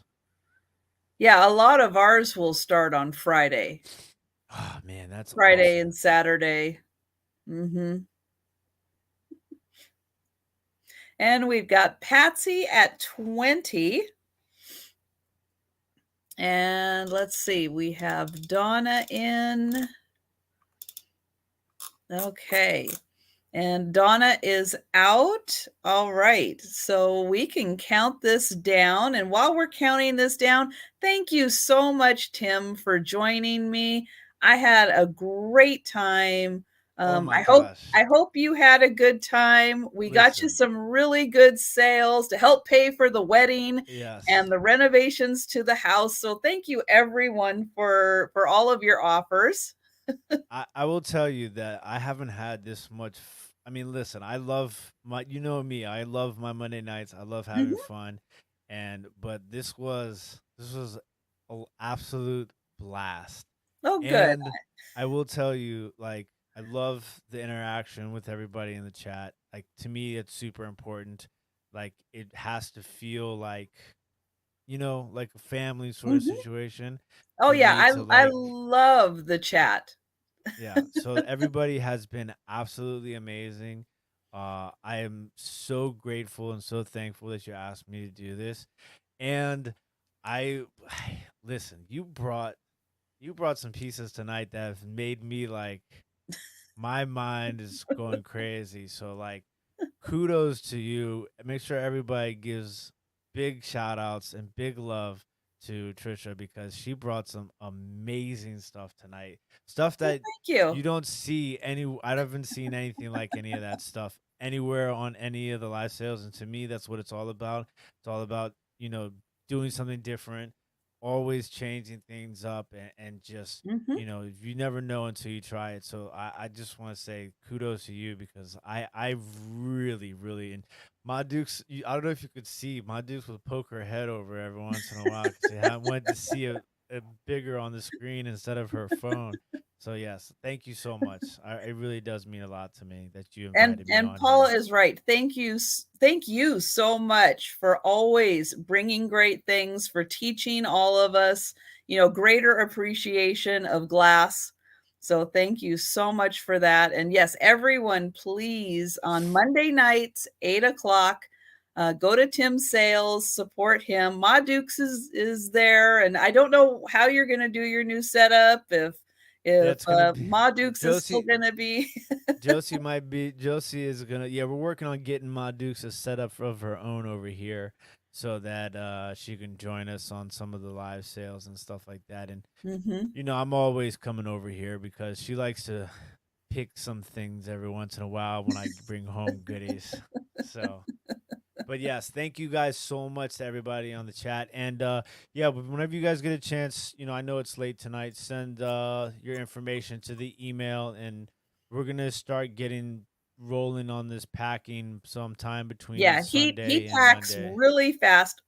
I'm about a week out or so, so you guys can shop all the sales and get combined shipping, but he does it really fast. So yes, if you purchased anything and if you need anybody's info, contact me because I have most people's, and if they, you know, it's easy to forget. So in case somebody does forget, you just let me know and I'll get you their info. And Sounds good. Thank you so much again, Trisha. I really do oh, appreciate it. absolutely. I am so happy that yeah, that we could finally connect like this, and Yes. I had a wonderful time.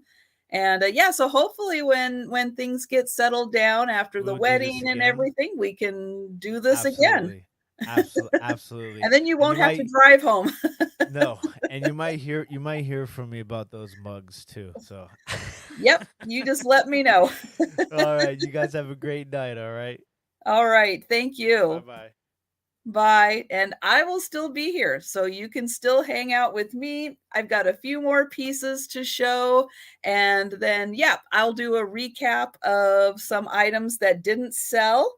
And let's see, where am I on the list? Oh, so I have a big platter now that is a I actually learned how to pronounce this. It is tune. It's spelled Thun, and I wasn't sure about the th. So when I did a little, internet help me pronounce this word correctly, it actually said it was tune. So this is a Bohemia Czechoslovakia platter.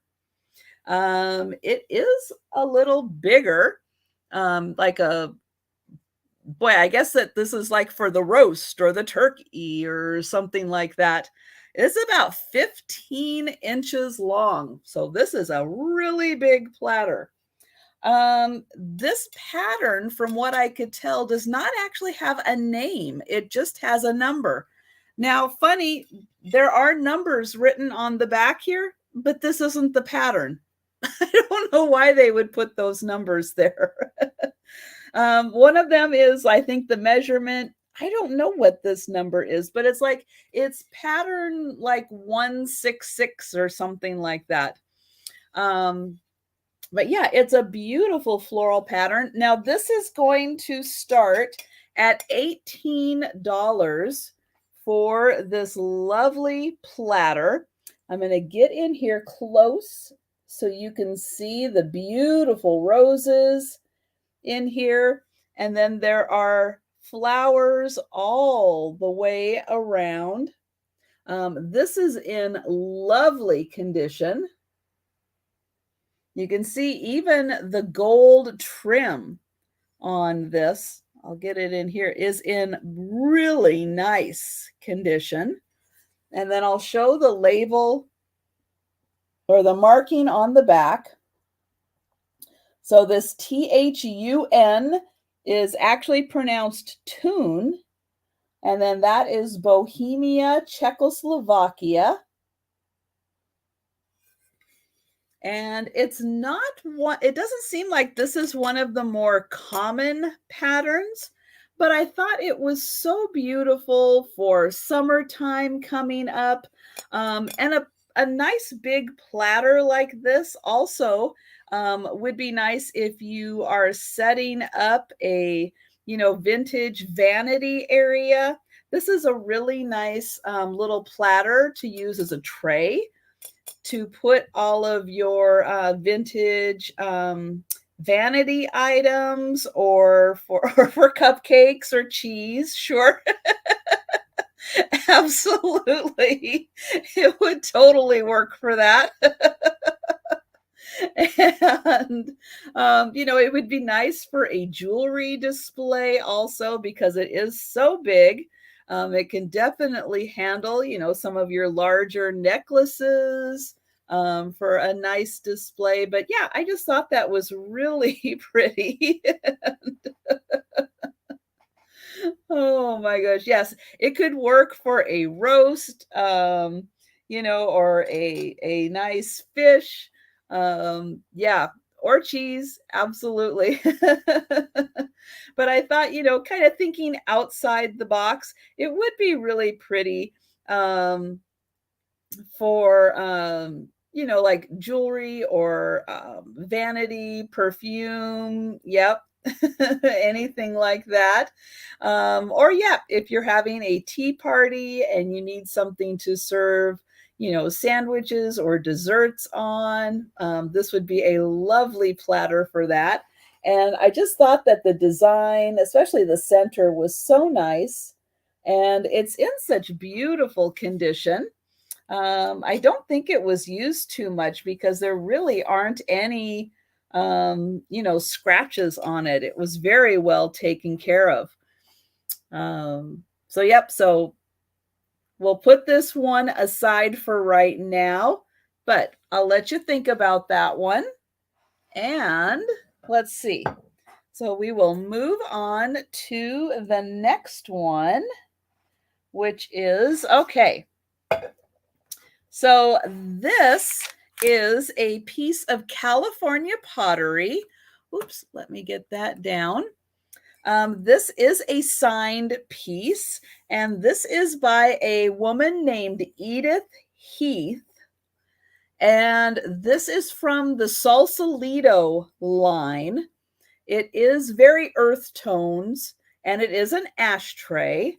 And this is going to start at $12 for the ashtray. Now it is glazed on the inside, but the outside is not glazed.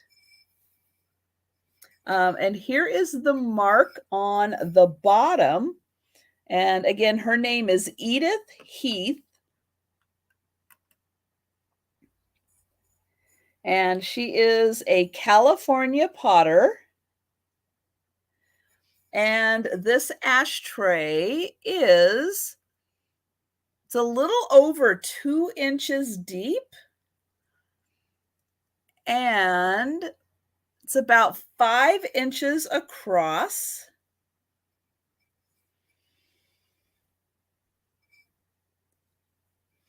And let's see, what else? It's again from the Sausalito line that she did. Now, this is one of those cases where I got this at an estate sale, and I'm actually going to keep, there is a bigger one than this, but at some point it was broken, glued back together, but I thought it was really cool. So since that one was glued back together, very nicely glued back together, that you, unless you saw the seam, you wouldn't know that it had broken.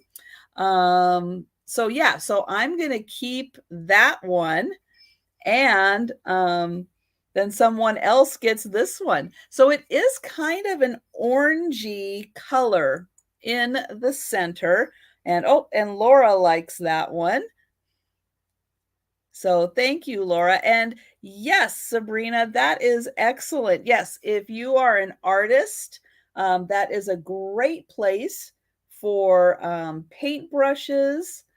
Or, you know, if you're just working on some kind of crafting project, you definitely, let me see if I had a little pencil. You know, if you had your pencils, you could keep those in there. If you, you know, just having desk, you could have the paper clips in there, or, yep, you can use it as an ashtray. Absolutely.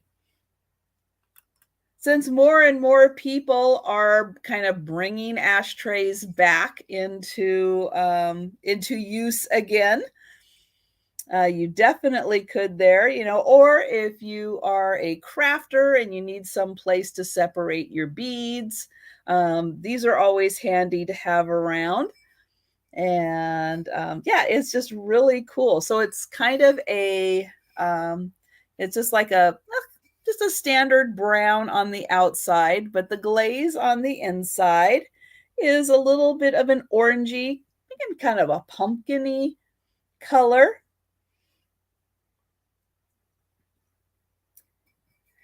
And oh, and Laura is at 14.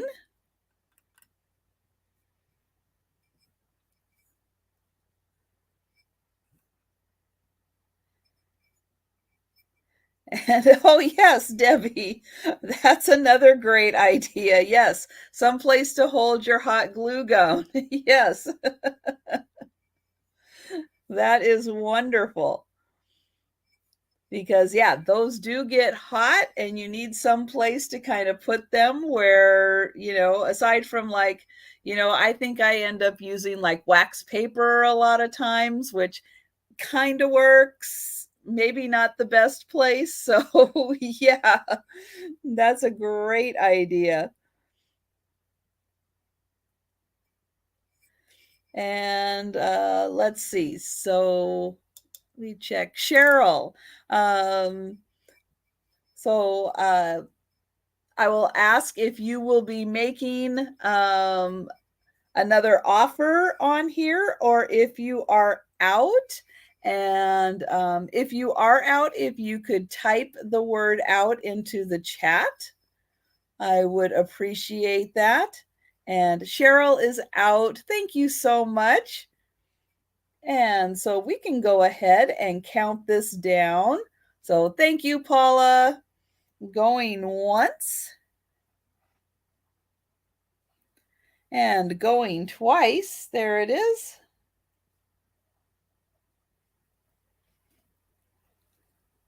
And sold. And thank you, Laura. Let's see. Let's put you right there. Okay, up next, I am going back to metal. So I have a copper and brass long match holder.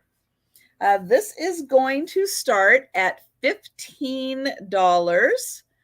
It's got this handle here. Although I have to say, I am not quite sure what the handle is for. I guess you could kind of hang it that way if you wanted to. But this here is, let's see, the tall end is 8 inches. The shorter end is 6 inches. So this adds 2 inches to it. That holds all of your long matches. And then there is a striker on this side. It does have a sticker on the bottom, oops, upside down, that says it was made in Taiwan. So very likely that this was made in like the 70s, maybe early 80s. And so we have copper, we've got a brass ring and a brass ring down here. And then the handle is also made of brass. So $15 for the long match holder. And I don't know how many matches you could get in there. Let's see. It is almost 3 inches across, so it would hold quite a lot. But this would be really nice if you had a wood stove, and maybe you had a copper or a, what would it be? Copper, yeah, copper teapot on top. That would be a nice accessory for that. Or if you're just going for more of a rustic look in your kitchen and you have I have electric heat or electric stovetop, so I don't have a gas. But if you had gas and you had kind of that more farmhouse look in your kitchen, that would be a great place to keep your matches. So I don't see any takers on this, so I'll let you think about that. That's a really fun piece. And let's see. And then I am at my last piece, which is actually 2 pieces, but I will go ahead and do a recap of items that didn't sell. And hello, Goody Ma. Nice to see you. So what I have for my last item, which is going to be choice. Oh, knitting needles. Good one, Debbie. Very good. Yes, that would be a great place to store some knitting needles. Yep. Let's see. So these are going to start at $10 each. I think these are made out of pewter. They are holders. So I'm going to say they could be letter holders. They're a little small for napkin holders, but they could be some kind of a notepad holder or something along those lines. You can see that they are kind of small, but they do have a lot of detail in the design. So they are about 3 inches tall, almost 3 inches wide, but the opening is only about 1 inch. So they're about 3 by 3. So I'm going to show this one first. So this one I'm calling the Crane. And isn't that a beautiful design? So this is all textured in here. And it is the same design on the other side. And these just have a very pewter kind of look to me. I'm not 100% sure. But this one is the Crane. And then this one I'm going to call the Tiger. I think these are tigers. So there is that. And then again, about the 1 inch opening, and the other side has the same design. So they are $10 each if anyone is interested in those. And oops, I forgot to switch that over. There we go. So yeah, choice of Crane, let's see, Crane or Tiger. And they are metal of some kind. If they're not pewter, there's something. They have a little bit of weight to them, which is why I don't think that they're aluminum. If they were aluminum, they would be a lot lighter, but they have enough weight in them that, like, if it's holding something, it's not going to move around. If you have you know, something in them, like maybe you're crafting and you're having it hold, you know, paper or envelopes for you, if you need to take one out, the whole thing isn't going to move around. They have enough weight to sit still while you're working with them. But yeah, so if you are interested in the Crane or in the Tiger, they are $10 each. And I will, let's see, I will go back to earlier in the sale and I will show the items that were still available. And let's see. So I started off with this. Oops, let me clear the screen. There we go. So for $35, I had this beautiful mid-century modern jar. So this is a ceramic pottery jar. Beautiful glaze and such a great shape on this. I don't remember how tall, 9 inches. So including the little lid here, it's 9 inches tall. It does have a signature on the bottom that I think says Leah. And then here is the inside, which is glazed on the inside. Now there are parts that are not glazed on here. Again, that's just kind of for color and effect. So like this part right here is not glazed, but then you can see there are various earth tone shades that are glazed on here. And so again, that was $35 for that.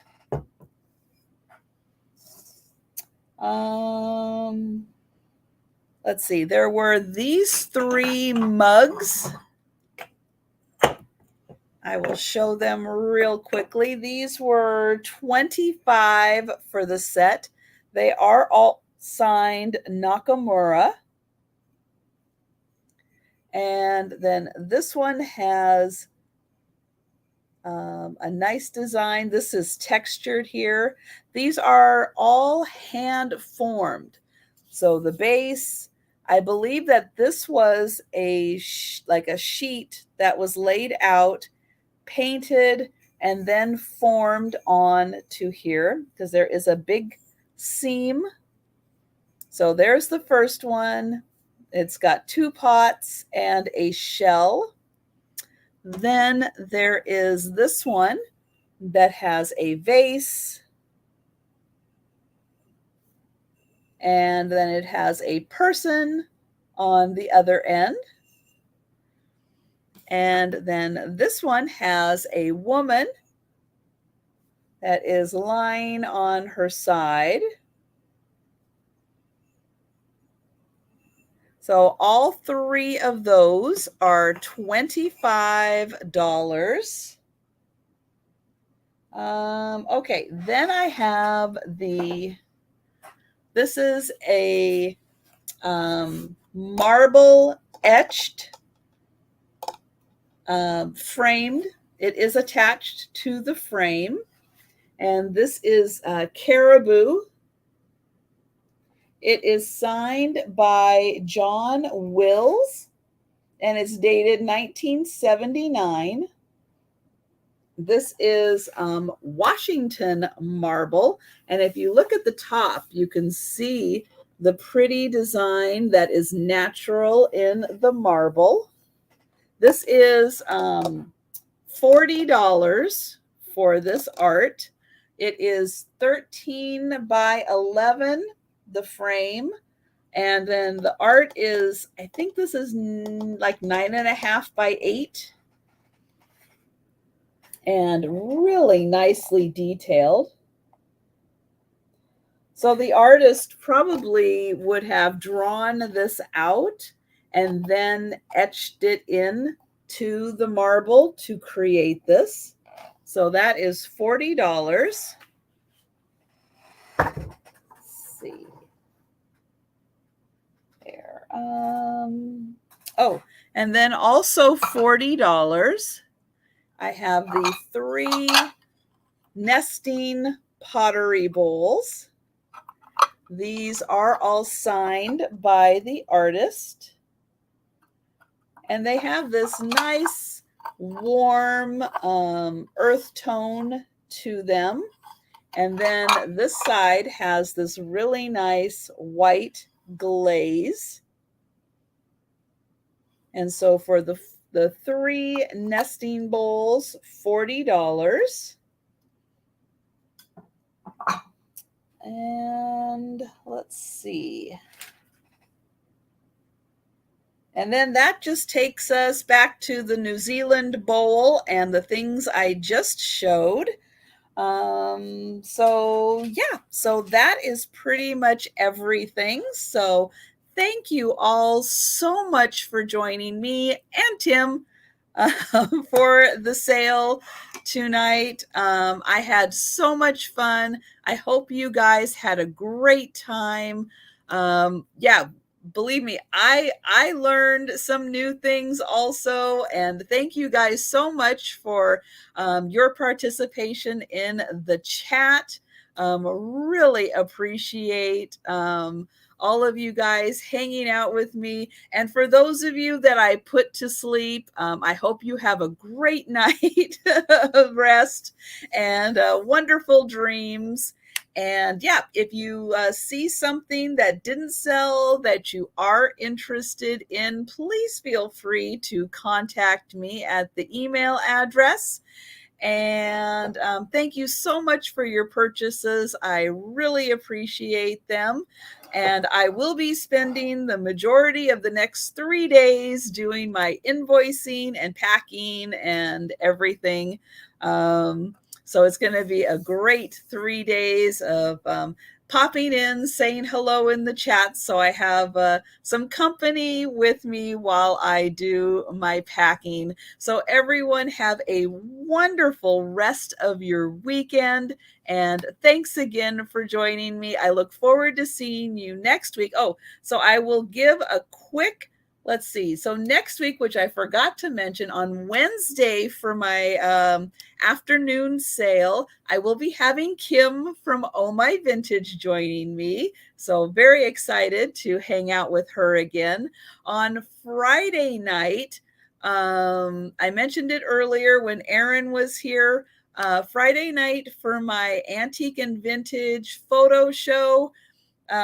we'll have a little less photos and more conversation with Sue Spezio because it will be Aaron's birthday. And so we're going to have a lot of fun with Aaron for his birthday. So I hope you can stop in on Friday night and wish Aaron a happy birthday. And then next Saturday, I'm going to be having Becky. So yay, more wonderful glass. I cannot wait to see what goodies Becky is going to bring next Saturday night. So I hope you can join me with Becky. Looking forward to it. So thank you guys again so much. And again, have a wonderful rest of your weekend. And I look forward to seeing you guys in the chats. Everyone take care, and I will see you later. Good night, everyone.